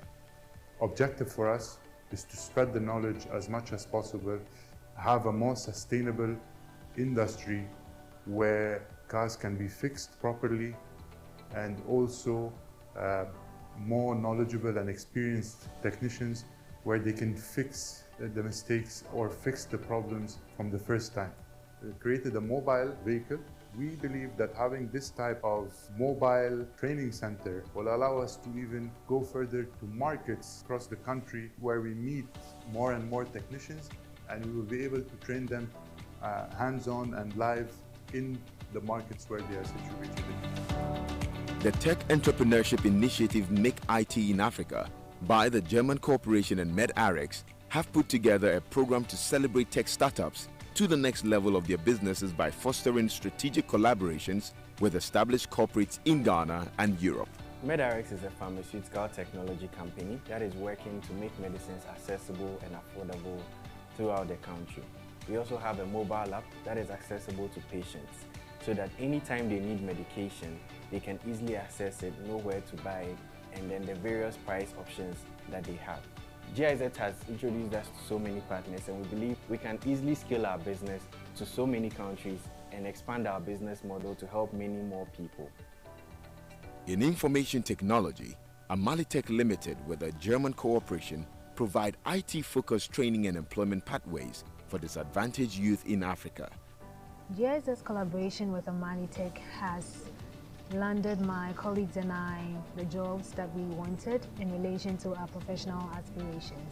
Amalitech envisaged GIZ's role in advancing the socio-economic development through the private sector and supporting private companies with good skills for better results.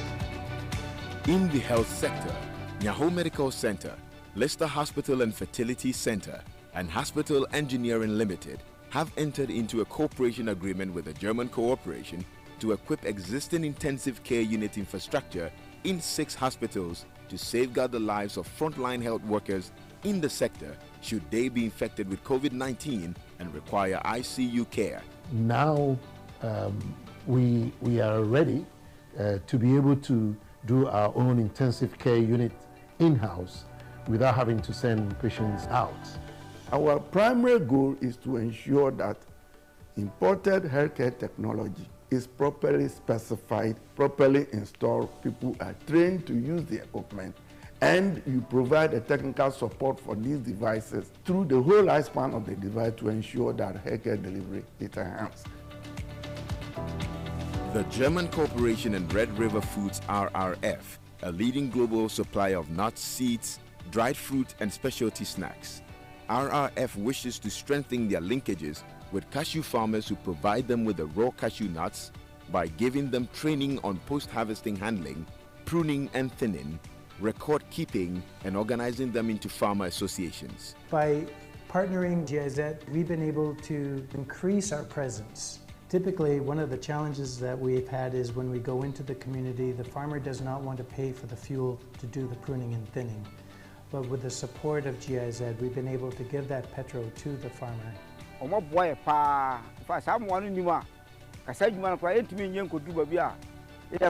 So, together with our partners, we are exploring diverse opportunities and trying to address these issues. Together, we can unlock countless employment possibilities and opportunities for decent jobs. I say, sustainable growth is our focus.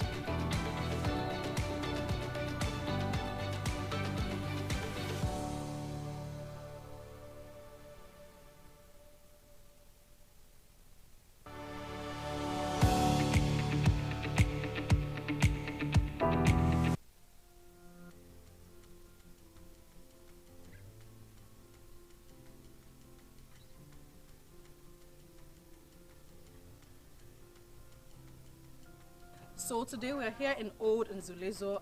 We picked this area because it's also a remote area in this country. We are affording the women an opportunity to learn about HPV and cervical cancer, and also to get screened using the self-sampling kits called the Evelyn brush. So we have done the initial education and demonstration for them.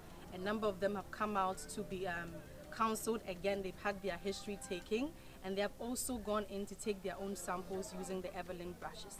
Now these samples will be taken back to our labs. We would have the HPV DNA test run, and then any treatment that would be required would be done for the woman as appropriate.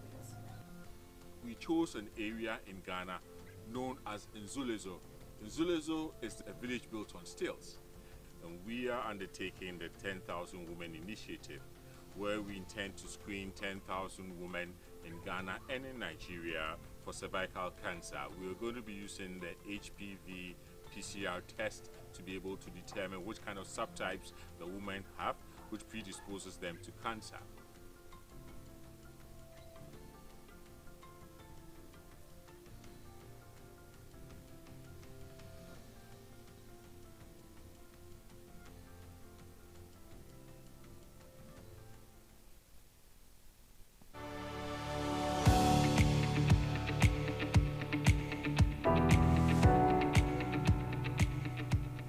In Ghana, private sector corporations have developed in response to the socio-economic and infrastructure gap.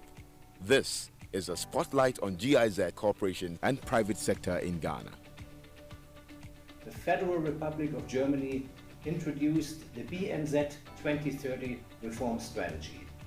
Ghana has been a valuable reform partner country since 2017. The strategy focuses on specific areas and offers new answers such as health and family policy, sustainable supply chains, harnessing digital technology, technology transfer, and strengthening private investment. Africa hosts some of the world's fastest growing economies globally. Every year, 20 million more young people are coming onto the labor market in Africa alone. All these people want security and prosperity, and African countries have been working for many years to tackle these issues. Addressing the unemployment situation requires the commitment of all sectors. This means intensifying cooperation with the private sector that holds the key to immense employment opportunities, particularly for the youth. In the automotive sector, the automotive supplier Robert Bosch Ghana Limited and the Ghanaian car dealer Rana Motors joined forces with a German corporation in a strategic alliance to improve the availability of automotive mechatronics technicians trained to meet the needs of the Ghanaian automotive sector. Objective for us is to spread the knowledge as much as possible, have a more sustainable industry where cars can be fixed properly, and also more knowledgeable and experienced technicians where they can fix the mistakes or fix the problems from the first time. We created a mobile vehicle. We believe that having this type of mobile training center will allow us to even go further to markets across the country where we meet more and more technicians, and we will be able to train them hands-on and live in the markets where they are situated. The Tech Entrepreneurship Initiative Make IT in Africa by the German corporation and MedRx have put together a program to celebrate tech startups to the next level of their businesses by fostering strategic collaborations with established corporates in Ghana and Europe. MedRx is a pharmaceutical technology company that is working to make medicines accessible and affordable throughout the country. We also have a mobile app that is accessible to patients so that anytime they need medication, they can easily access it, know where to buy it, and then the various price options that they have. GIZ has introduced us to so many partners, and we believe we can easily scale our business to so many countries and expand our business model to help many more people. In information technology, Amalitech Limited with a German corporation provide IT-focused training and employment pathways for disadvantaged youth in Africa. GIZ's collaboration with Amalitech has landed my colleagues and I the jobs that we wanted in relation to our professional aspirations. Amalitech envisaged GIZ's role in advancing the socio-economic development through the private sector and supporting private companies with good skills for better results.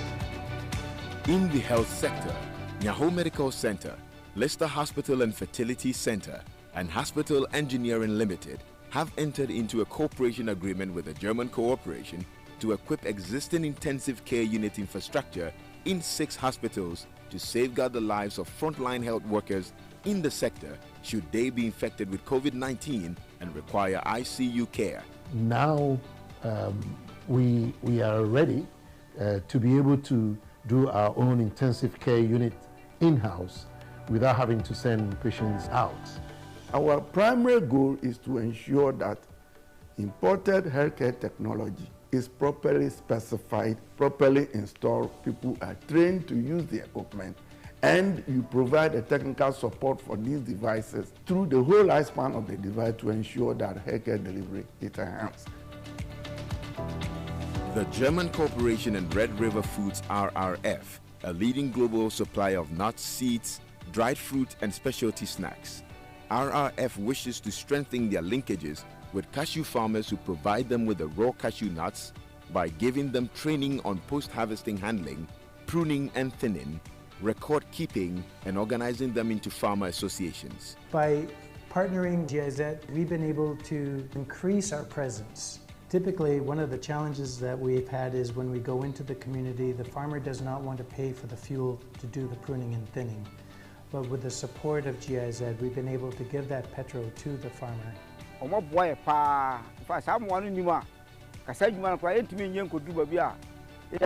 So, together with our partners, we are exploring diverse opportunities and trying to address these issues. Together, we can unlock countless employment possibilities and opportunities for these.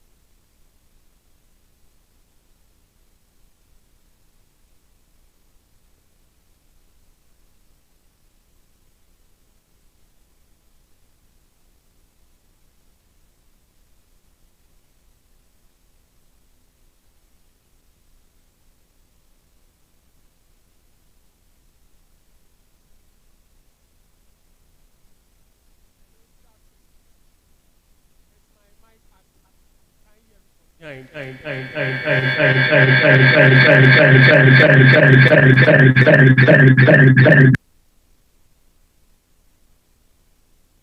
hear me?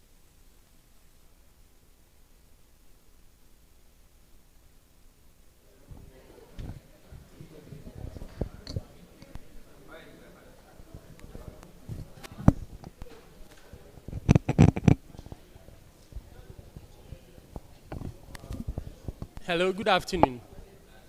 Hello, good afternoon. Okay, so we'll start with the next section. So that our pictures and videos would look nice.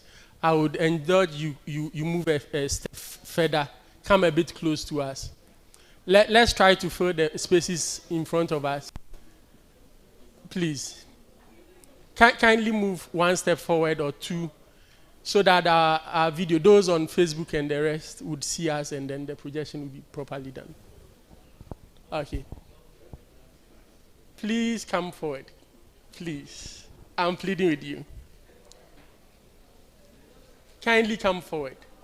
I know there are a few other colleagues who will be joining so they can sit at the back and don't get us distracted.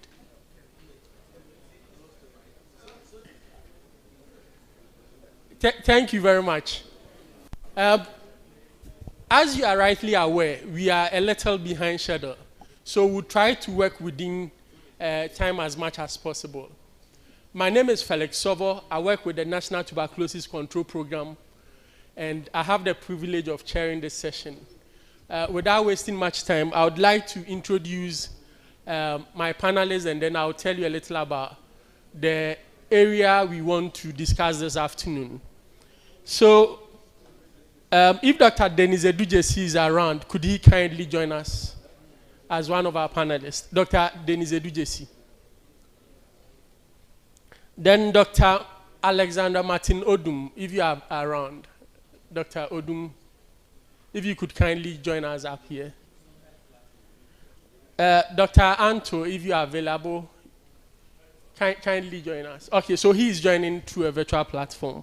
Then, of course, our lead speaker, Dr. Nyan.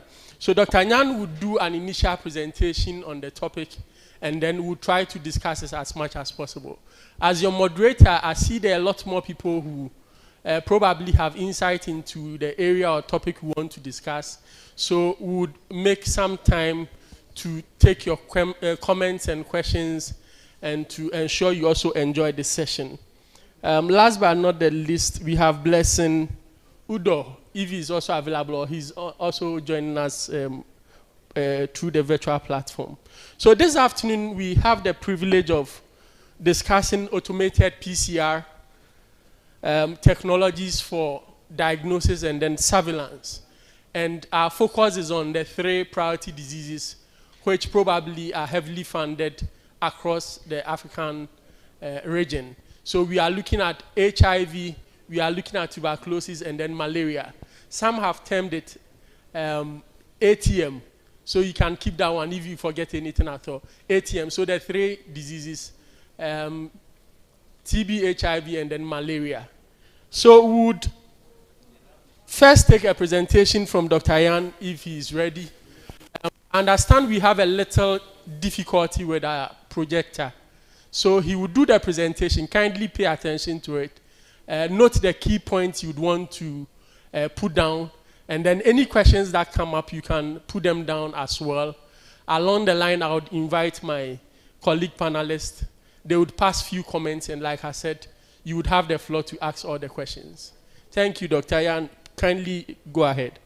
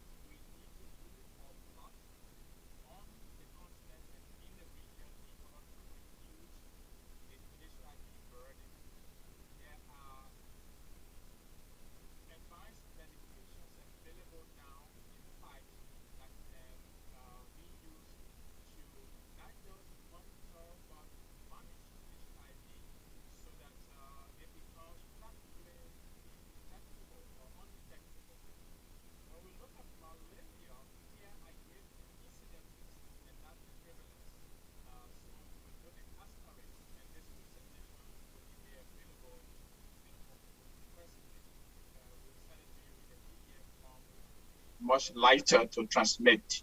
Malaria also, which is a global killer and a very much endemic pathogen, parasite pathogen in our region, is also of interest. Globally, we have an incidence of 241 million. And again, Africa takes the highest burden, 95%, which is equivalent to about 229 million. Malaria, as you will note, has various forms. Those of you who are into the malaria world, we have the falciparum, ovale, malaria, and vivax. Falciparum is very much prevalent in our region, and with the intermovement of people during war times, particularly in Sierra Leone, Liberia, and Guinea to some extent, with the influx of some peacekeepers and other travelers from Asia, we also were detecting some variants, some of the malaria species in Liberia and Sierra Leone. That included, I believe, ovale, and the records can be checked. Tuberculosis has been a long-standing situation in the healthcare and public health arena with which we have been faced over the years in the region. You will note that in the 70s, and those of our people who lived through the 60s, for you, the younger folks, this is information for you. There were mass vaccination carried out in villages, towns, and in the schools. At that point in time, they were using that AK-47 type of vaccination gun. And so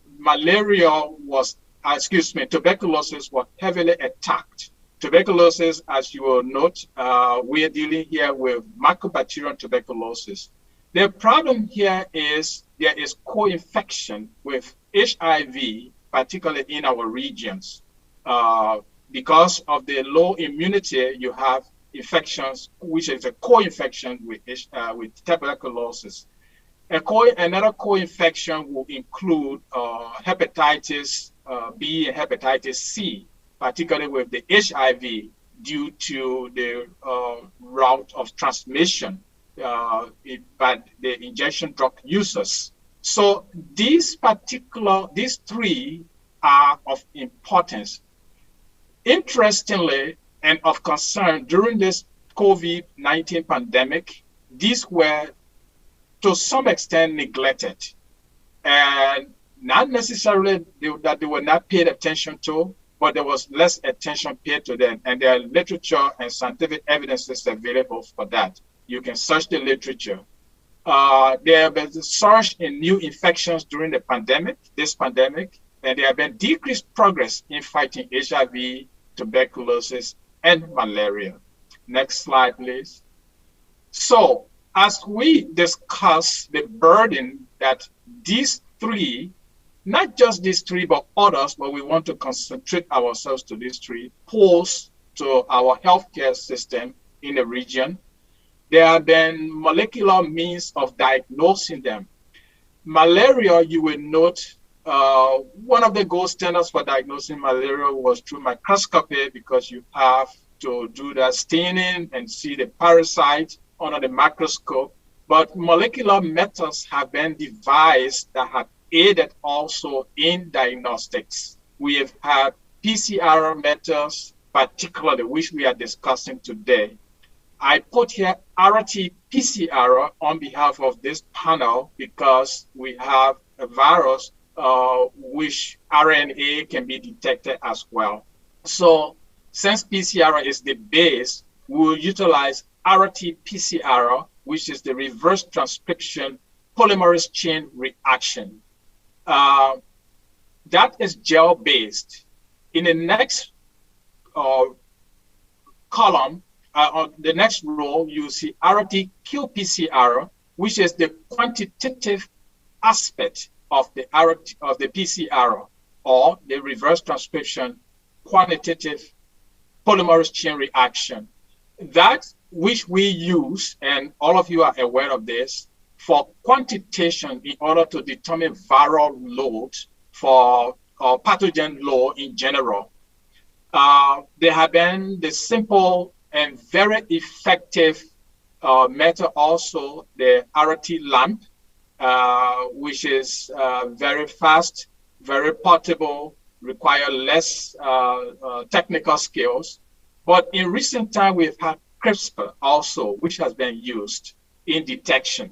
So although we are talking about PCR, there are other emerging technologies which have come to the fore, and that which we will discuss in other presentations. Please ignore the reference I have here. So reference needed here, we have the reference here, and I didn't take that out.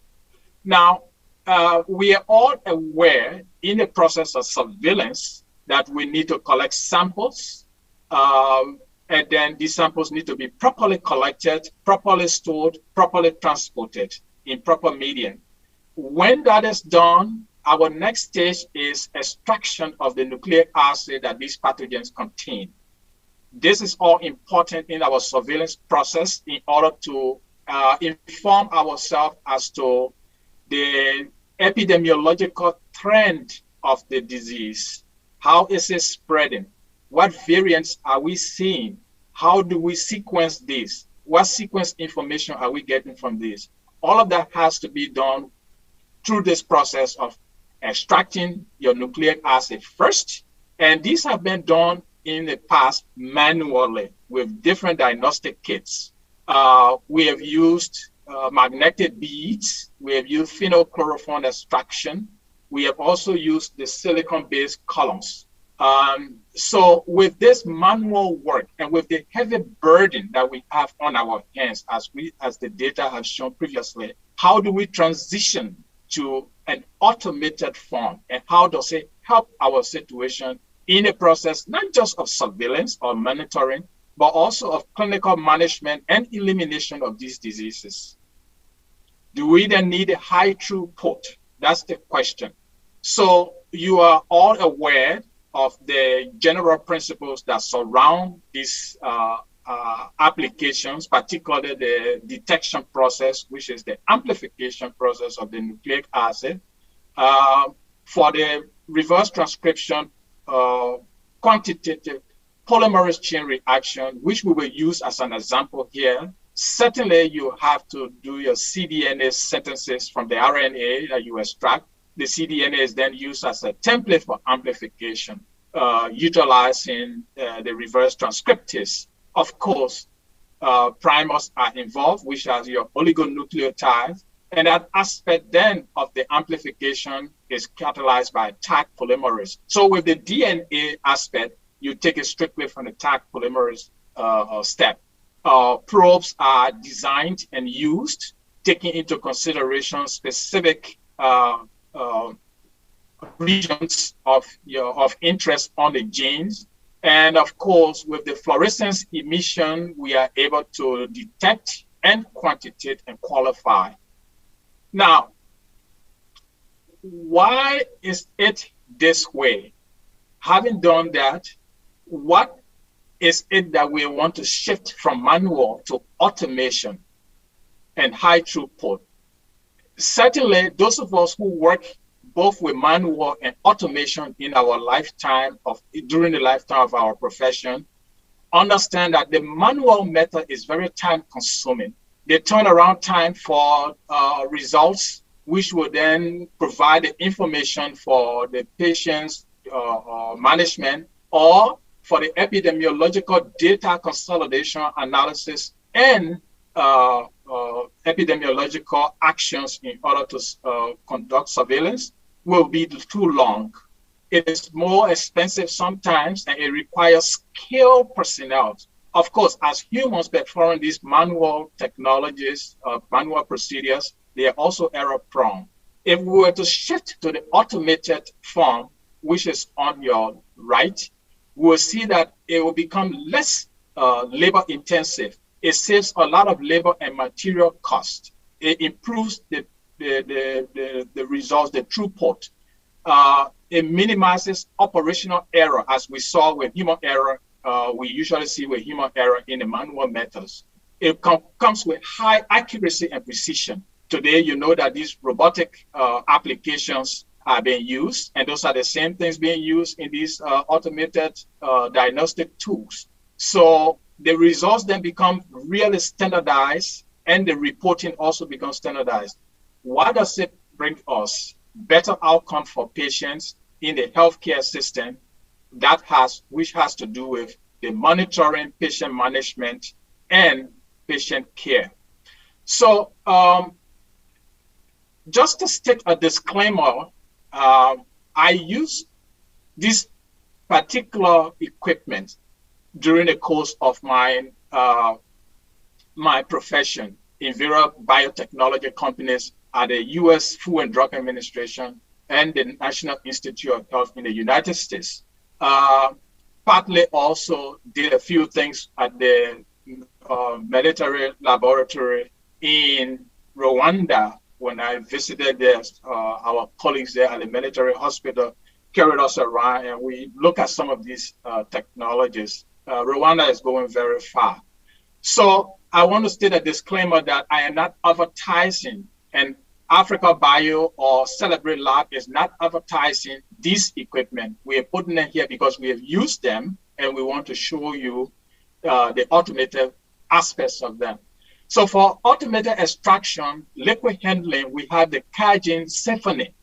This particular machine will take several cartridges. So if you are doing an epidemiological study of several samples collected from a region, instead of doing them manually, those are thousands of samples. You can run about 500 to 600 of them at the same time in this tube. So you have the solution, which will have to do with your lysis buffer, your wash solution, your elution buffer, your collection tubes, and the pipetting. Everything is done in this machine. This machine takes consideration. You can use extraction method for whole blood, plasma, urine, and other tissues like heart, liver, lungs, etc., which we did, and I did, using this machine. The Perkin-Eimer also does the same thing with a different kind of application procedure. Now, we want to look at automation of our amplification step. Similarly, we did use you can use the Care Agility, which also handles all of the liquid composition that has to do with your reaction buffer, your enzymes, your samples, the reaction tube, the pipetting, everything. And this is so smooth that the procedures can go on to give you results that you can then use for gene expression analysis, genotyping, cloning, pathogen detection. All of these aspects which are important for surveillance and monitoring of infectious diseases that are prevalent in our area, particularly tuberculosis, HIV, and malaria. Now, they have set protocols that you can use. And as we said, Africa Bio is stating a disclaimer, likewise myself, and this conference is stating a disclaimer that we are not advertising this, but it is an example we are showing you. There are many other products on the market that you can search for. So that then brings us to the next stage of, again, as we said, examples of testing platforms. During this COVID time, we used the Gene Expert in various laboratories. The ABI system is also used for amplification. The Gene Expert requires cartridges. Those cartridges we were short of those cartridges sometimes ago during the early stage of the pandemic, which delayed our diagnostic steps. And Abbott produced machine 2, but which was faulty, which was seen to be faulty later on. So on the whole, you expect that with this molecular diagnostic automated detection system, we will have better results. And these results are from my lab. I'm not giving you these results to show you what those machines produce. When I utilized those machines, the results produced were confidential, so I cannot show them, but I'm showing the one from my lab. You can see the standard curve, how all your data points, which mean the standard points that you are using as a reference point, are all aligned on the axis, strictly with an R squared value of 0.99. The amplification plots, see how tight they are. And then you look at your melting curve. All of these parameters which you use then to analyze your results received, taking into consideration your negative controls and of course your positive controls, which are seen on the standard curve. So with the automated system, you have consistency in your results. Now, the question becomes, we talk about reliability and accuracy in terms of the consistency. So you talk about specificity, the sensitivity of the detection, the limit of detection, the diagnostic range, your positive predictive and negative predictive value, and of course, reproducibility of those results to have accurate detection system and data that will be used for monitoring, detection, management of your patient and the population in terms of disease surveillance, since we have these pandemics and epidemics every time. So based on this, we asked ourselves several questions. Are we ready for automation in our laboratory system in West Africa, Africa as a whole, given the fact that we lack structural infrastructures? Can our laboratory settings support PCR automations at this present time? Fortunately, we did try the Gene Expert, which was to some extent automated, but not as fully as other systems as we have shown here. Can we maintain these PCR automated systems? Do we have the maintenance for them? We need biomedical engineers. Yes, we have them, but will we then have the necessary tools to help them to maintain these equipments? Can these automated systems be serviced by the suppliers and the manufacturers? As you already know, the manual systems that we have difficulties in managing them and in servicing them. How can automated molecular systems then, from everything we have said, benefit our laboratory, our clinical and public health systems? These and other questions that will be posed, we have to ponder over. Hopefully, our policy makers who control the budgets for healthcare and research will be able to listen to this and be able to supply and support us in the specific form of analysis to acquire these, but given the different parameters that we have stated here. Thank you very much.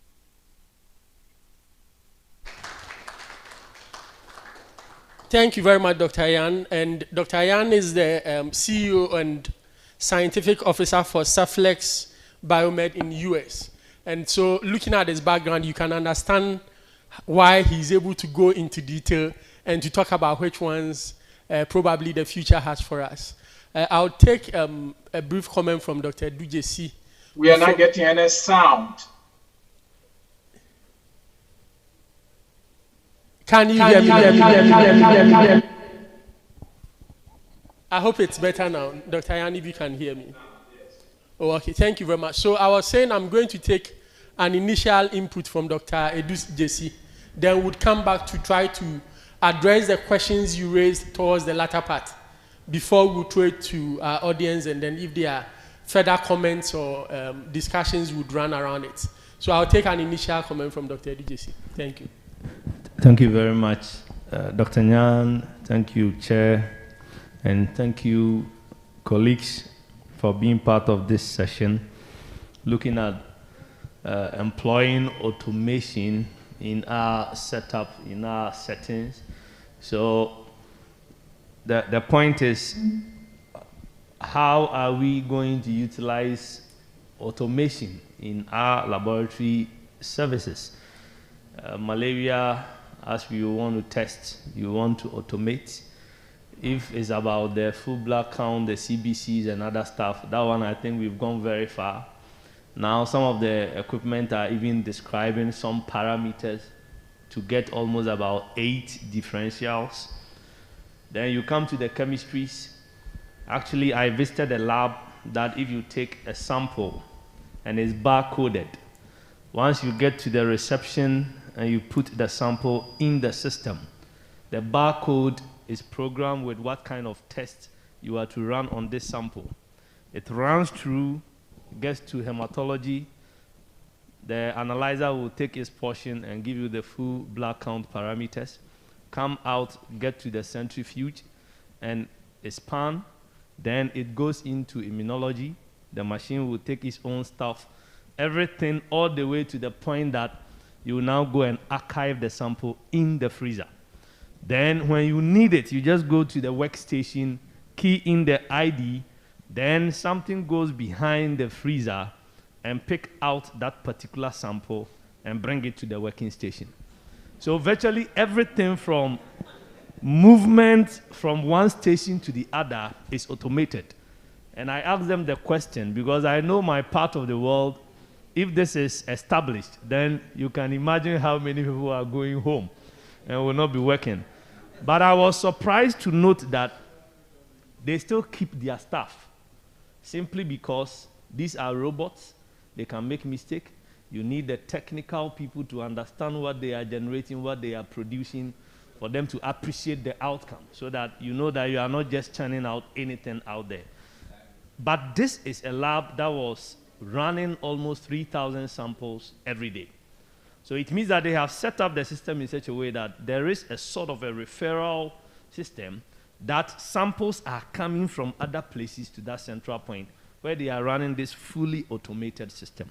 So these are the questions that come to mind if one desires to look at going automation.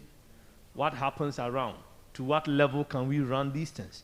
We are having primary healthcare, secondary to the tertiary. Is this something that we are only going to locate it at the tertiary levels and rather we neglect the district and the other primary healthcare sectors? So there is a lot that when we want to do automation, when we want to go into automation, the system will need to think around.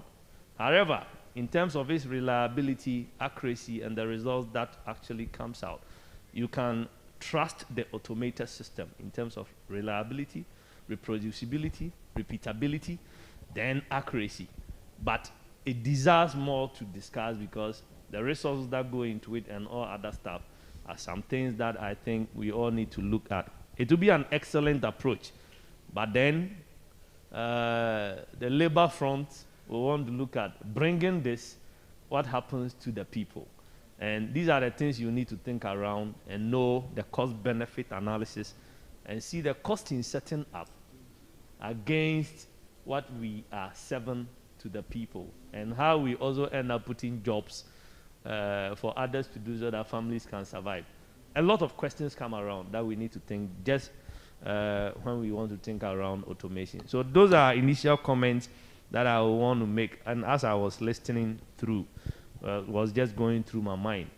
I have, I think I am leading a team of about 23 lab scientists. Then you want to put automation, those who are collecting samples, because now they have automated system that will just do phlebotomy.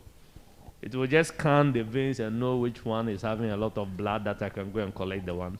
You just put your hand there, it will do it. So right from sample collection through reception to the various stages and departments that I'm running, you end up losing a lot of people. Then you become the lab manager of machines.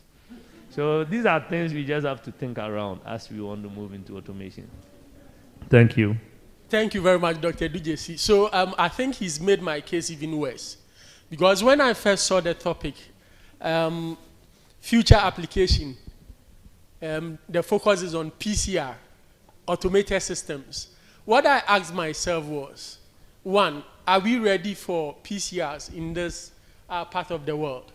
Because the basic routine medical exams which we undertake, several times we ran out of logistics, we were unable to maintain these basic equipment, and now the focus is on PCR. And we are looking at diagnosis and then surveillance, and we want to introduce PCR to that level. But then Dr. Dujesi also raises a point where he's been to other parts of the world where things seems to be working, where people are looking at situations where we are looking at one cost, because with some of these high-level kind of technologies, with time you realize that you rather save compared to the cost involved in running some things manually. Again, you are looking at time, you are looking at precision, you are looking at sensitivity of testing. So then PCR with time would become the order of the day. And with the kind help of COVID-19, PCR is a household name now. So everybody talks PCR. But the real questions or the real things we'd want to look at. And so Dr. Yan, I'm coming back to you. What is it about Africa that makes some of these disease conditions prevalent? And why is it that severally we would have to wait till the Western world has gone probably a century ahead of Africa before some of these technologies are introduced to us? Because like I rightly said, I'm with the TB control program. I've seen GeneXpert, some level of automation. However, people are more centered or focused in using manual PCRs. And I don't know if it is the research bit of it, but they see people who use automation as perhaps lazy people. And so they would prefer the manual aspect. I'm looking at a vice president who has done so well with automation or digitalization. And the thinking is then that, oh, okay, this man will be remembered for this. But then you raise the point where people would have to lose their job because now you've made things so simple. You've taken out the barriers which would lead to corruption and other things which people do in the system. And so you might need fewer hands. So what is the problem with Africa where when we talk about diseases, it is more in Africa than everywhere else? However, the technologies to identify these diseases rather come from elsewhere, and by the time they get to Africa, we are about 100 years behind. I don't know, it's probably with only COVID-19 that would say the effect was most around the Western world.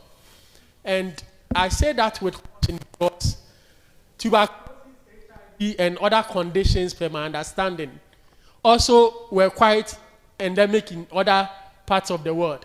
But today when you mention these conditions, it is as if it's tagged with Africa. And he rightly gave the statistics. About 70% of it is Africa. COVID-19 started with the Western world. I pray and hope that 2023 upwards when we talk, we don't say the cases are in Africa. So Dr. Yan, if you could kindly come back, what is it about Africa? Why are we so much left behind when it comes to technology and its application in finding disease conditions? Thank you.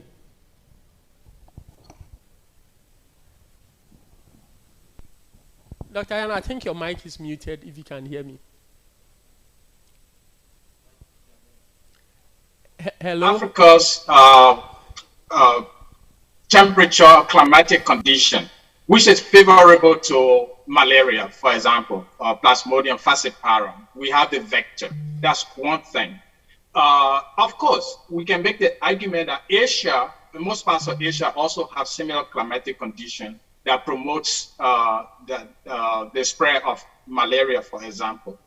Tuberculosis was what we call a new world, old world disease. Tuberculosis was brought from Europe, if I'm quite correct, into the Americas and it spread around the world. So HIV, which origin from my professional perspective is still very debatable as to whether it originated from Africa because it was first diagnosed and seen in the United States, has now become a global disease. So I would just take this as a globalization process of diseases. Now, why is it that we are lagging behind? You will note that, for example, some of us, most of us who studied in the Western world, when we come back, we introduce ideas of modern technology or advanced technologies. But why is it that the administrative and policy that surrounds the provision of these technologies that can facilitate the provision of these technologies don't pick that up? Because we talk about that. I can make specific reference to Liberia, and Adujesi can make specific reference to Ghana, and we can make references to Nigeria and many other countries in the region. why is it that they are not keen on introducing these technologies? That's one question. It's a rhetorical question. The next thing is that, let's take a simple logic. If you look in the Western world, we see the most modern cars. The same way technology advances in production of automotive, the same model of automotive they have, we have them in Africa as well. They have the latest Mercedes-Benz, we have the latest Mercedes-Benz as well. So why I say that we don't have the latest diagnostic tools like PCR until COVID came before it became so popular? So when you look at that, I would think it's far and more the question of the appropriation and the allotment of the necessary finances to support healthcare, medicine, and research in our areas. Because the Western world put more into research. They put more into healthcare when you look at their budgetary allotment. Look at the budgetary allotment for Ghana, for example. Take Liberia, for example, which I'm quite familiar with. Take Rwanda. In Liberia and probably Ghana, if you compare the military budget and the budget for healthcare, you will certainly see a big disparity. So healthcare workers are paid less, let alone they having equipment. Researchers, laboratory technicians, or laboratory professionals are paid less, let alone having good equipment to work with.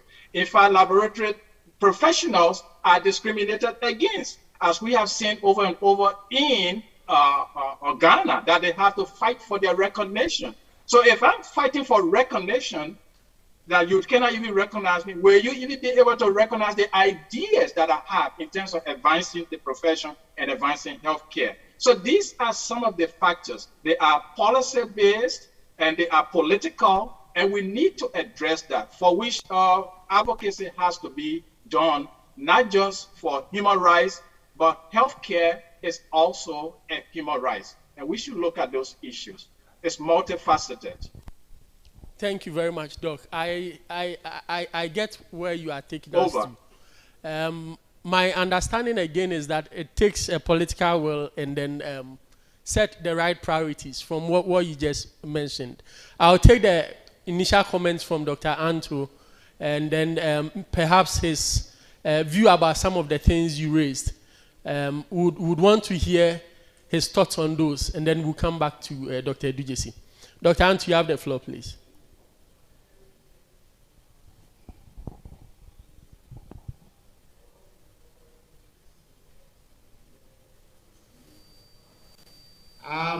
I believe that Dr. Nyan has made clear, emphatic statements which are raising peculiar information to us all, and perhaps if there are politicians around, they should carry this information along. Critically, I believe that the automation system that we are talking about now, it's something that is definitely going to come. But the question is, are we really prepared for them? The need for the systems to understand the current trend, the current changes in trend in terms of diagnostics, is the health systems, is the, he made mention of the fact that budget allocations, unlike other institutions or other countries, the monies that are popped into this research alongside other investigation when it comes to diseases, it's not that we see in our system here. And so the first question is that, is the system, is the current health system in our country here ready for this evolving change?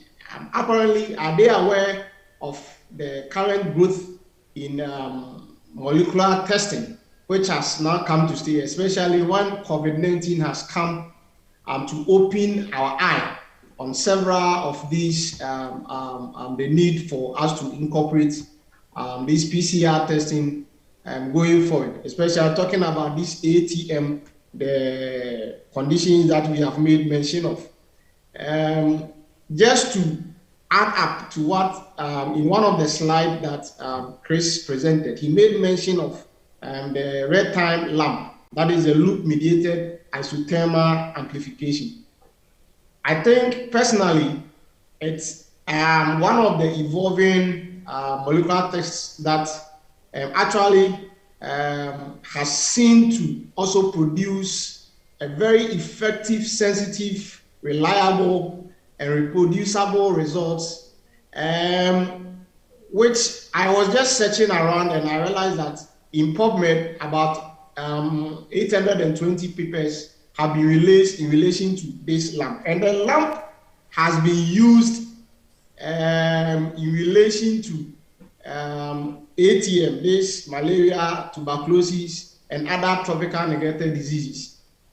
And just to add up to the upcoming automated systems like PCR and other molecular techniques, I believe that even with the inception of other colleagues who brought in during the COVID, there were most of our colleagues that came out with several RDT kits.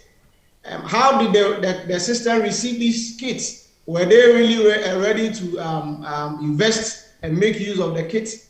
So my problem has been how the system is ready to understand the current trend, support the current changes in the system that will actually improve upon our health system testing and other approach to disease prevention. And so this is just a few things that I want to add. And perhaps going forward, aside the automated PCR, I think that RT lamp, which maybe I will ask Dr. Yan to also elaborate a little bit on, is something that has been used in the system. Apparently, unlike PCR, which will take several hours, lamp will just take few minutes to give about 45 minutes, approximately 1 hour, to be able to pop up results. And it is apparently based on colorimetric approach. I mean, the end result is like a color change that you could easily use that to also produce similar effect in terms of what the PCR or the red-time PCRs will do. And so maybe aside from the automated PCR system, I'm also thinking that there are other less expensive molecular testing systems that has also been ignored for a very long time, and perhaps they need to arise and take some of these things into consideration. Over. Thank you very much. Thank you very much, Dr. Anto. Dr. Ido, if you are around and you would want to say a few words before we throw it to our listeners to take their comments concerning this whole discussion. I think one of the things which is coming up really... Phone is off. Oh, okay, sorry. I think one of the things which is coming up strongly is that it looks like within the health sector... We cannot hear you. Can you hear me now? Okay, thank you very much. So what I'm saying is, from every indication, it looks like there is a gap, and that gap has to do with people with health-related thinking who are also shaping and helping the politicians to make the right decision. Like Dr. Yan said, go anywhere across the globe. The latest cars you can find also in Ghana or elsewhere in Africa. So how come that the latest technologies we are not finding here?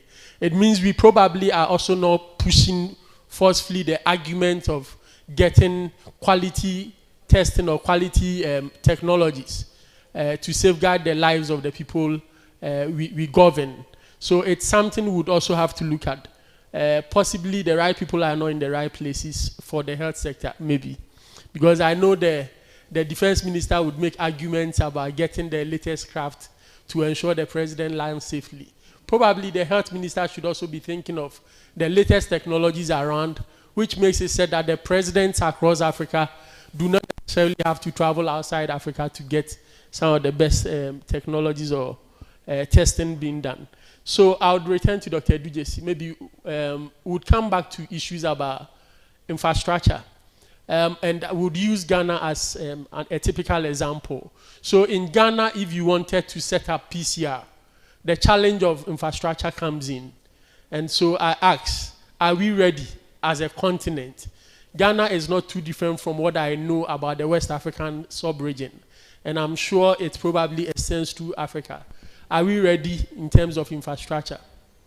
Okay, thank you. I can see there are signals of the time, so it's likely to be my last brief comment on it, and not too sure if we can even go to the audience. But quickly, just to put it Dr. DJC, whilst you pass your last comment, we'll take just about three comments from our colleagues, just to make it. That's fine. So the point is that it's a great discussion we are having, but what are we trying to do when we want to put molecular technology in our diagnostic system, in our clinical health delivery system? Are we at a point of doing screening? Are we at a point of doing confirmatory tests? Are we at a point of diagnostically picking up diseases of interest in our health system? So these are the questions I believe we want to ask ourselves once we are thinking through some of these technologies and processes, to know where we can put what. Because having identified somebody by molecular technology that I am G6PD deficient, and so what? I got it right. I never missed it. The person is deficient. Having identified that somebody is having an abnormality in the hemoglobin, therefore I have hemoglobin S. What next? If I could have done the same with the control measures and appropriately, accurately, in a measure that I can say that the cells have sickled under the microscope, am I doing better in time than going to run a PCR to look for hemoglobin S? So it's about where do we want to situate some of these technologies, at what point in our clinical health delivery do we want to employ these technologies? Then one will want to know whether it's worth investing, whether it's worth putting it out there, or can we now say that for confirmatory tests, we are going to resort to molecular technology, and for that matter, we set up a kind of a robust referral system. So that having done it at the primary level, I know I have to escalate the processes to go and confirm whatever I've identified, when they would have been able to start managing the patients. Mind you, somebody is critically in need of care, there is an emergency situation, and that is not when I want to get DNA, RNA, to go and confirm whatever is worrying the person. So we will have to actually situate these processes right. Then we now will know whether it's worth investing. It's just like, ideally, you are not supposed to vaccinate people who are hepatitis B positive. But let's ask ourselves, if you are having a population with about just 5 to 7% of the people with hepatitis B, would you say that I have to go screening everybody I want to vaccinate for hepatitis B status before I vaccinate? So you rather want to err on the side of what? Caution by public health, that it's not worth investing in that manner, but rather let's go after the 92% that I can be safe and secure, that if I vaccinate, I'm not going to get any problem, than to concentrate on because of 8% to vaccinate all other people. So that is what I just want to put across. We have to situate it in where we want it and how we can utilize it before we start talking about molecular in our diagnostic setup. Thank you very much, Dr. Dujesi. So this afternoon, we've been looking at automated PCR systems and their applications in diagnosis and then surveillance. And we looked particularly at 3 diseases. We said HIV, or place in front of HIV, AIDS, tuberculosis, and then you get the ATM. Now, from the discussion, we've seen key issues coming up. And there have been questions. I wish my colleague could project the latter part of the slides which Dr. Yan shared with us. The latter part where he projects or brings out the issues. If we are to go molecular, or if we were to use automated systems in diagnosis and then surveillance.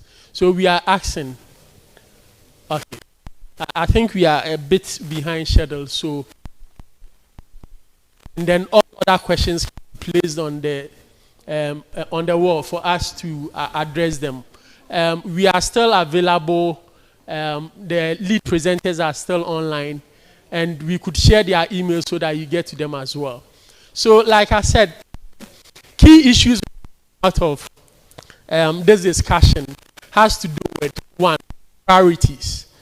African governments prioritizing the health of their citizens. That's one. And the typical example is what Dr. referred to. That find the latest vehicles or the latest equipment being used by missionaries. However, when it comes to health, we have a challenge there. Then issue about policy. Are the right people projecting or bringing out the policies that are needed to ensure that our health systems are among the best when it comes to diagnosing disease conditions across the African globe? Then the case of funding also comes up. One of my headache, or one of the things which I ask often, is assuming the global fund or the key donors who support or in fact assist majority of the countries, things to do with HIV, things to do with malaria and TB. Assuming they redo one day, would governments be able to still project and then fight these diseases the way they currently are doing? COVID-19 brought in a lot of resources.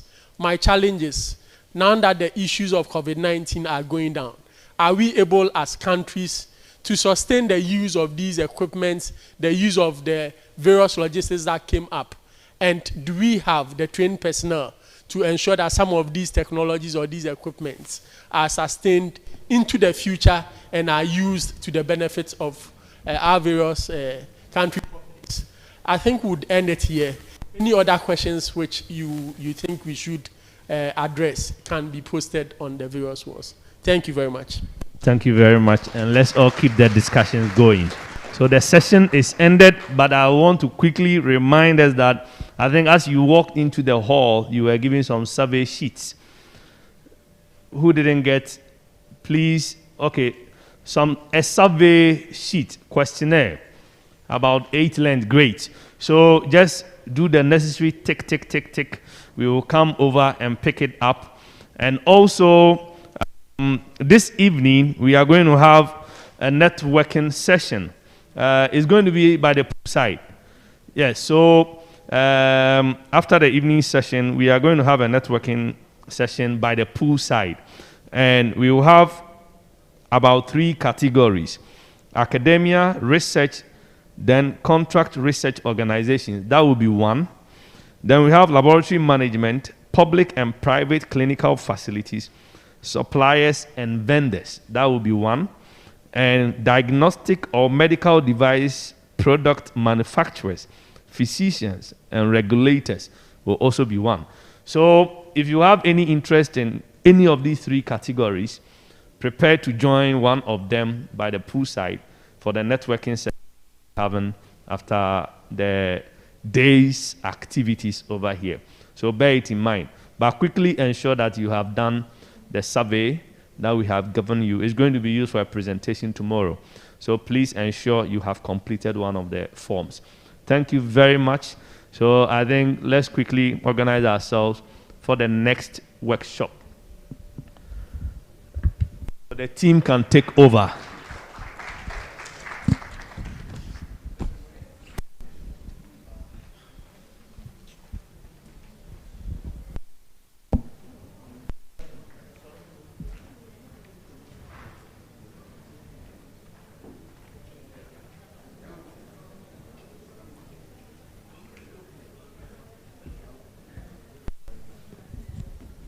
Hello, good afternoon.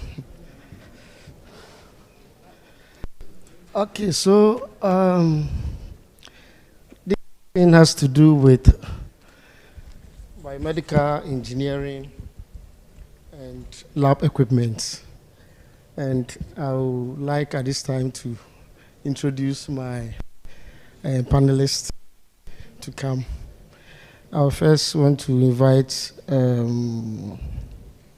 Mr. Jiba.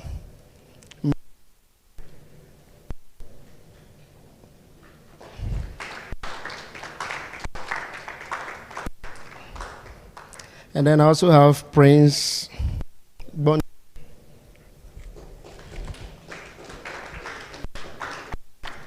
And that all from Liberia.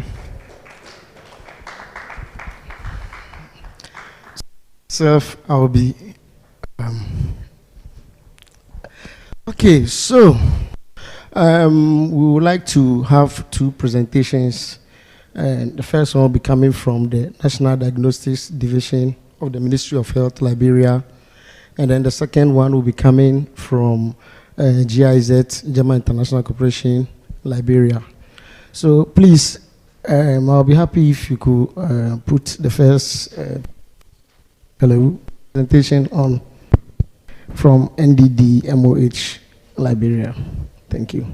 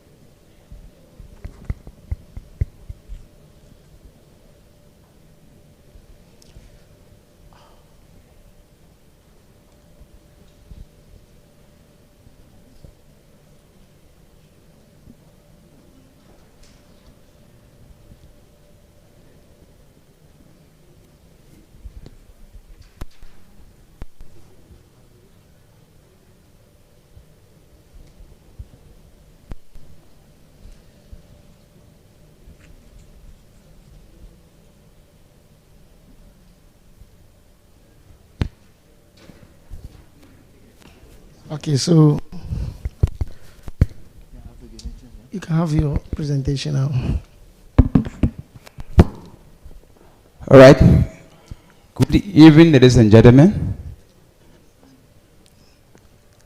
I'm Prince P. Bonding from Ministry of Health, Liberia, presenting today. Along with me is my colleague, Mr. Jipa Mana, who also works with the National Diagnostic Division as the Laboratory Fee Coordinator. And also with us on the panelists, it will be our two National County Diagnostic Officer, Mr. Lawrence T. Tano and Mr. Emmanuel J. Wayfield. Both of them are the County Diagnostic Officer from two of our county that are on the team with us. And also with us here is our National Diagnostic Division Deputy Director, also with us in the hall, Mr. Dr. Jerome Parker. Is also here as well. And also let us recognize the presence of our laboratory chairman, Bo from Liberia. He is also here with us. Professor Arthur Bryan is also with us in his audience. We salute you. All right, from Ministry of Health National Diagnostic Division, as part of this team, we are here to present what the National Diagnostic Division is doing to ensure the lab system is strengthening to build the capacity as we move to improve the quality diagnostic services in Liberia. So we are to ensuring diagnostic capacity. So this presentation will be focusing on all of the laboratory services to strengthening the diagnostic capacity in Liberia. Next slide. So just a quick overview of Liberia. Liberia will have a population of about 4.5 million. We have 15 counties. And within the 50 counties, we have a total of 630 functional clinical labs in Liberia, and we have 4 regional labs that is present in Liberia. Then we have one national public health lab in Liberia that is also covering all the 4 regional labs in Liberia, and the 4 regional labs is covering those 630 facilities. So to strengthen diagnostic capacity in Liberia, we just get an overview of the National Diagnostic Division of Liberia quickly. To strengthen diagnostic capacity as of 2009, since the formation of Ministry of Health in Liberia, the division was not formally established. So in 2009, even with the presence of our CEO of Africa Bio Enterprise through her hard work in 2009, the National Diagnostic Unit was established within Ministry of Health.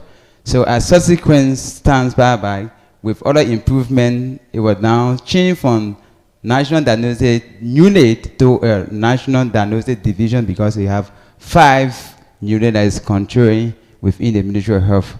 So these are many as visions for us to do. We are there to set up policies, guidance, trainings to monitor the training institution as well, to work with the laboratory both to ensure that training institution and other laboratory personnel acquire the requisite training skills that they need to work within the laboratory sector of our country. So the governance of the divisions, we've got a CMO who is the Deputy Minister. He's oversee the National Diagnostic Division, and we're the Director and the Deputy Director for Technical Service. So improving diagnosis services at Lagos State in Liberia, we are working towards a green lamp. This is a building, and this building covers each and every one of us. It covers West Africa, it covers the National Diagnostic Division, and all other sectors in Liberia. So we are working towards a green as part of improving diagnosis service. We are trying to implement ISO 15892-2012, which is focusing on laboratory quality management system. So in Liberia, presently right now, 23 laboratories are being enrolled into the SAMTA program that will help our lab to improve towards quality diagnosis services. So since 2018, after the enrollment, baseline assessment was done, and after the baseline assessment, through the support of then ASIL, was a US CDC support institutions, help to train of our Liberians who are now considered as the 2 national auditors through by the support of the African Society for Laboratory Medicine. Now in Liberia we have 2 auditors. It's in yellow because we need more than 2 persons, right? So since 2018 to present, a lot of assessments have been done in Liberia on the laboratory. Presently, we have 2 labs with 3 stars. It's still in yellow because we are working towards 5 stars. And we have 1 lab with 2 stars, and we have 3 labs with 1 star. Imagine from 23 labs, you only have 2 to 1, 3, 5, 6 laboratories that have obtained a star. So just is a huge gap that we need to work on. So as of this year, 2023, 22 going forward, we are working towards enrolling additional 7 more labs in Liberia, because our target is all of the hospital laboratories should be enrolled into the laboratory quality management system. So to improve diagnosis service, we are working with our partners who are helping us to achieve this identical goal in Liberia. For us to reach to the green level, we have to work towards the laboratory information system. We have a global fund in Liberia, which is also helping us to set our system. And we have EquiHelp, working with Ministry of Health to improve laboratory information system. We're also working with WHO, Global Fund and Ministry of Health to improve standard quality assurance in Liberia. As part of the KMS, working with CDC, WHO, RDDS, and RDDS representative is also here with us in this on this program. So working with GRZ as well. GRZ is covering 5 of our counties in Liberia to improve laboratory quality management system in Liberia. We're working with also a GPACO, working along with Ministry of Health to ensure that all of our laboratories in Liberia, especially all of the major hospitals in Liberia, the laboratory should be covered with the SLAMTA or SLAMTA program in Liberia. So we're looking at infrastructure, for example, RDDS, GPACO, and GRZ. They're also working to improve the infrastructure of the laboratory sector in Liberia, because most of the hospitals were built in Liberia before them. It was like they built the hospital and they forget about the whole lab department in total. So when they come here at KMS with the 12 pillars covering within the laboratory, we found that the whole lab departments were actually left out of the whole building design. So GRZ, RDDS are now helping us for doing more renovations that our lab can meet up with the standard aesthetic quality management system. Sample transportation or referring our samples in Liberia, we're working with the RAB for Health, who is also helping us to meet up with that standard.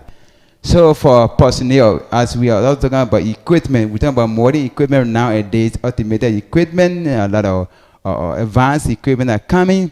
So we need the technical skills, the rightful personnel who could be at the rightful locations, who will be help us to help with the usage of these machines. Because if the automated machines were going to last longer with your facility or within your institution, you need a rightful people who will do monitor, regular calibrations and maintenance. All of that is taken into consideration.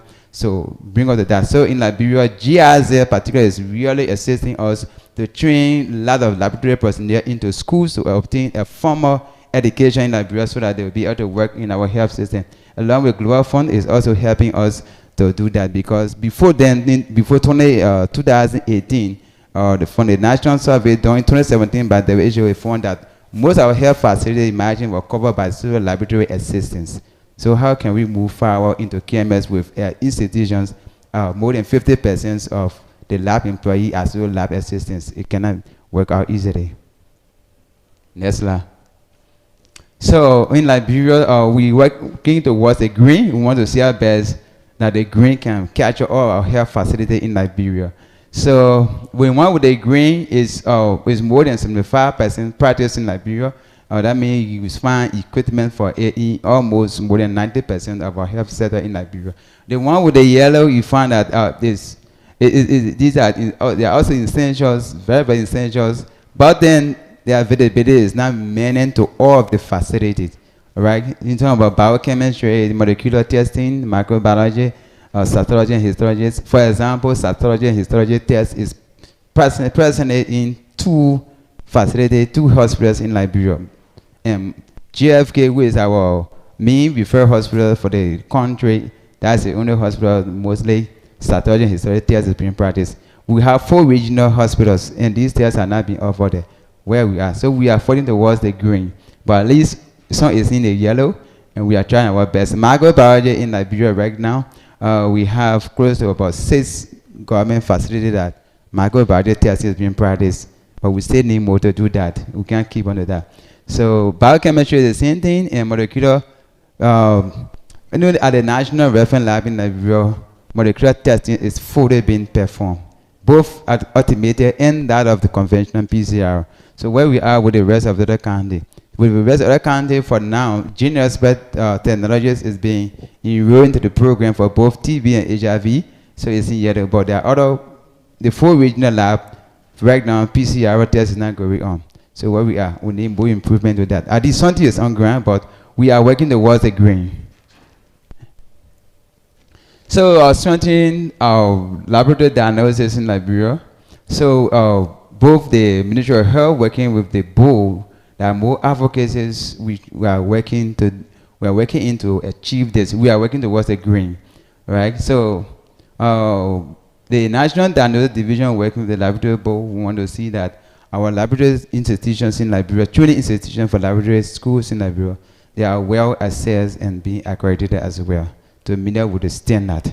All right, and we're also working with there's a program trying to establish in Liberia so that we go find that some of our colleagues from the day of schools and they are being assigned at the clinical setting. There's no workshop, no other activities to improve them, to acquaint them with what is happening nowadays. So there's a meetings already taking place right now for the establishment of laboratory personnel for CBD program, continual professional development of the various cardinal as well our colleagues in the lab in Liberia. So we also trying to push GIS stand for Joint Integrated Supported Supervision in Liberia, so that NDD can also collaborate with other institutions that will help to improve the lab in Liberia. So this is one of the areas we have a challenge in. We are advocating that hospitals management county health team, the Ministry of Health, will now to accept what partners are doing for. If we are to institutionalize laboratory quality management system in Liberia, our county health team, national levels, right, should learn to accept that the introduction of the quality management system in Liberia that partners have brought to us, We should not take it as a partner-driven things. If we cannot accept it as our own things for to move forward with it. In Africa, if we cannot accept it to say everything is based on partner to help us and everything, we need to accept it that it's part of our health system. We should understand that laboratory is part of the health system. It's not an extra burden to the health system, because most of our doctors who are overseeing the laboratory or overseeing the hospital in the various countries and around the world, especially in Liberia, for example, they feel that laboratory services, especially laboratory tests, equipment, reagents are very expensive. So for them to capture it within the budget that the government can give them is difficult. It's very, very difficult. So when we talk about our colleagues in the KMS applications, a lot of materials are needed for them to work with it. And these materials, real sheets, the printers are not available for our colleagues to work with it. How can we achieve that? So we are doing, this is what we are working on towards a green, but for us to achieve it in Liberia, for us to achieve it in West Africa, communication, collaboration, and coordination is needed for to help to achieve this. So we say thank you as well, along with GIZ, for to achieve this at our portion. Thank you. Yeah, thank you very much. I'll have some questions for you, but I think the next presentation. Thank you very much. Mr. Bo, please kindly put the next presentation on.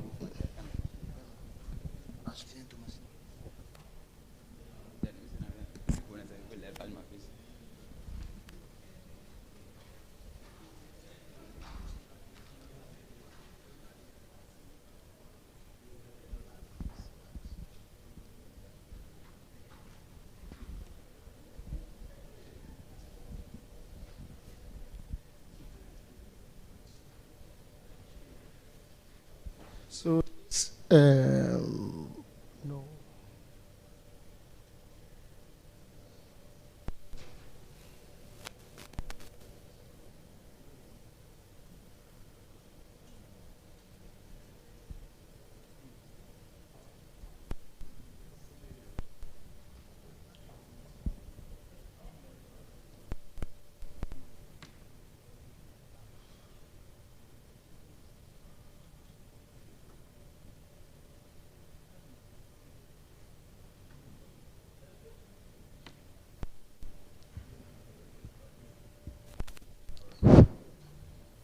All right.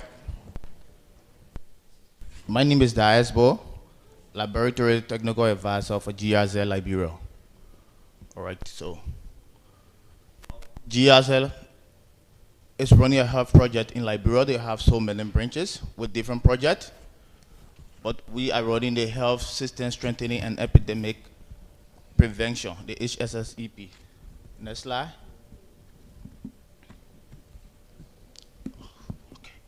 So this is our project overview.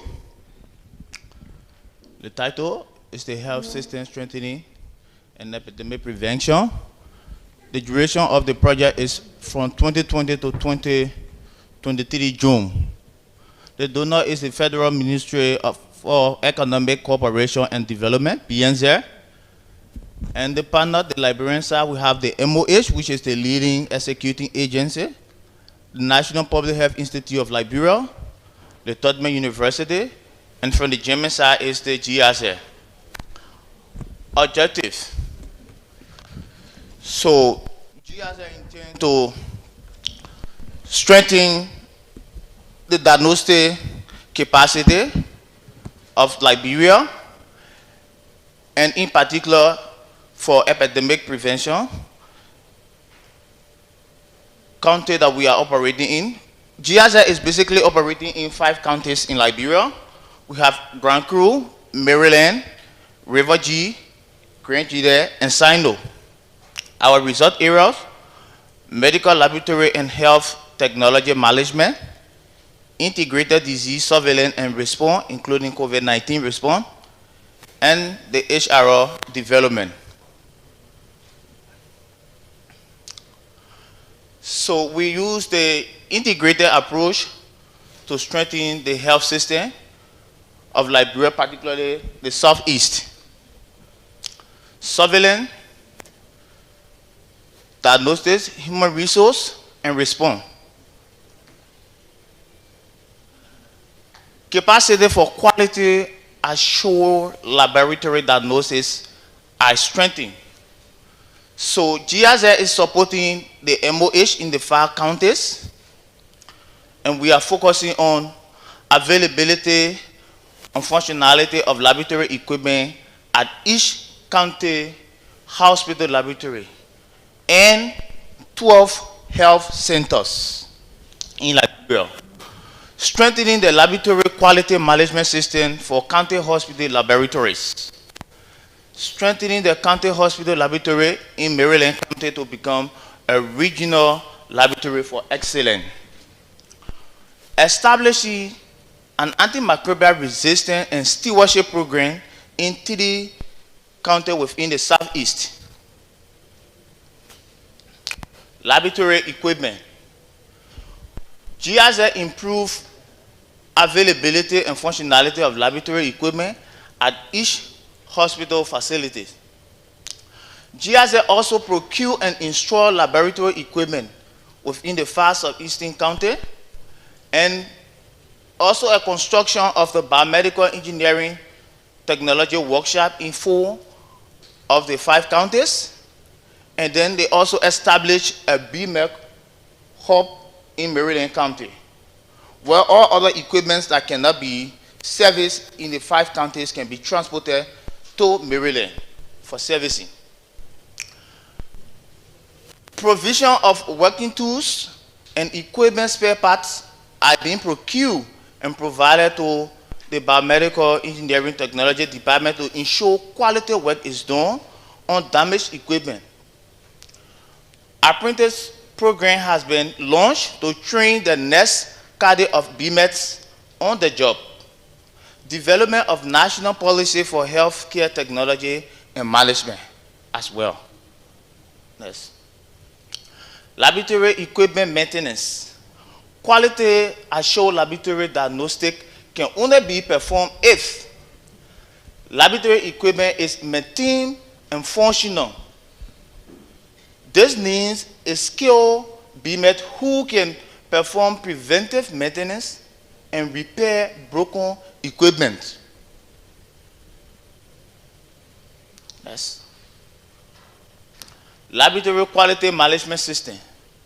Improve laboratory quality management system at each county hospital. Implementation of the stepwise laboratory improvement process toward accreditation, the SLATR, to improve laboratory quality management at each of the county hospital labs. SLATR audit done in collaboration with MOH, National Diagnostic Division, in 5 county hospital laboratories. Human capacity building in quality management for laboratory staff, including hospital administrators. This was done in November of last year. Development of quality improvement plan and a coaching and mentoring tools. Support to laboratory staff on quality improvement issues and setting up a change forum. Ongoing review of laboratory SOP and guidelines within the Southeast. Laboratory quality management system, coaching and mentoring. Based on values, SLATR audit performed in May 2021. 1 supported county hospital had 1 star, which is Maryland County. 4 county hospitals with 0 stars. GIZ and the MOH Liberia organized a first laboratory quality management training workshop in Monrovia to assist these health facilities. Coaching and mentorship aim to produce optimum performance and improvement at work. It focuses on specific skills and goals. As you can see the example at the background with the photo. Coaching and mentoring approach. Coaching will follow the GROW model as outlined in the graphic presentation. So we use the GROW model, and the G, we say the GROW model, the G stands for the goal. What do you want to achieve? So like for us, GIZ, our aim is to make sure that the 5 county hospitals perform quality tests and they are able to meet up with the 5-star required. It is our goal that we can work with them to mentor them to reach that level. Which choice will you make? What will you do now? So, what we are doing is we are working with the 5 hospital laboratory. We provide training, we provide mentorship and coaching to make sure that we all work together to achieve the desirable outcome. We have the reality. Where are you now? What is the current situation? So we conducted the baseline audit last year, and currently we are on the coaching and mentorship process with them, and we are using the on-site mentorship techniques. What option do you have? How could you tackle this time? And what factors?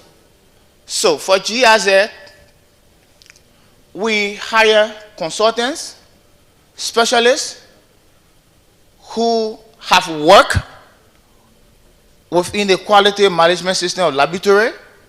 And then they come and do the training, and we have 2 technical advisors, laboratory technical advisor, who goes on the field to mentor the 5 laboratories. And we do this in collaboration with the National Diagnostic Division of Liberia and other partners.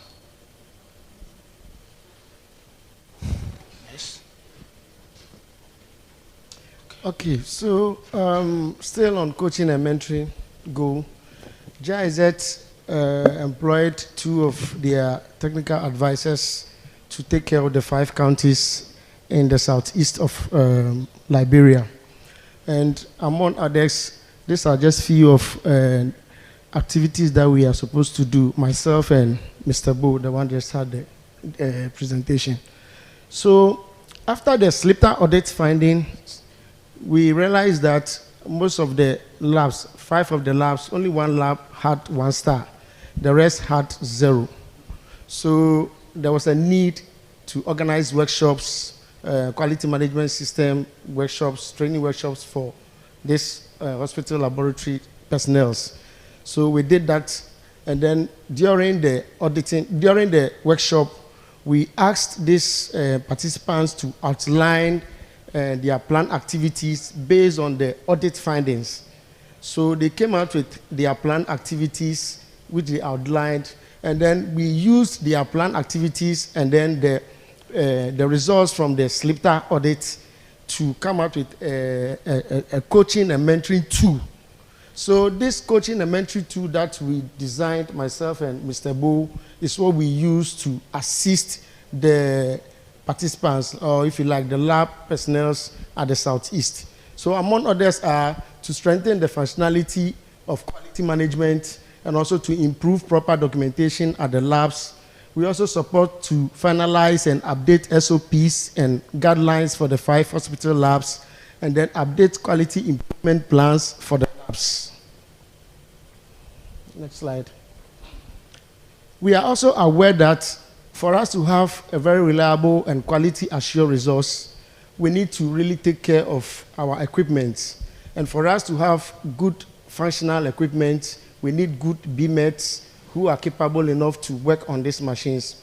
Based on this principle that we have in mind, we try to train all our BMETs. We have BMETs across all the counties. We offer training packages for them to be able to effectively work on the equipment. We have other equipment that we've signed service contracts with the various agents that they frequently come over to do preventive maintenance and then repairs and other things. So this is just a picture of a session that went on, I think, some few months ago. Apart from that, we also decided to build a capacity for our lab staffs who uses this equipment to improve the lab quality standard. Next slide, please. Okay, So, as part of our diagnostics mission, the project established a microbiology lab at J.J. Dawson. This hospital is based in Harper, Maryland. It's one of the southeastern counties.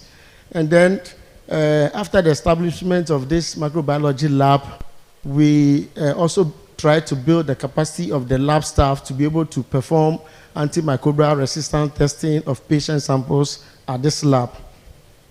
We also came out with the Antimicrobial Stewardship Committee. It was also established, and the AMS ward rounds being conducted, and patient samples are tested. So what we do is that this particular program is done in 3 counties out of the 5 counties. So we have the main hospital that does the testing at Harper, and then we have 2 other counties that we transport the patient samples or specimen, if you like, from those counties to Harper for testing.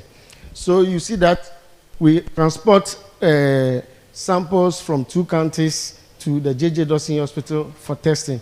What we do is that we have a program that we do ward rounds. The patients that are on admission, we test them for AMR, to see if the antibiotics being administered are working effectively or they are developing resistance to them. So this is a program that is ongoing. I think the CDO is here, and I'll ask him more questions on that, and he'll give us more highlights on this particular one. Next slide, please.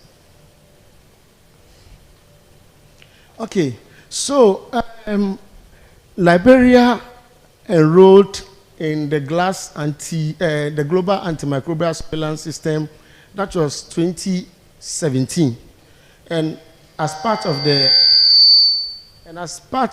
enrollment, we were supposed to submit yearly data to GLASS, but I think this wasn't done for a long time till November 2021, when the first AMR data was submitted to GLASS, and then this placed Liberia on the global map. So it was a major boost and a major success for us since the establishment of that microbiology lab. And in fact, it has given a face to Liberia. Let's give us a clap. We've done well. So now we are on the map. Not only this, we also have other achievements, like we were able to equip the microbiology lab with sophisticated equipment, and then also we make sure that all the technicians that are working in the lab are well trained and well equipped, not only for work but also to be able to identify bacterial pathogens. Okay, challenges and sustainability. So we have limited certified lab staffs deployed at the health facilities. Of course, this is a challenge everywhere. The rural areas, most of the people living in Accra and other places find it very reluctant to relocate to these areas due to the problems. So it's an issue we are having, and we are trying to find a way of getting this thing sorted out. And we also have limited laboratory infrastructure at some health facilities, like my brother rightly said. And it's also a very big challenge, but GIZ is in collaboration with the Ministry of Health and the National Diagnosis Division. We are trying our best to make sure that the infrastructures at the labs are well equipped. We also suffer from limited resources, and we are trying our best. IT skills, at the rural areas, most of the lab personnel have limited skills in IT, and it's also a challenge. So I remember, I think a month ago, I had to send lots of IT equipment, computers, accessories, and things to the counties and distribute to aid their work. And then deplorable road conditions. This road is the nicest. In the rainy season, you can spend 3 days on the road. I took this some few months ago. It just started raining, and that was it. So you have to park your car and trek. So when you are going, you take your boot and everything. You prepare for the jungle. And we are doing all this to save lives. Limited knowledge of available equipment, maintenance, management, repair, and lab facilities. This is where I have a little problem. You see, we have biomedical engineers, and then most of the biomedical engineers we have are more or less specialized in certain areas. I'm also a biomedical engineer. You see that some are specialized in doing X-rays, some are doing ultrasound, CT, and the rest. We have only few of the biomedical engineers who are into lab. Now, even those who are into lab, they've confined themselves in some specific areas. Oh, hematology, biochemistry, maybe a few of histology.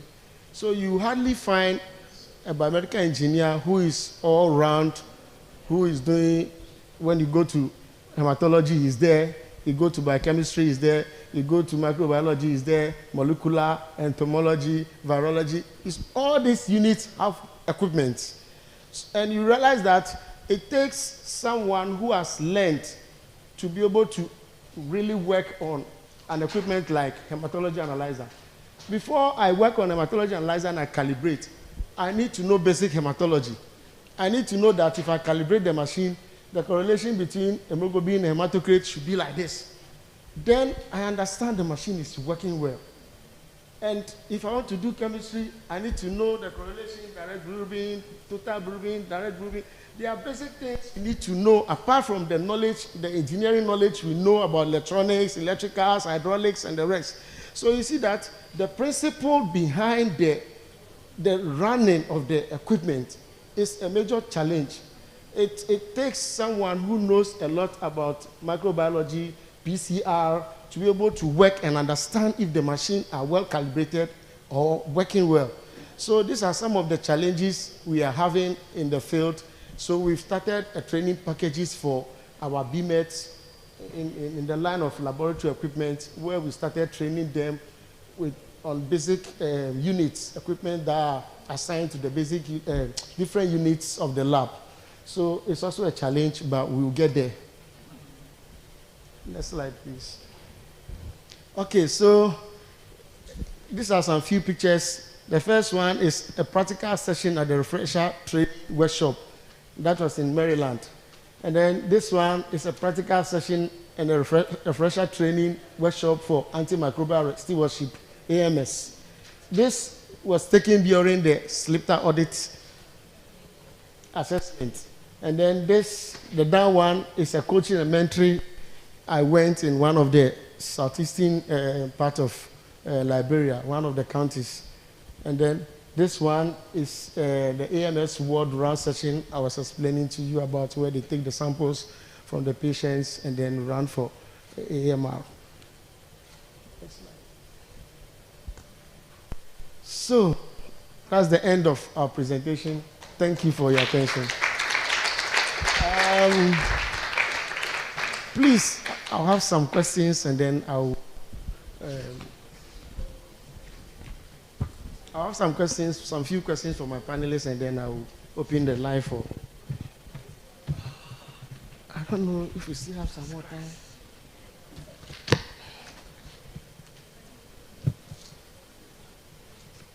Okay. So,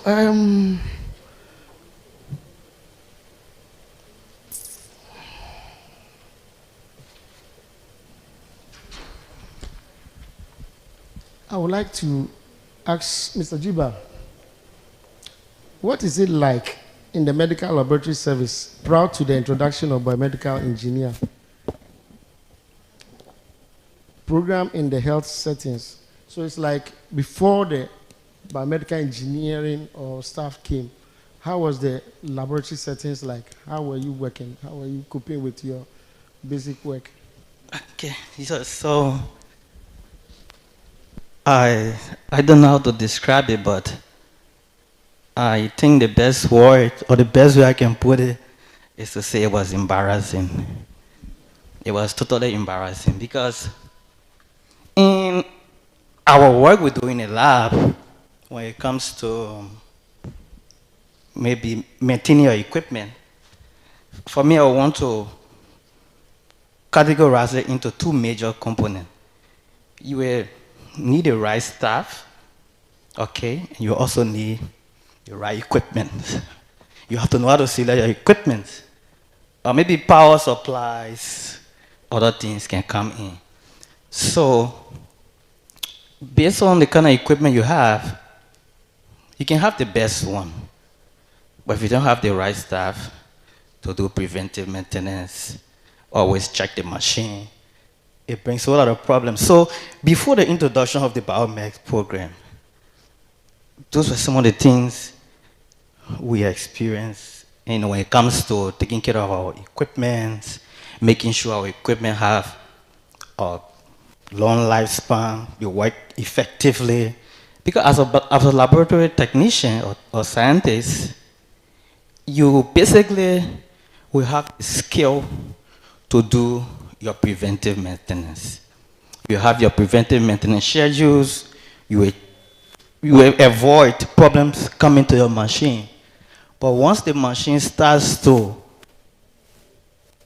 encounter problems that are beyond your control, maybe problem from within, then you will need someone who has that technical know-how to be able to fix the machine. Maybe repairing of the machine, replacing parts and what have you. So before the BioMech will come in, those are some of the challenges we face. So for example, you have a CBC machine or hematology analyzer that is maybe troubleshooting and the problem is coming from within.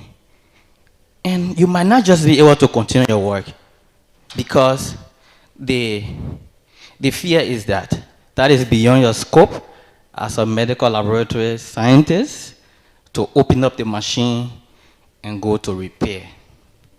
You can do your preventive maintenance, you can prevent the machine from encountering problem, but once the problems start to come up, you will need someone who has the expertise in that area to be able to do that work. So because of this, we have so many machines that were out of service, covered up in a lab, stockpiled in few corners, with just some minor problems. Okay, so those are some of the things we actually experienced, and because we didn't have the requisite staff in those areas, like we just mentioned, so it even make the matters so embarrassing for us. So you will even have issue that just needs to, you just need to maybe replace the microscope bulb. So the staff do not want to tamper with that. So you see, those are a whole lot of embarrassing stuff we experience. Okay, thank you very much. Mr. Prince, what impact has biomedical engineering brought to the laboratory profession, and how has Ministry of Health Liberia been addressing the issues of biomedical technology? All right, thank you again. As my colleague said, so the incoming of the biomedical engineer in our health system, it has raised the embarrassment my colleagues talk about. It has raised, and it's trying to raise it more and more than ever before. So because as we experienced before then, 2018, most of our equipment was down because of just a little problem. I can easily remember, for example, that the gene expert machines were, to be honest, were inside down during the whole process of the Ebola crisis, right? But with the additional knowledge that we obtained from France as gene expert super user in 2018, just based on the assessment that we made there, today that machine is functional. So, I mean, the biomedical engineering or engineer at Ministry of Health or in Liberia as a whole, whatever from our partner side, they are actually helping us. So to solve most of the problem, what Ministry of Health is doing is that as of 2018, a lot of series of training was conducted in Liberia. We have our 15 of our biotechnicians, biotech, that was sent to Kenya for a year of training. And during that same 2018, 3 of the senior management from the biomedical unit, they were sent to America, and they also got advanced training there so that they can come back to help to solve the problem with the downtown of that equipment in Liberia. And in the same 2018, 3 of the MOA staff were also sent to Benin that were benefited from the Wahoo project.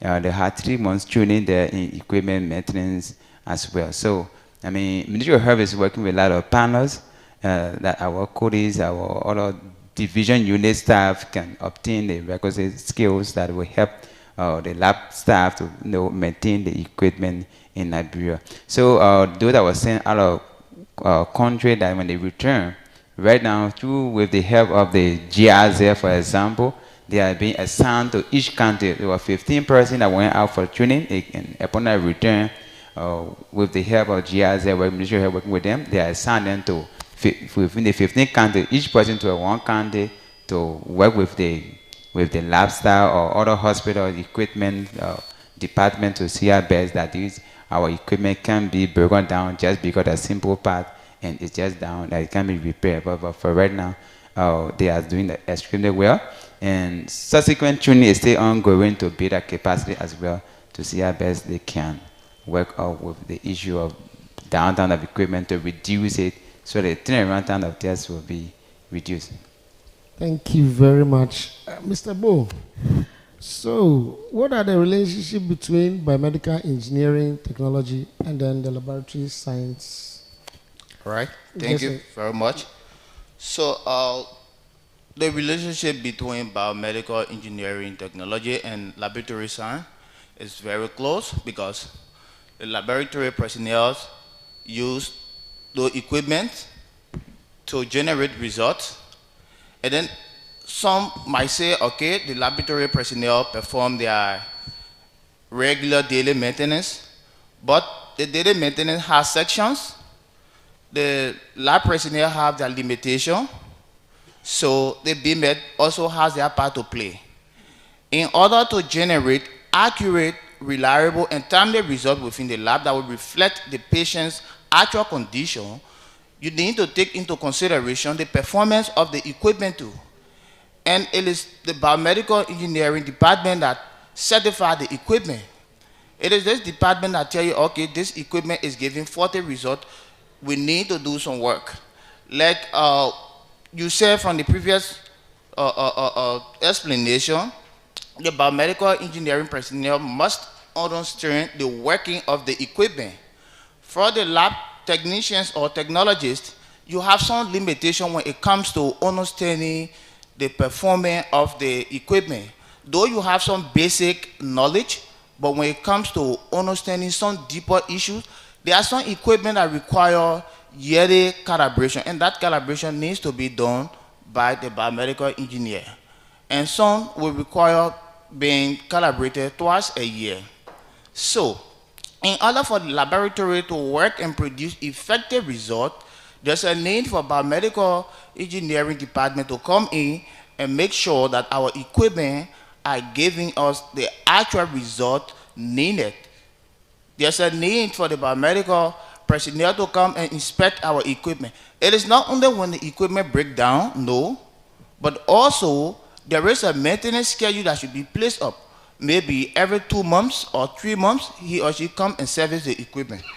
Because in our SLAMTA checklist, we have what we call equipment downtime, we have service interruption. In order to achieve your quality result, in order to become a lab of quality, you need to avoid equipment downtime. You need to avoid service interruption. Because on the quality indication, if you check the quality indicators, you find out that these are indicators that will make you not to meet up with your quality goal. For example, you have a hematology analyzer that have been down for 2 weeks. How will you tell the people you are producing quality results? There's a service interruption. Patients that will come with other conditions that need to be checked, they won't receive that service only because you don't have that equipment functional. So the link between biomedical engineering and laboratory is very cardinal. Thank you. Thank you very much. At this time, I'll open up for questions from our audience. So let's take your questions, if there are any.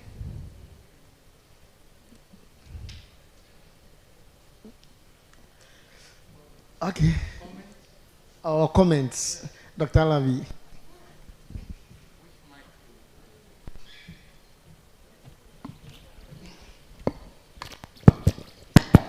Yeah, I just want to really congratulate the team and to really emphasize the cooperation between the Liberian government through the Ministry of Health, GIZ, and also the counties. I know about this program, and I'm glad that you are reporting on the very positive results, particularly this achievement of submitting that to GLASS. Tofala is here. I may not really remember again, but the first time I met him was June 2019. And one of the things he requested was that his ambition that Liberia should submit data to GLASS. So I'm sure today, hearing this, very fulfilling. Just keep it up, and all the challenges you try to overcome, and I believe you could only be really. So I'm really happy also to witness this. Thank you very much. Thank you very much, Dr. Lavi. In fact, I must quickly add that Dr. Lavi was the main man in the team leader for that project in Hapa. So the class submission, I think he was in charge. He was the leader, and he helped to have this success. Can we have any other question or comment or contribution? Okay.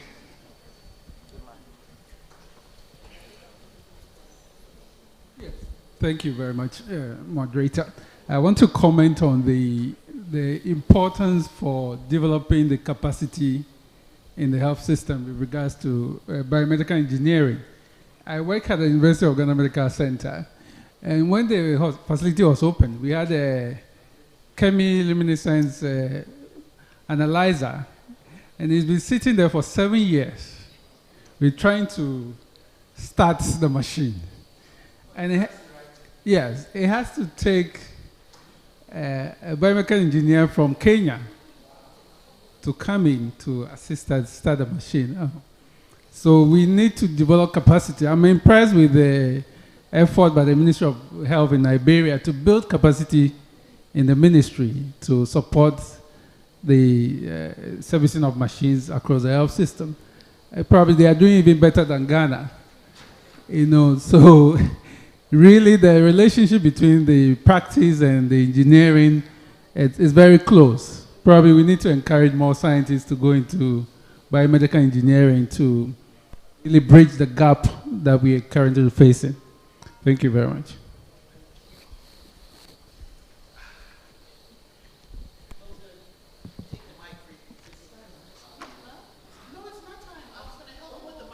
Thank you. So I think you are right. Like I was trying to explain to you, equipment like immunoassay, ELISA machines, and those complex equipment that we can find in other units of the lab seems to be a problem, let's say a challenge, because you need to really understand the principles behind them before you can effectively work on them. So these are some of the challenges. I installed 3 of such equipment in Liberia, 2017, 2018, and they've been there till now. It's not that I can't work on it again, but I'm no more in the field of repairs. I'm of a technical advisor role. So it's like it's there, and nobody is working on it. So that is the reason why we've started these trainings for the biomedical engineers to be able to effectively handle these kinds of sophisticated equipment. Thank you very much. Can we have...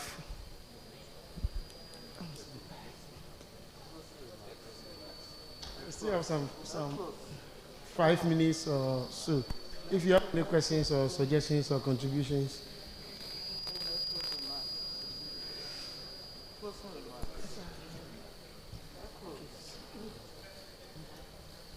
Okay, so with the next 3 minutes, I would like to invite our two colleagues who came with us, Mr. Tanwon and Mr. Wifi. If you have anything to say, just 2 minutes each, and then we'll wrap up. Okay, thank you so much. I'm Lauren Town, County Diagnostic Officer for Maryland. So what our Kodi was saying, having a partner with us, especially in the area of biomedical engineering, it helped the laboratory a lot, especially for where I come from in Maryland County, where we have our J.J. Dawson Hospital. So before then, the biomedical engineering were having a problem, especially with downtown of equipment, a lot of equipment parking that we cannot use.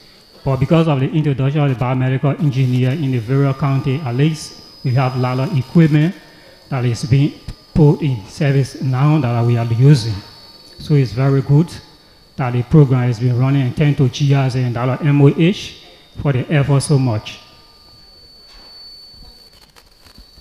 All right, thank you. I'm Emmanuel, County Diagnostic Officer from the Southeast that GIZ is supporting. I just want to emphasize on the antimicrobial resistance program. It actually benefited us that are in the Southeast because our doctors were like treating on antibiotic trials. From the antimicrobial resistance program, I can tell you that we are boasting of a lot of success stories on a serious note. So we want to say thank you to Dr. Alabi. Thank God he's here, and he was highly involved in the antimicrobial resistance program and stewardship. Thank you. I probably want to add my voice to thank Dr. Alabi. You see, I remember you very well. How will I know? We met in my office 2 years ago, and you came with a mindset that you are going to transform AMR. That was going to be my question when you spoke. I was about to ask you, but the fact that you use the AMR platform to improve the system in the Southeast, you really came with a mission. I think you achieved your mission. And seeing this guy, hearing him talk, thank you so much for the good job for the country. So thank you very much. I think our session has ended. Thank you very much.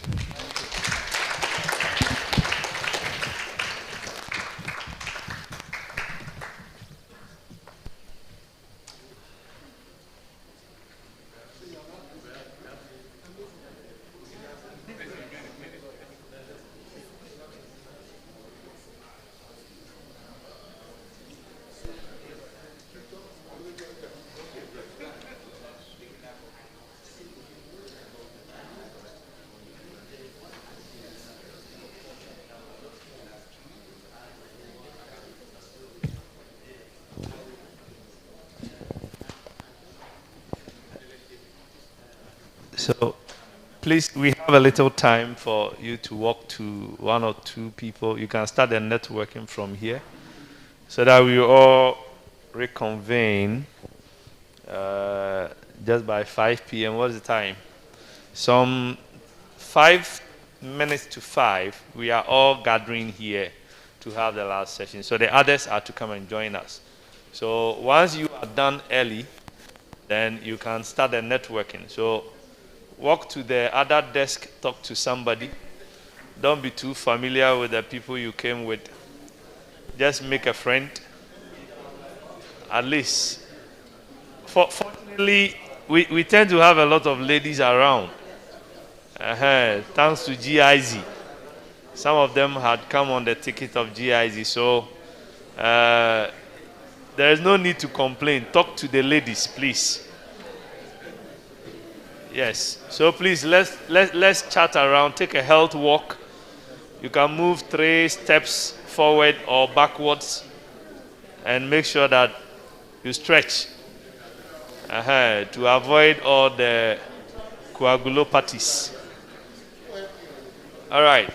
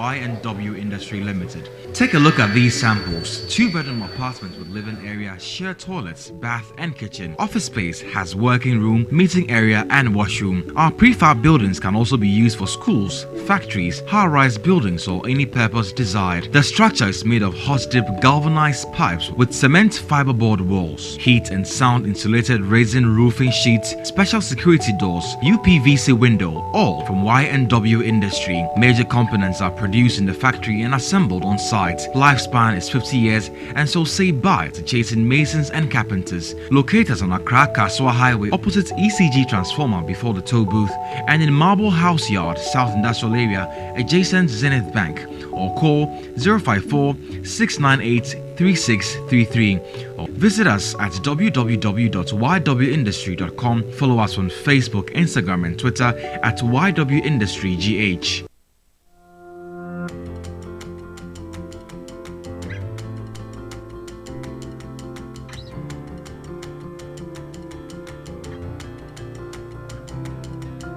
So today we're here in Old Nzulezo. We picked this area because it's also a remote area in this country. We are affording the women an opportunity to learn about HPV and cervical cancer, and also to get screened using the self-sampling kits called the Evelyn brush. So we have done the initial education and demonstration for them.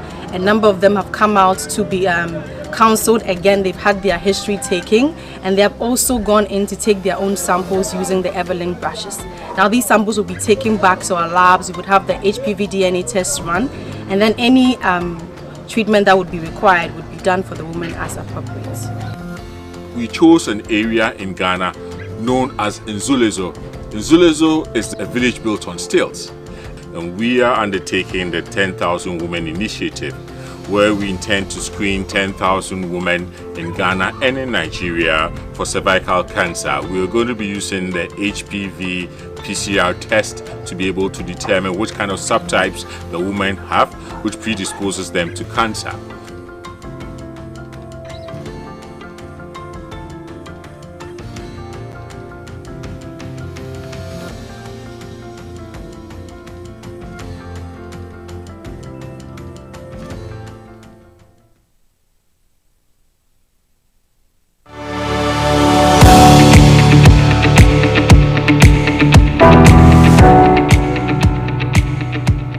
In Ghana, private sector corporations have developed in response to the socio-economic and infrastructure gap.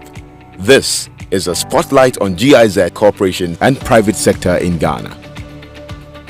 The Federal Republic of Germany introduced the BMZ 2030 reform strategy. Ghana has been a valuable reform partner country since 2017. The strategy focuses on specific areas and offers new answers such as health and family policy, sustainable supply chains, harnessing digital technology, technology transfer, and strengthening private investment. Africa hosts some of the world's fastest growing economies globally. Every year, 20 million more young people are coming onto the labor market in Africa alone. All these people want security and prosperity, and African countries have been working for many years to tackle these issues. Addressing the unemployment situation requires the commitment of all sectors. This means intensifying cooperation with the private sector that holds the key to immense employment opportunities, particularly for the youth. In the automotive sector, the automotive supplier Robert Bosch Ghana Limited and the Ghanaian car dealer Rana Motors joined forces with a German corporation in a strategic alliance to improve the availability of automotive mechatronics technicians trained to meet the needs of the Ghanaian automotive sector.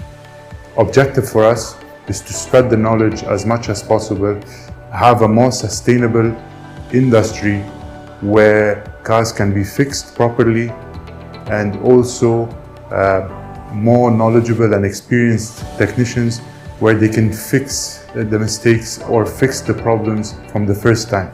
We created a mobile vehicle. We believe that having this type of mobile training center will allow us to even go further to markets across the country where we meet more and more technicians, and we will be able to train them hands-on and live in the markets where they are situated. The Tech Entrepreneurship Initiative Make IT in Africa by the German corporation and MedRx have put together a program to celebrate tech startups to the next level of their businesses by fostering strategic collaborations with established corporates in Ghana and Europe. MedRx is a pharmaceutical technology company that is working to make medicines accessible and affordable throughout the country. We also have a mobile app that is accessible to patients so that anytime they need medication, they can easily access it, know where to buy it, and then the various price options that they have. GIZ has introduced us to so many partners, and we believe we can easily scale our business to so many countries and expand our business model to help many more people. In information technology, Amalitech Limited with a German corporation provide IT-focused training and employment pathways for disadvantaged youth in Africa. GIZ's collaboration with Amalitech has landed my colleagues and I the jobs that we wanted in relation to our professional aspirations.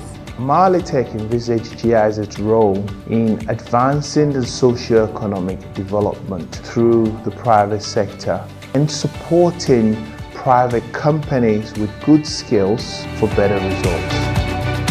In the health sector, Nyaho Medical Center, Leicester Hospital and Fertility Center, and Hospital Engineering Limited have entered into a cooperation agreement with the German corporation to equip existing intensive care unit infrastructure in 6 hospitals to safeguard the lives of frontline health workers in the sector should they be infected with COVID-19 and require ICU care. Now we are ready to be able to do our own intensive care unit in-house without having to send patients out.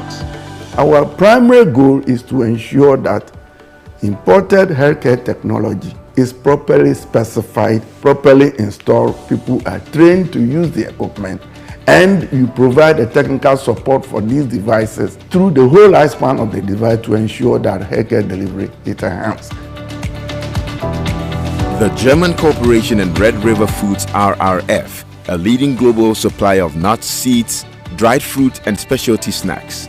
RRF wishes to strengthen their linkages with cashew farmers who provide them with the raw cashew nuts by giving them training on post-harvesting handling, pruning and thinning, record keeping, and organizing them into farmer associations. By partnering GIZ, we've been able to increase our presence. Typically, one of the challenges that we've had is when we go into the community, the farmer does not want to pay for the fuel to do the pruning and thinning. But with the support of GIZ, we've been able to give that petrol to the farmer.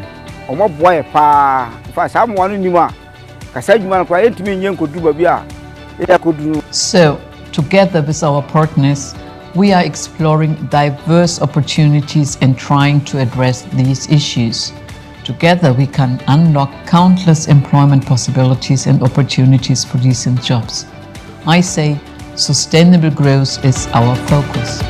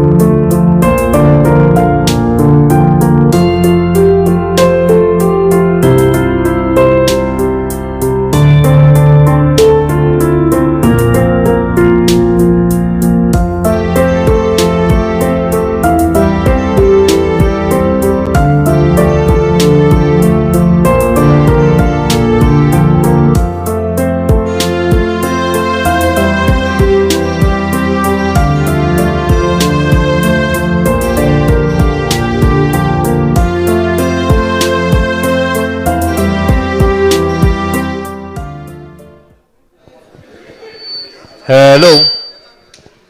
Please, let's be seated to take the final session. We are going to discuss Lassa fever in West Africa. Lassa fever. Please, those outside, kindly take your seats. If we are able to close early, then I think we can have more time to network. Shall we please take our seats? Let's take our seats to talk about Lassa fever. Lassa fever. So far, so good. We've been able to manage the time very well. Thanks to Felix Sovo and the squad who were able to manage their time very well to give the remaining.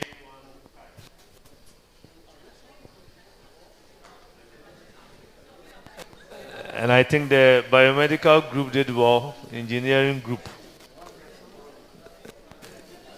We give you more time. Please call your colleagues who are not here. The others are to join as well to talk about Lassa fever. This session is completely going to be moderated by panelists that are in the virtual world. So we will have Oluniyi, Shobayo, Grant, and Opati Nila. They are going to help us talk about understanding Lassa fever in West Africa, ongoing research and next step. And these are coming from various areas: African Center of Excellence for Genomics of Infectious Diseases, National Public Health Institute of Liberia, Kenema District Health Management Team, the Ministry of Health and Sanitation, then a lead scientist from Africa Bio Enterprises, all in the virtual world.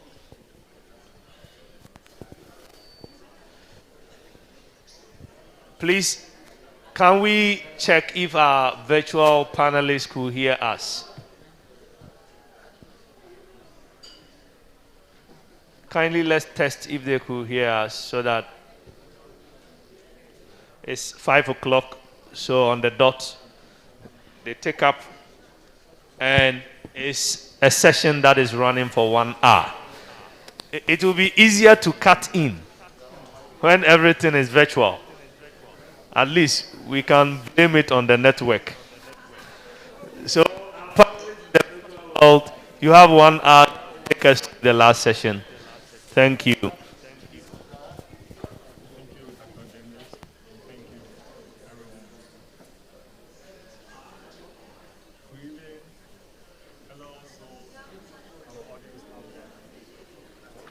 Let me firstly say thank you to the organizers of this unique conference, Celebrate Lab, West Africa.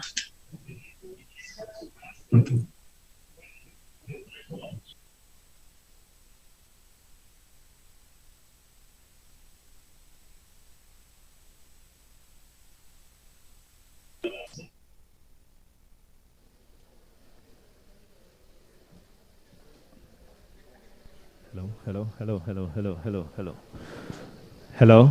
Please kindly put on your video.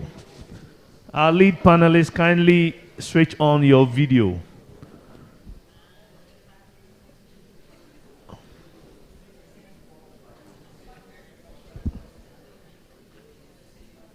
Please, Opati, kindly put on your video. The video is on.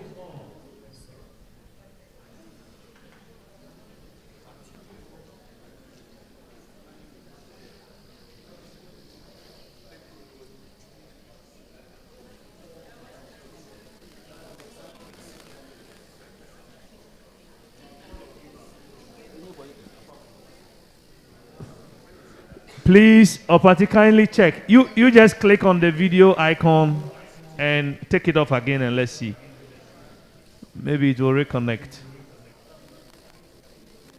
So Paul is fine.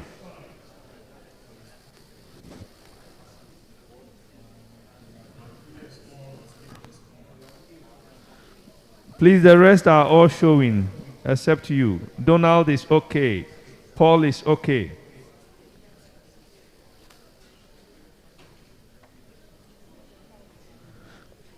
All right, you go on. If you are to lead the session, you can start talking. Maybe along the line, the video will be corrected so that we don't spend time correcting these things.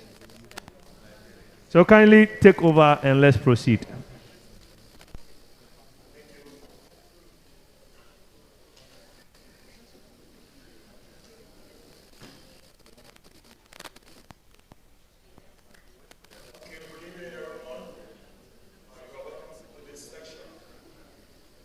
Let me take this time to say thank you to the organizer of this unique conference, Celebrate Lab West Africa.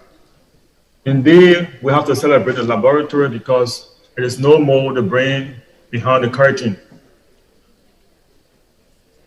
especially in the 21st century. Today, our topic is understanding Lassa fever in West Africa. Ongoing research, the next step.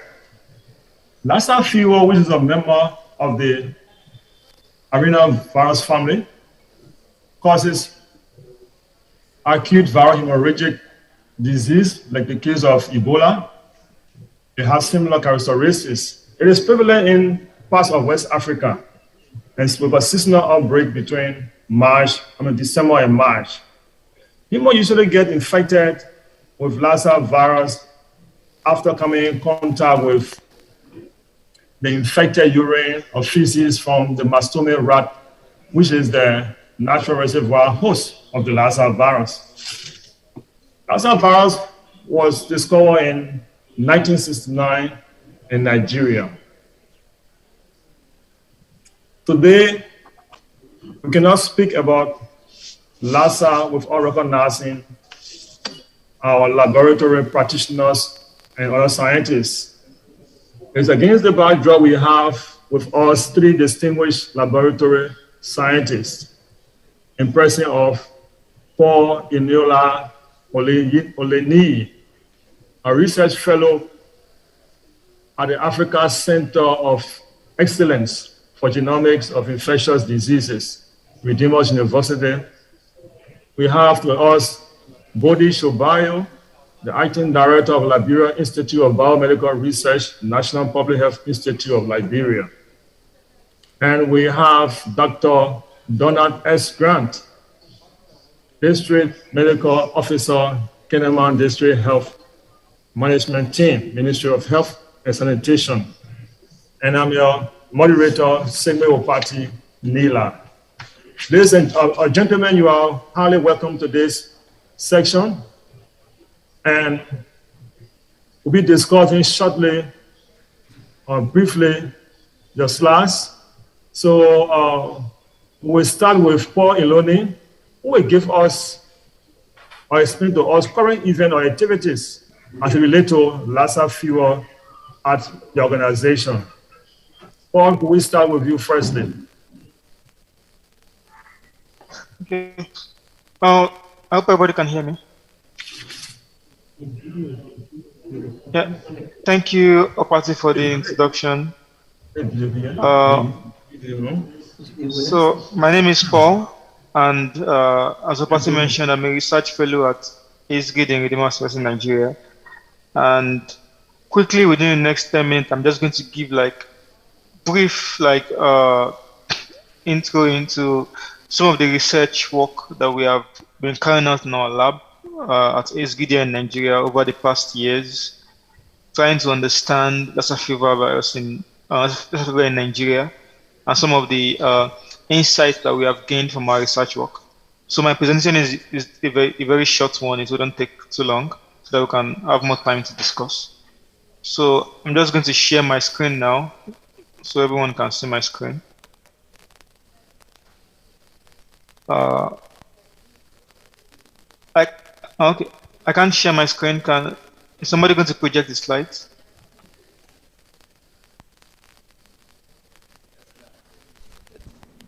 Okay. The So screen I is can share my running. screen now. Okay.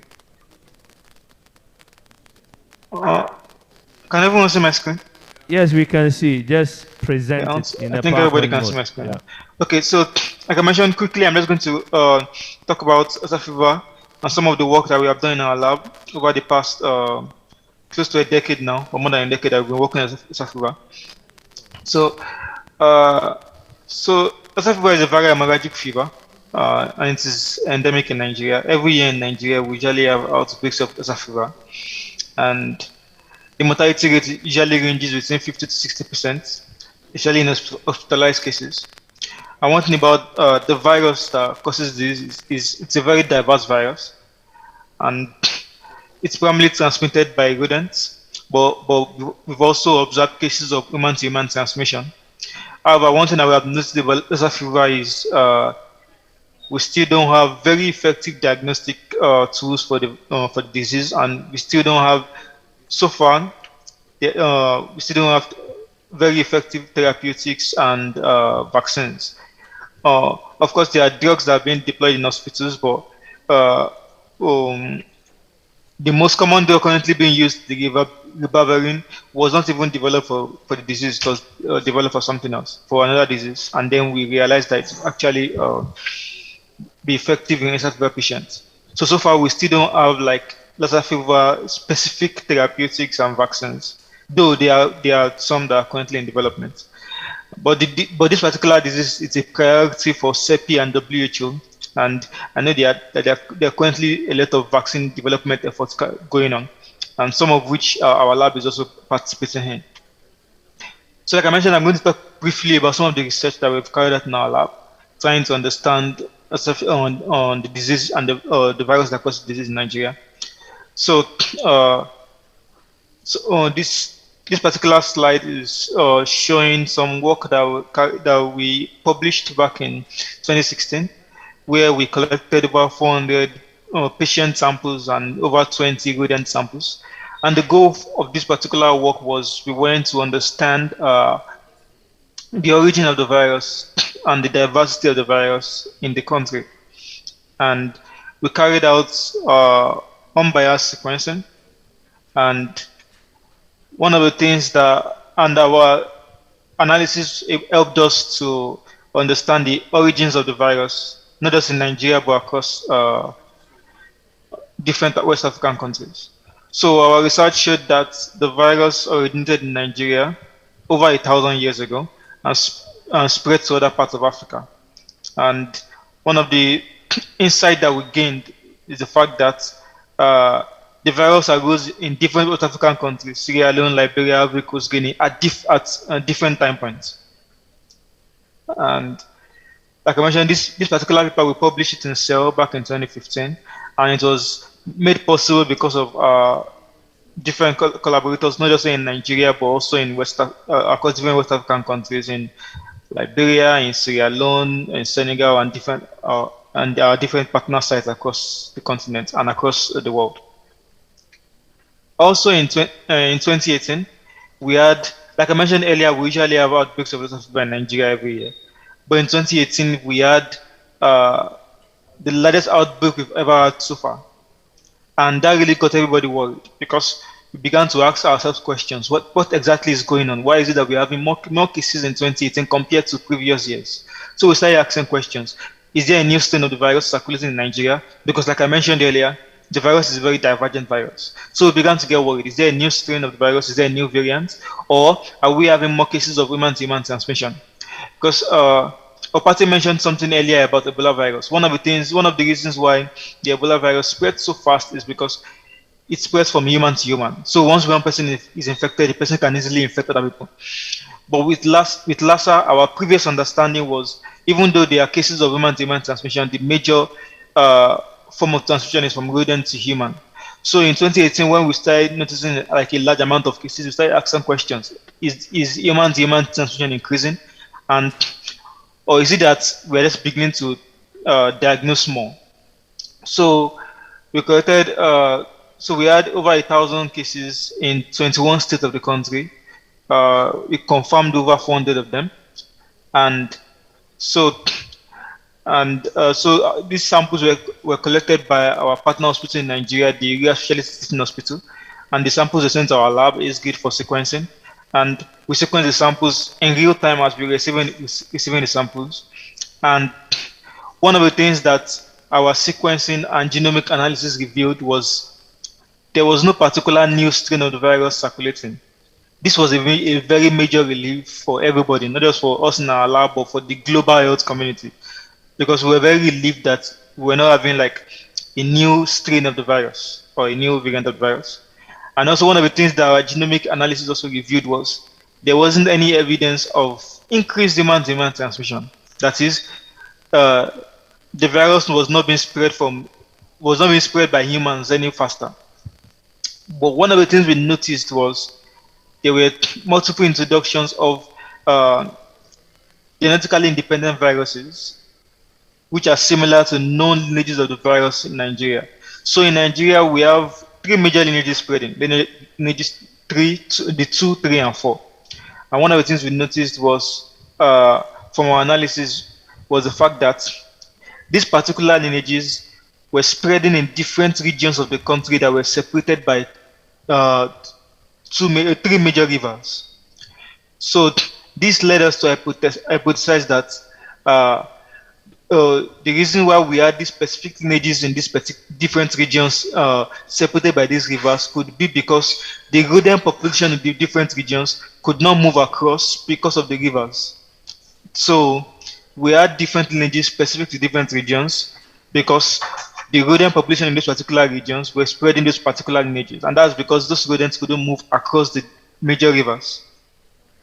And one of the things that our genomic analysis also revealed, like I mentioned, is the fact that we didn't have a new strain of variant of the virus circulating. However, because there was now much more public health awareness, so people were now being aware of the disease, of the symptoms. So now we now had more people reporting to the hospitals. So it wasn't necessarily that we're having like increase in cases. We just had more people now reporting to hospitals once they notice symptoms, and that's because of more public health awareness that was being carried out by the Nigerian Center for Disease Control, by the Ministry of Health, and by our partners and collaborators. So this work was done in collaboration with our partner labs across Nigeria and Africa, and our collaborators at the Broad Institute in the US. So one of the things that we always try to do in our lab is once we carry out sequencing, we make sure we publicly release our data immediately. And the reason for this is in order to inform effective public health responses. So immediately we shared our data with WHO and with the NCDC, and this was actually very, very effective in initiating public health response. So, like I said, we published this paper in the New England Journal of Medicine, and like I said, we established the fact that there wasn't necessarily an increase in human-to-human transmission. We just had people being more aware of the disease, and so coming out to showing up to hospitals more, and then we had people coming more in contact with the rodent reservoirs, because now these rodents were moving more and more into homes, and so it was easy for them to spread the virus faster. So this is just an image showing the way the Lassa fever virus spreads compared to Ebola. So in Lassa fever, we have more cases of rodents spreading into humans. Meanwhile, in Ebola, we have more of human-to-human transmission. So this video I'm about to play just shows, so one of the analyses that we've also done in our lab is to understand how the virus has spread across the country over a decade. So we used genomic data to understand spread of the virus across the country. And this is just a video that will show you how the virus has spread across the country over the past 10 years. So as you can notice, you will see the movement of the different movements across the country. This is showing how the virus has moved across the different regions of the country over the past decade. So, as you can see from the video, it spread first on the northern region of the country down to the southeastern part of the country, and then from the southeastern part of the country, it began to spread to other parts of the country. And then we had independent cases popping up in different parts of the country. So in conclusion, the genomic analysis that we have carried out in our lab have really helped in understanding the virus better, which have then helped us to develop better diagnostic tools and better ways of managing patients. And our analysis has also been very instrumental in Lassa fever vaccine development efforts.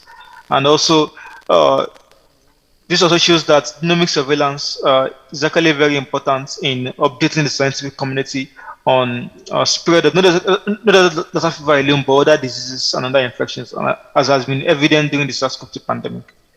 So this is just to acknowledge our partners. Like I said, this work would not be possible without our numerous partners and collaborators from all across Nigeria, all across West Africa, and all across the world, and all our funders who have made the work possible.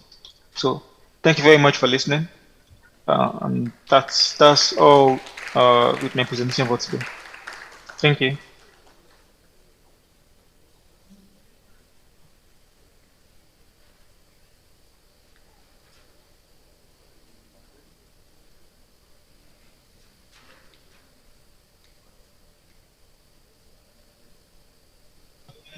Thank you very much, Paul, for your splendid presentation.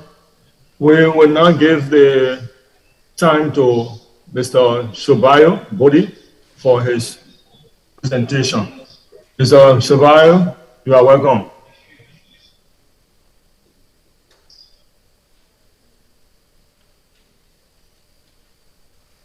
Yes, thank you. Thank you very much, Upati, and thank you for the opportunity to share what we're doing in Liberia as it relates to Lassa fever research. We also want to thank the organizers for the opportunity. And so over the next few slides, we'll just try to present to you what our activities are as it relates to research on Lassa fever in Liberia. So if you will allow me, I will share my screen now. And just go ahead. Thank you.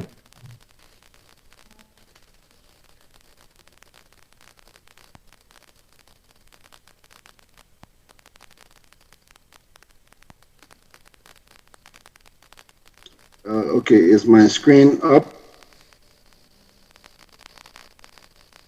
Yes, the screen is up. Okay, thank you very much. All right, so just to provide some historical background, the first case of Lassa fever in Liberia was actually reported in 1972 in Zozo, that's Lofa County, that's the northern part of Liberia. And from that finding, from that discovery, a publication was done to indicate that that was the first scientific evidence to support the detection of Lassa fever in Liberia.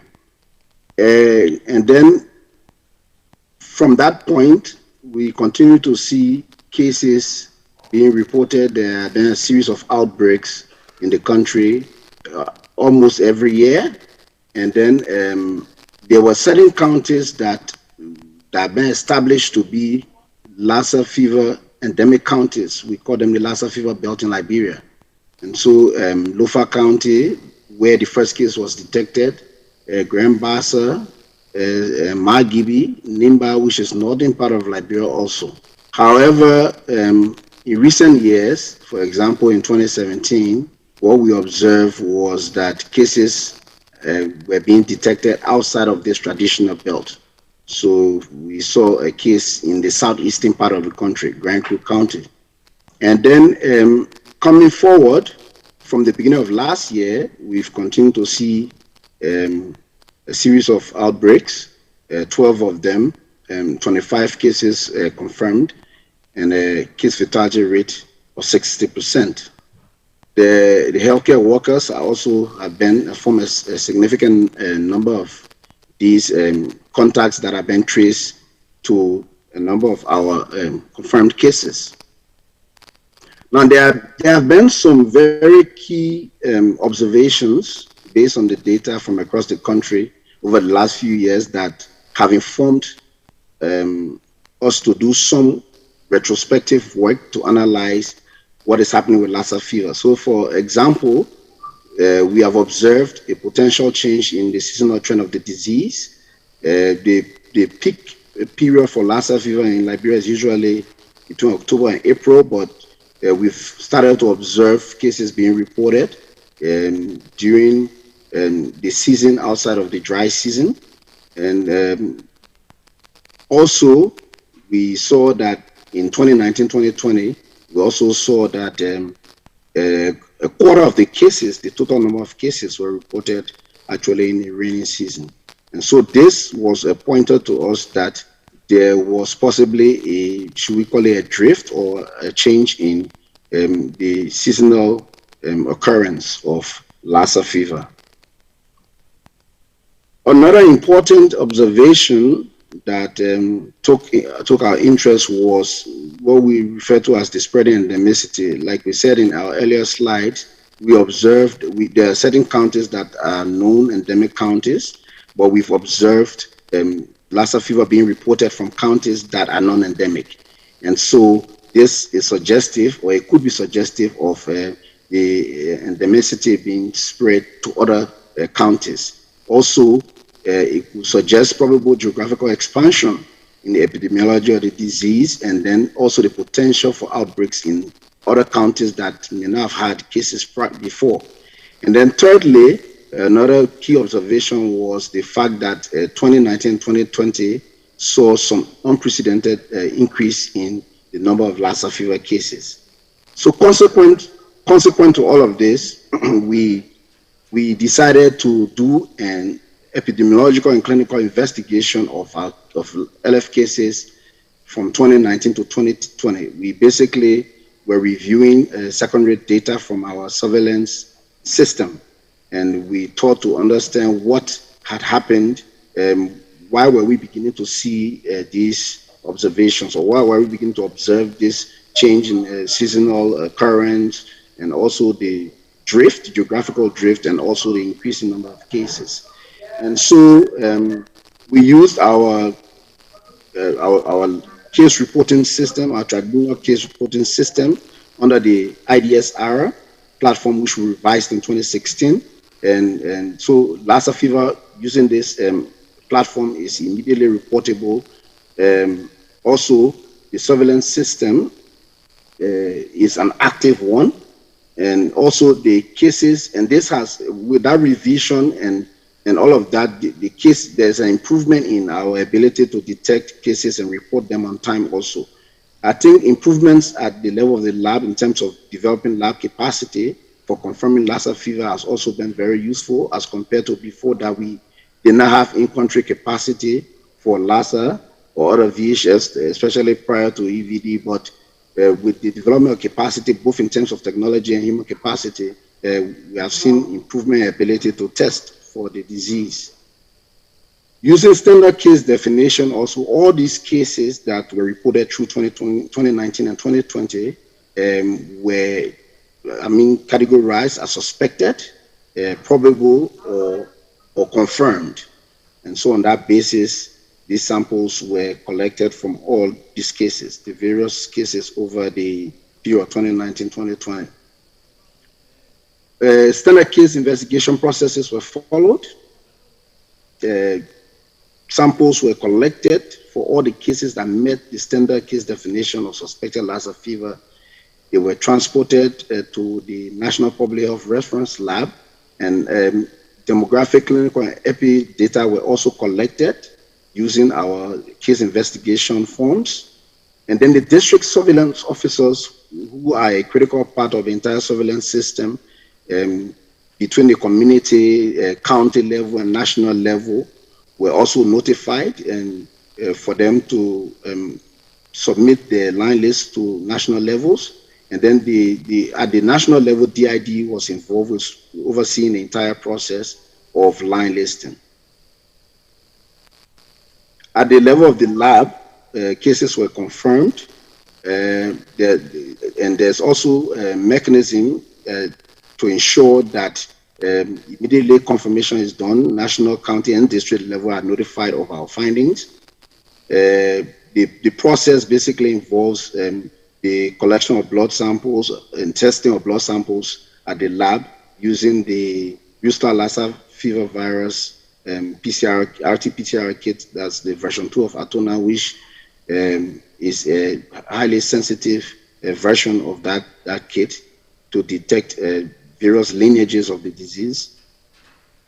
So just to highlight some of the key findings from our review, from our study, in terms of the social demographics, we saw that from ages 20 and below accounted for a significantly high percentage of Lassa cases. We also observed that a number of over close to 50% of our cases were students, and then healthcare workers were also accounted for 7% of the cases. The traditional Lassa fever belt counties stood out.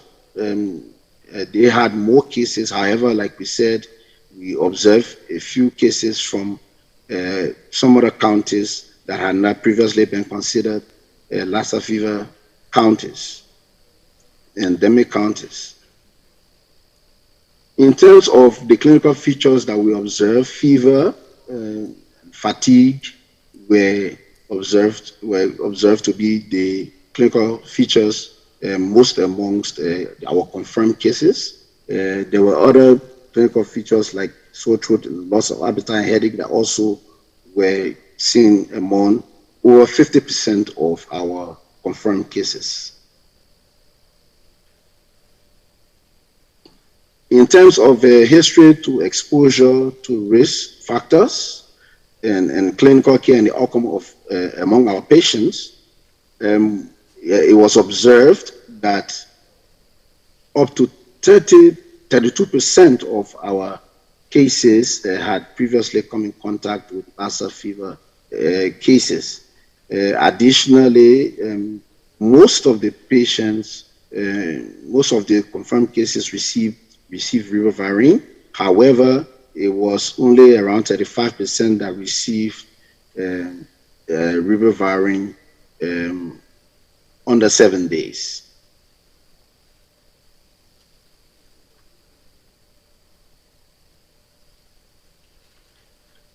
We also did some bivariate and multivariate analysis to understand some of the predictors of the outcome, and so we saw that headache, abdominal pain, loss of appetite, chest pain, and body ache were all at a bivariate level. They were all indicators or predictors of the outcome of the disease. However, at a multivariate logistic regression analysis level, it was only hemorrhage that remained a predictor of death amongst all our cases.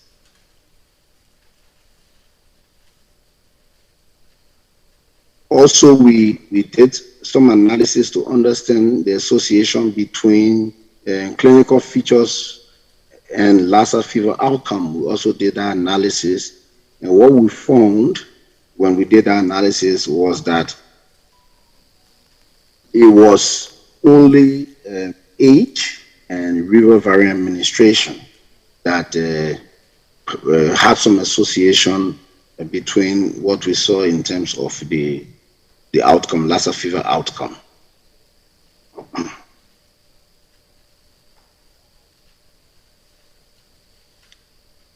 So that just summarizes what we observed based on the study we've done. We have also established collaborations with a number of our partners to conduct a lot of Lassa fever related studies. So currently there's a collaboration with the CEPI and UNC group, and we're looking at infection incidence of the infection and disease due to Lassa fever in West African countries. Liberia is one of these countries. That study is being conducted in Central Liberia, Bon County. It is anticipated that that study will lead to another study that focuses on vaccine development. There's another collaboration that we have with NIH and the Chan Zuckerberg group that focuses on an expert omni hemorrhagic fever test for leftover venous blood. That's a study that we are going to be working on very soon. We've already established the collaboration. We submitted our protocols for approval. And there's also an ongoing study that we are looking at epidemiology and immunity to Ebola virus and other emerging viral infections in Liberia. That is under a CDC U01 grant, collaboration with the University of Liberia and University of Hawaii, where we are looking at Lassa fever, a sero-survey of Lassa fever in Bon County, Central Liberia, and also in Grand Bassa County, which are Lassa fever endemic counties. There are also a number of protocols that we have started to work on, and we propose that we can have these protocols ready, and there are projects we anticipate to start between now and the end of this year. There's a protocol on serological investigation of Lassa in rodents from endemic and non-endemic areas. We want to understand what is happening in these animals, both the species that have been identified as responsible and other species. We're also interested in knowledge, attitude, and practices regarding Lassa fever prevention in endemic communities. We're also working on a protocol that would look at community perception and risk factors for Lassa fever after the outbreak assessment. And lastly, one of our focuses right now is developing our in-country sequencing capacity. And so we have also designed a protocol around genomic analysis of Lassa fever, dating from as far back as 2016, coming forward to last year. So we are hoping that we can be able to activate all of these protocols. Thank you very kindly for your attention. Over to you, Opati. Thank you very much, Mr. Bode Shobayo, for your splendid presentation.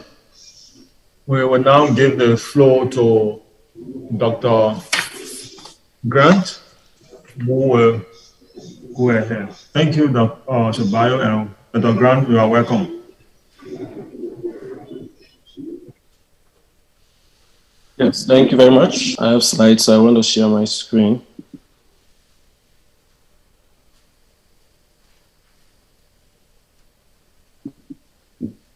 So can I be,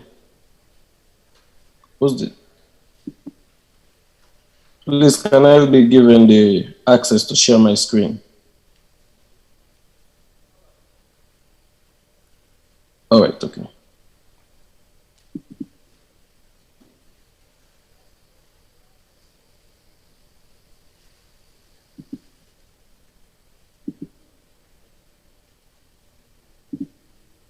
Okay, thank you very much, Oprati, and thank you very much to the organizers of this meeting.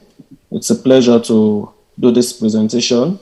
And to my co-presenters, I think both of you have spoken around CEPI. So I will speak on Lassa work currently ongoing in West Africa, precisely 5 countries, in a bid to develop vaccines for Lassa fever. I am Donald Grant. I currently serve as the chair of the program steering committee on the Enable Lassa research program, and also the principal investigator for this research in Sierra Leone. The background, so much has already been said. We all know about Lassa fever being an acute viral hemorrhagic fever that is mostly seen in West Africa, and it has served as a huge public health risk in these affected areas. And so therefore it has been considered as one of the epidemic threats and been in the list for the WHO Research and Development Blueprint. And in this blueprint, there are 3 thematic areas. One, it looks at diagnostics, developing diagnostics for Lassa. It also looks at therapeutics, and it also looks at vaccines. But in the area of vaccines, before we can move into clinical trials for vaccine, there are so many knowledge gaps in terms of Lassa fever that we need to know. And so in terms of incidence and seroprevalence data.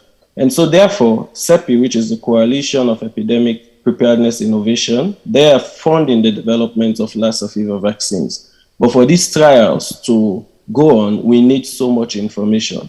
And therefore, that's why CEPI is now also in advance funding a multi-site prospective cohort study across 5 West African countries, that is Benin, Guinea, Liberia, Nigeria, and Sierra Leone, in a study called the Enable Lassa Research Program in West Africa. So I will speak more on this, the Enable Lassa Research Program in West Africa. The aim is to actually fill in gaps, epidemiological knowledge gaps, to understand in terms of the incidence of the Lassa fever disease and its disease and its infection in these endemic areas, and also to prepare these respective sites for future vaccine trials, but most importantly, to strengthen capacity in our respective African countries where such clinical trials will be carried out. The study design is a prospective multi-country cohort study, which is a community-based, that has 2 components. It has the bigger cohort, and then you have the nested cohort that looks at incidence of Lassa infection. And it's been an active case follow-up and a passive case detection over a 24-month period. The primary objectives are looking at one, to assess the incidence rate of symptomatic Lassa fever disease, and also to estimate the incidence of Lassa fever infection in this endemic country. The most important thing about this research going on, it builds that local ownership and focuses on capacity strengthening by identifying nationals in these 5 countries to serve as principal investigators that have been working on Lassa fever, and also focusing on building infrastructure, building human resources in order to prepare for future Lassa fever vaccine trials. The secondary objectives are numerous. It ranges from assessing age-specific incidence rates, looking at the clade-specific incidence rates for the confirmed cases, and also to look at case fatality rate among the cases, trying to also know the proportion of those confirmed cases that are having some hearing loss, and so many all the others as mentioned. Also looking at age-specific incidence of seroconversion among those that are recruited. So you can see that's the list of the secondary objectives. The entire study looks, as I mentioned earlier, you have this bigger cohort that looks at focusing on estimating the incidence of the Lassa fever disease of itself. In that cohort, the aim is to recruit 5,000 study participants using a 2-stage cluster sampling method. And once these 5,000 have been identified, they have to be going through all the research protocols. They have to be consented, and we also get GPS location, and blood samples are being collected.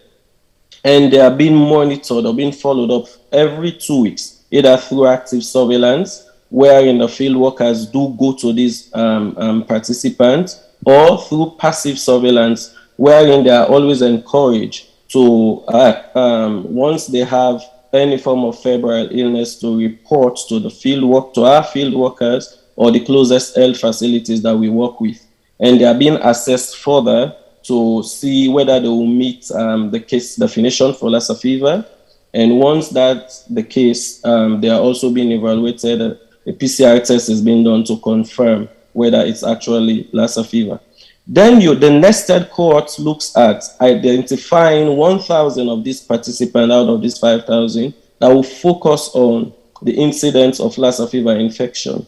And also for these ones, they will also be followed. That's more like a serological survey.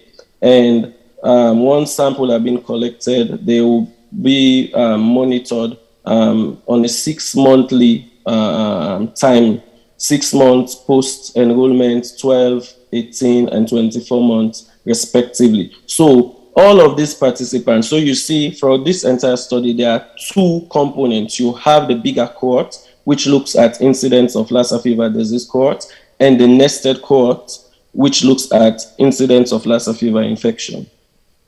And this study, as I mentioned, are ongoing in 5 countries.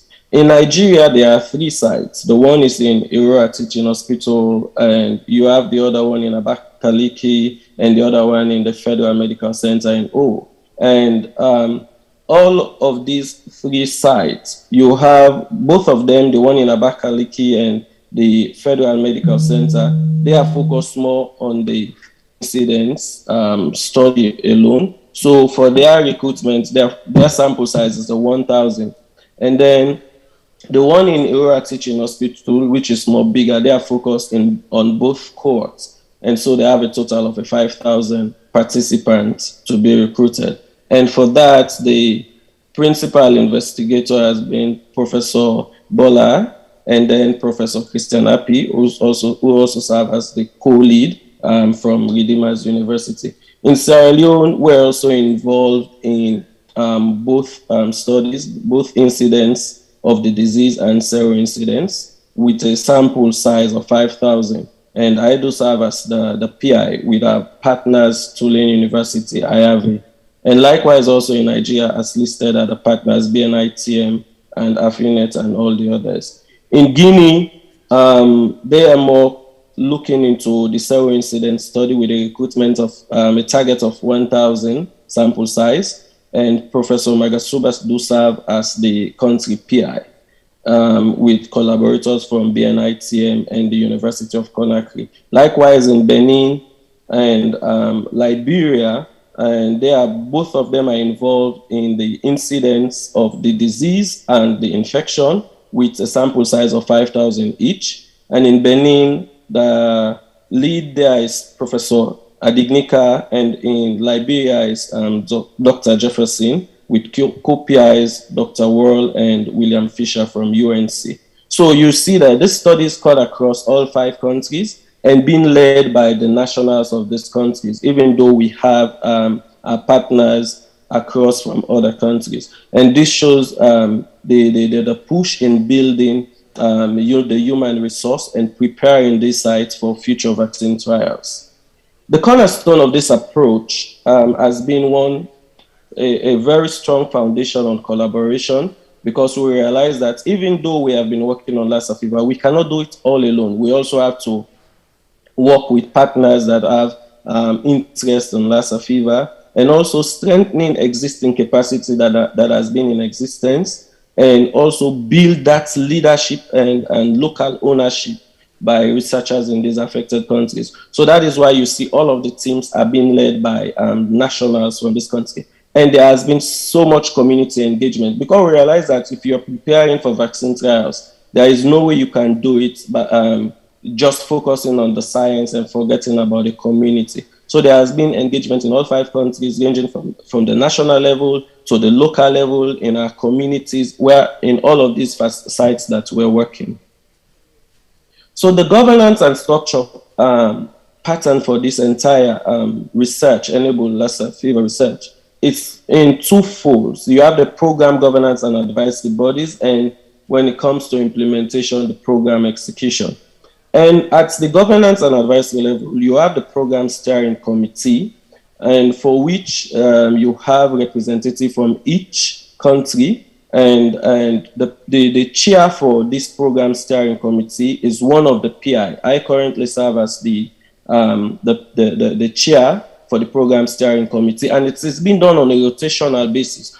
And then we also have in this committee WHO representative, and other people like the Council of Public Health Authorities, and we have experts from the epidemiological point of view, and all of us do form that governance and also form part of the advisory body.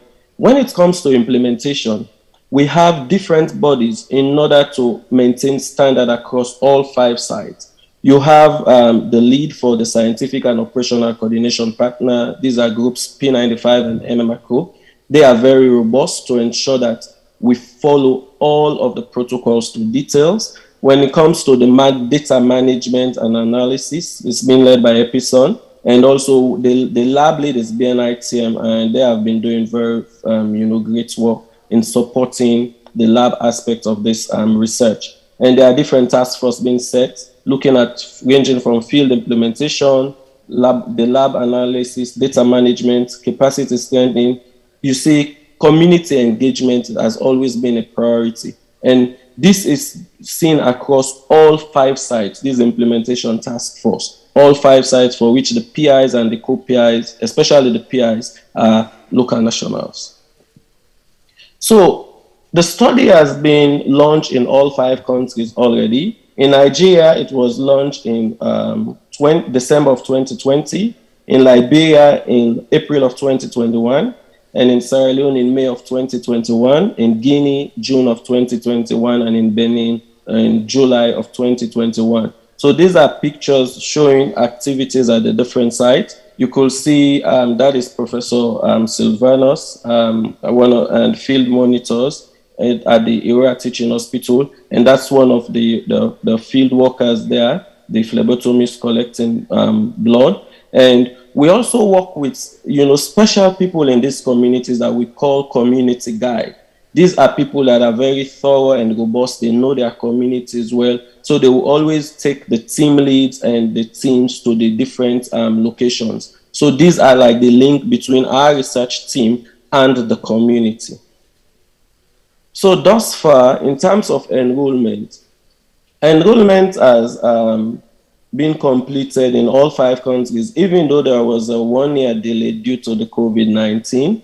But you can see in all 5 countries, enrollment has been completed. And the countries that do have both studies, the Lassa fever disease and the Lassa fever infection, you could see each and every country has reached their enrollment target of 5,000. And when it comes to the Lassa fever infection, the 1,000, each and every country has also reached the sample size. Nigeria was the only country able to capture cases during the 2020 and 2021 peak season. The earlier presenter has mentioned the increased number of cases in Nigeria. And CEP is also looking forward to support, follow-ups in all of these countries to capture 2 more peak seasons. There have been key developments and definitely challenges with such wide community driven and multi-country prospective cohort studies. As of today, we have recorded from this study 20 confirmed cases of Lassa fever, 14 in Nigeria, 5 in Liberia, and 1 in Benin. And based on the earlier presentation, you see that the total cohort for the Lassa fever disease is 20,000. Serology testing has also been using the ELISA kits, and there has been also training of our lab personnel in how to use this. I think the other points, I need not go over it, the increased number of confirmed cases in Nigeria. And also, most importantly, since Nigeria started the enrollment earlier and they have 3 sites, they have also completed their second round of follow-up, the 6-month follow-up for the nested cohort. And whereas the other countries are also, they've completed their first 6-month follow-up. In Guinea, there was a huge challenge due to the 2021 coup.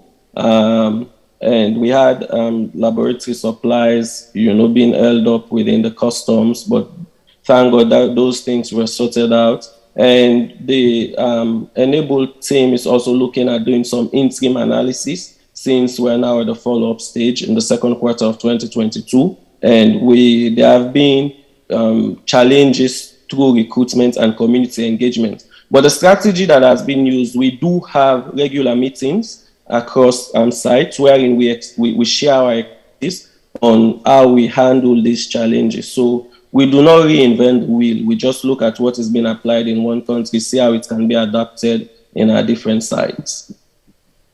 So the conclusion or the aim, as I mentioned, is to prepare the sites, these countries, for future vaccine trials, so that end of this Enable Lassa research program in 2023, there will have been so much knowledge in terms of incidence of Lassa fever disease and also Lassa fever infection that will help to design future vaccine trials across West Africa. And also, but most importantly, to strengthen the outbreak response capacity in our respective countries. And that is why this research builds or rides on existing surveillance structures in each and every country, and also to prepare the site for future pandemic and epidemic threats in relation to Lassa and even other viral hemorrhagic fever. I thank you very much for your attention. Thank you so kindly, Dr. Grant. The three speakers have spoken well, and I think we have almost out of time. For the sake of time, my distinguished speakers, I will just throw out a question that could be responded to. Based on your current works you guys have been doing in the past and currently, could you just share with us, the audience, what lesson have you learned and what could be your next step? Because we are almost off. We have like 9 minutes on time. Anyone could take this thing. You have had several experiences. We just share a lesson learned from there and what the next step. Yes, thank you. We start with our first speaker. Okay. So thank you. And this is Shubai from Liberia. So yeah, based on the investigation we did, what we've observed is basically the spread, like we said, in terms of endemicity, and then evidence of sporadic occurrence also in the dry season, in the rainy season, that's outside of the dry season. And so those are some of the key observations for us. However, we think that a critical next step would be to conduct some additional studies, longitudinal and operational studies, that could help us to better understand the cause of high mortality and also understand the high incidence of the disease. So from the perspective of the investigation we conducted, those we think can be important next steps for us. I'll pause and allow others to comment. Yes. Okay. Thank you very much. I think from our side, I do a presentation across all the 5 West African countries. We currently see that Lassa fever poses a huge risk across West African countries. And when you look at the WHO research and development blueprint, it focuses on 3 thematic areas. There has been, because of the earlier presentation, the diversity in terms of the different clades. It has also been challenging in terms of diagnostics, but there has been so much push in the area of diagnostics and probably minimal push in the area of therapeutics. But there is also that need for us to really push for the vaccine development and its clinical trials to commence. But there are so many gaps, and that is why we are preparing these sites across these 5 countries for future vaccine trials. I know once you have the vaccine, it's more on the preventive aspect, yet still people will get infected. So that is why it's still important to have diagnostics to also follow through, and also have the therapeutics. There have been different candidates of therapeutic agents that are coming up. So I think as African countries, we really need to push and also prioritize development of vaccines for Lassa fever. The burden is there, and so many people have been infected. You look at the cases showing up in Nigeria. I think it's high time that we really begin to push as a way forward to really have these vaccines up and running. Thank you. Over.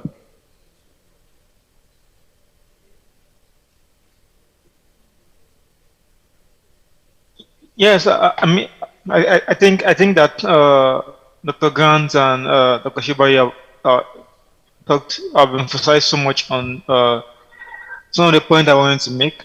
I think another important point is the fact that we still don't have a good understanding of the virus in the rodent population. I think to buttress Dr. Grant's point about developing vaccines, I think to develop effective vaccines would need to have a very good understanding of the virus circulating in the rodents. I think it's important. For instance, initially we used to think only the Mastomys natalensis could actually transmit the virus, but now we are realizing that several species of several rodent species are transmitting the virus. That means that there's still so much we don't understand about the virus in the natural reservoir. And until we have a good understanding of the virus in the natural reservoir, I think it might be a bit difficult to develop very good, very effective vaccines. So I think there's still so much, and that's one of the studies that we are currently in our lab, trying to understand uh, the diversity of the virus in the rodent population, and what are the differences between the virus in the rodents and the virus in the humans. I think it would be important to have a good understanding of that, so that we can develop better, effective vaccines, and even more effective diagnostics and therapeutics. Thank you. Thank you, gentlemen, for your lesson learned and next step. Though we are pressed with time, but I don't know whether the audience in the hall have any question to ask.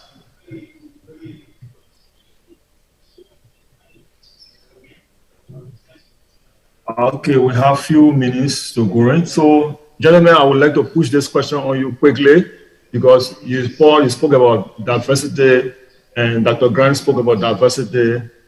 So it has led me to asking this question hurriedly before we close. Having spoken about diversity of the virus, so how will you characterize the genomic aspect of the virus when it comes to the region in which it is known to be endemic? Yeah, so like I mentioned during my presentation, so Lassa virus is a very genetically diverse virus, and that's one of the major reasons why it has been very difficult to develop diagnostics and vaccines and therapeutics. In Nigeria, for instance, we have three major lineages of the virus circulating in Nigeria: lineages 2, 3, and 4, and like I mentioned in the paper that was published in 2018, one of the things we realized that even within the lineage 2, we are now having sublineages within that lineage 2. That shows the increasing diversity of the virus. And I know that in other parts of West Africa, I'm not very sure about the diversity in other West African countries, but I think if I'm not mistaken, I think in Sierra Leone, it's lineage 1 that is spreading. And I'm not very sure about lineage spreading in Liberia and other West African countries. But anyway, the point I'm trying to make is the virus is a very genetically diverse virus. And in Nigeria, for instance, we have different lineages spreading in different regions of the country.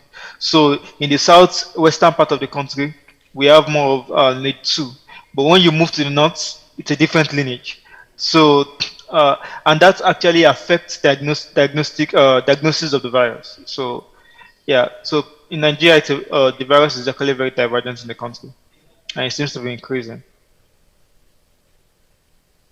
Yes, so I would just want to come in and throw a buttress to what you just said. So I think, in fact, in 2019, there was a study that was done in Liberia that basically was investigating retrospectively the Lassa virus in circulation. It was a retrospective genomic characterization of Lassa in Liberia, and that study found that there were two different clades. They were very much divergent, genetically divergent from those that were circulating other parts of West Africa, and this was very, very, very interesting. There was a high level of diversity that was also observed between the genomes that were circulating even within Liberia. So that's another critical thing for us to look at. I think at the time it was the Lassa Josiah strain, an assay, MGB assay, that was being used. But I think the findings from this study was able to emphasize the need for us to basically look at how we could deploy diagnostic capacities that will focus on the locally circulating strains. Okay, I think that study also highlighted the importance of evaluating cross-lineage protection, you understand, in terms of how you develop vaccines and how you develop therapeutics. And so I think that's a very important point, the divergence, the diversity we observe in terms of the virus is something that is critical for us to investigate. Over. Yes, over. I think we said it all. The diversity are extremely important. As Paul mentioned, even though clade 4, lineage 4 is one of the most widely studied, but we're seeing this diversity across. In fact, there has been some additional lineages being discussed, 5 and 6. And so it makes the diversity much more complex. I will tell you from a practical point of view, there were diagnostic kits that were developed and worked on in Sierra Leone. They worked well. When they were used in Nigeria, the results were not too good. So it shows that we really need to understand this diversity so that a diagnostic kit that is being developed can be able to possibly identify all of these clades. Or else the world is a global world. If you have this specific diagnostic for one clade, you will have somebody in Nigeria that wake up this morning in Nigeria and will be in the afternoon, will be in Sierra Leone, and by the evening be in Liberia. So it is important that we understand these clades very well, these lineages very well, and develop a robust diagnostics. Thank you, and over. Okay, thank you, gentlemen, for the time we have been giving signal, and it was a wonderful session. I say thanks to all guys who made the session a success. And thank you to the listener and the audience there in Ghana, Accra. Again, we have a pleasant night. Thank you. Yeah, thank you. Shall we give them a round of applause? Thank you very much, our panelists in the virtual world, and for ably holding us physically present, but that is part of it. I know next time this event will be on my virtual land, the one I bought. And so we thank you very much, Olu, Niyi, Shobayo, Grant, and Nila, for taking us through understanding Lassa fever in West Africa, ongoing research and next steps. Thank you very much. So we will quickly take some few announcements as we end today's session to give us a fair idea of what is happening for day 2. We will have a discussion on human resources and diagnostic capacity in West Africa. We are going to, that will be a plenary session, then we break up into various workshops. That will be pre-service classroom lessons in professionalism and ethics post-pandemic. And we will take up use of post-pandemic laboratory data in improving diagnostic capabilities for emerging and re-emerging infections in West Africa, and have communicate what has come out of recommendations. An issue of mentorship will be discussed. We also have a discussion on the competencies in malaria diagnostic control. So sustaining the culture of quality assurance in clinical and research laboratories. Next generation diagnostics, should a medical laboratory scientist be worried? We will continue with combating antimicrobial resistance, AMR, and supply chain, diagnostics, drugs, medical technology, and logistics management. The role of lab associations and network across the region, shared experiences. And of course, we will take our closing ceremony, and we hope that we will get the Director General Ghana Health Service join us up to close the conference, have some messages from our sponsors, and possible presentation of some awards. And of course, certificate for attending the conference is likely to be ready for pickup at the registration desk. So just go and be dreaming about what is likely to happen tomorrow, should Christ tarry. Quickly, I want to urge all of us to also get to download a particular app, Foreum, F-O-R-E-I-U-M, Foreum. So it's F-O-R-E-I-U-M, like four, then I-U-M, on the Play Store or the App Store. And you'll be able to get through networking throughout the conference. In fact, I just downloaded it because I really wanted to understand the announcement. So I downloaded, I've registered, and I see it to be a F-O-R-E-I-U-M. I see it to be a great network platform.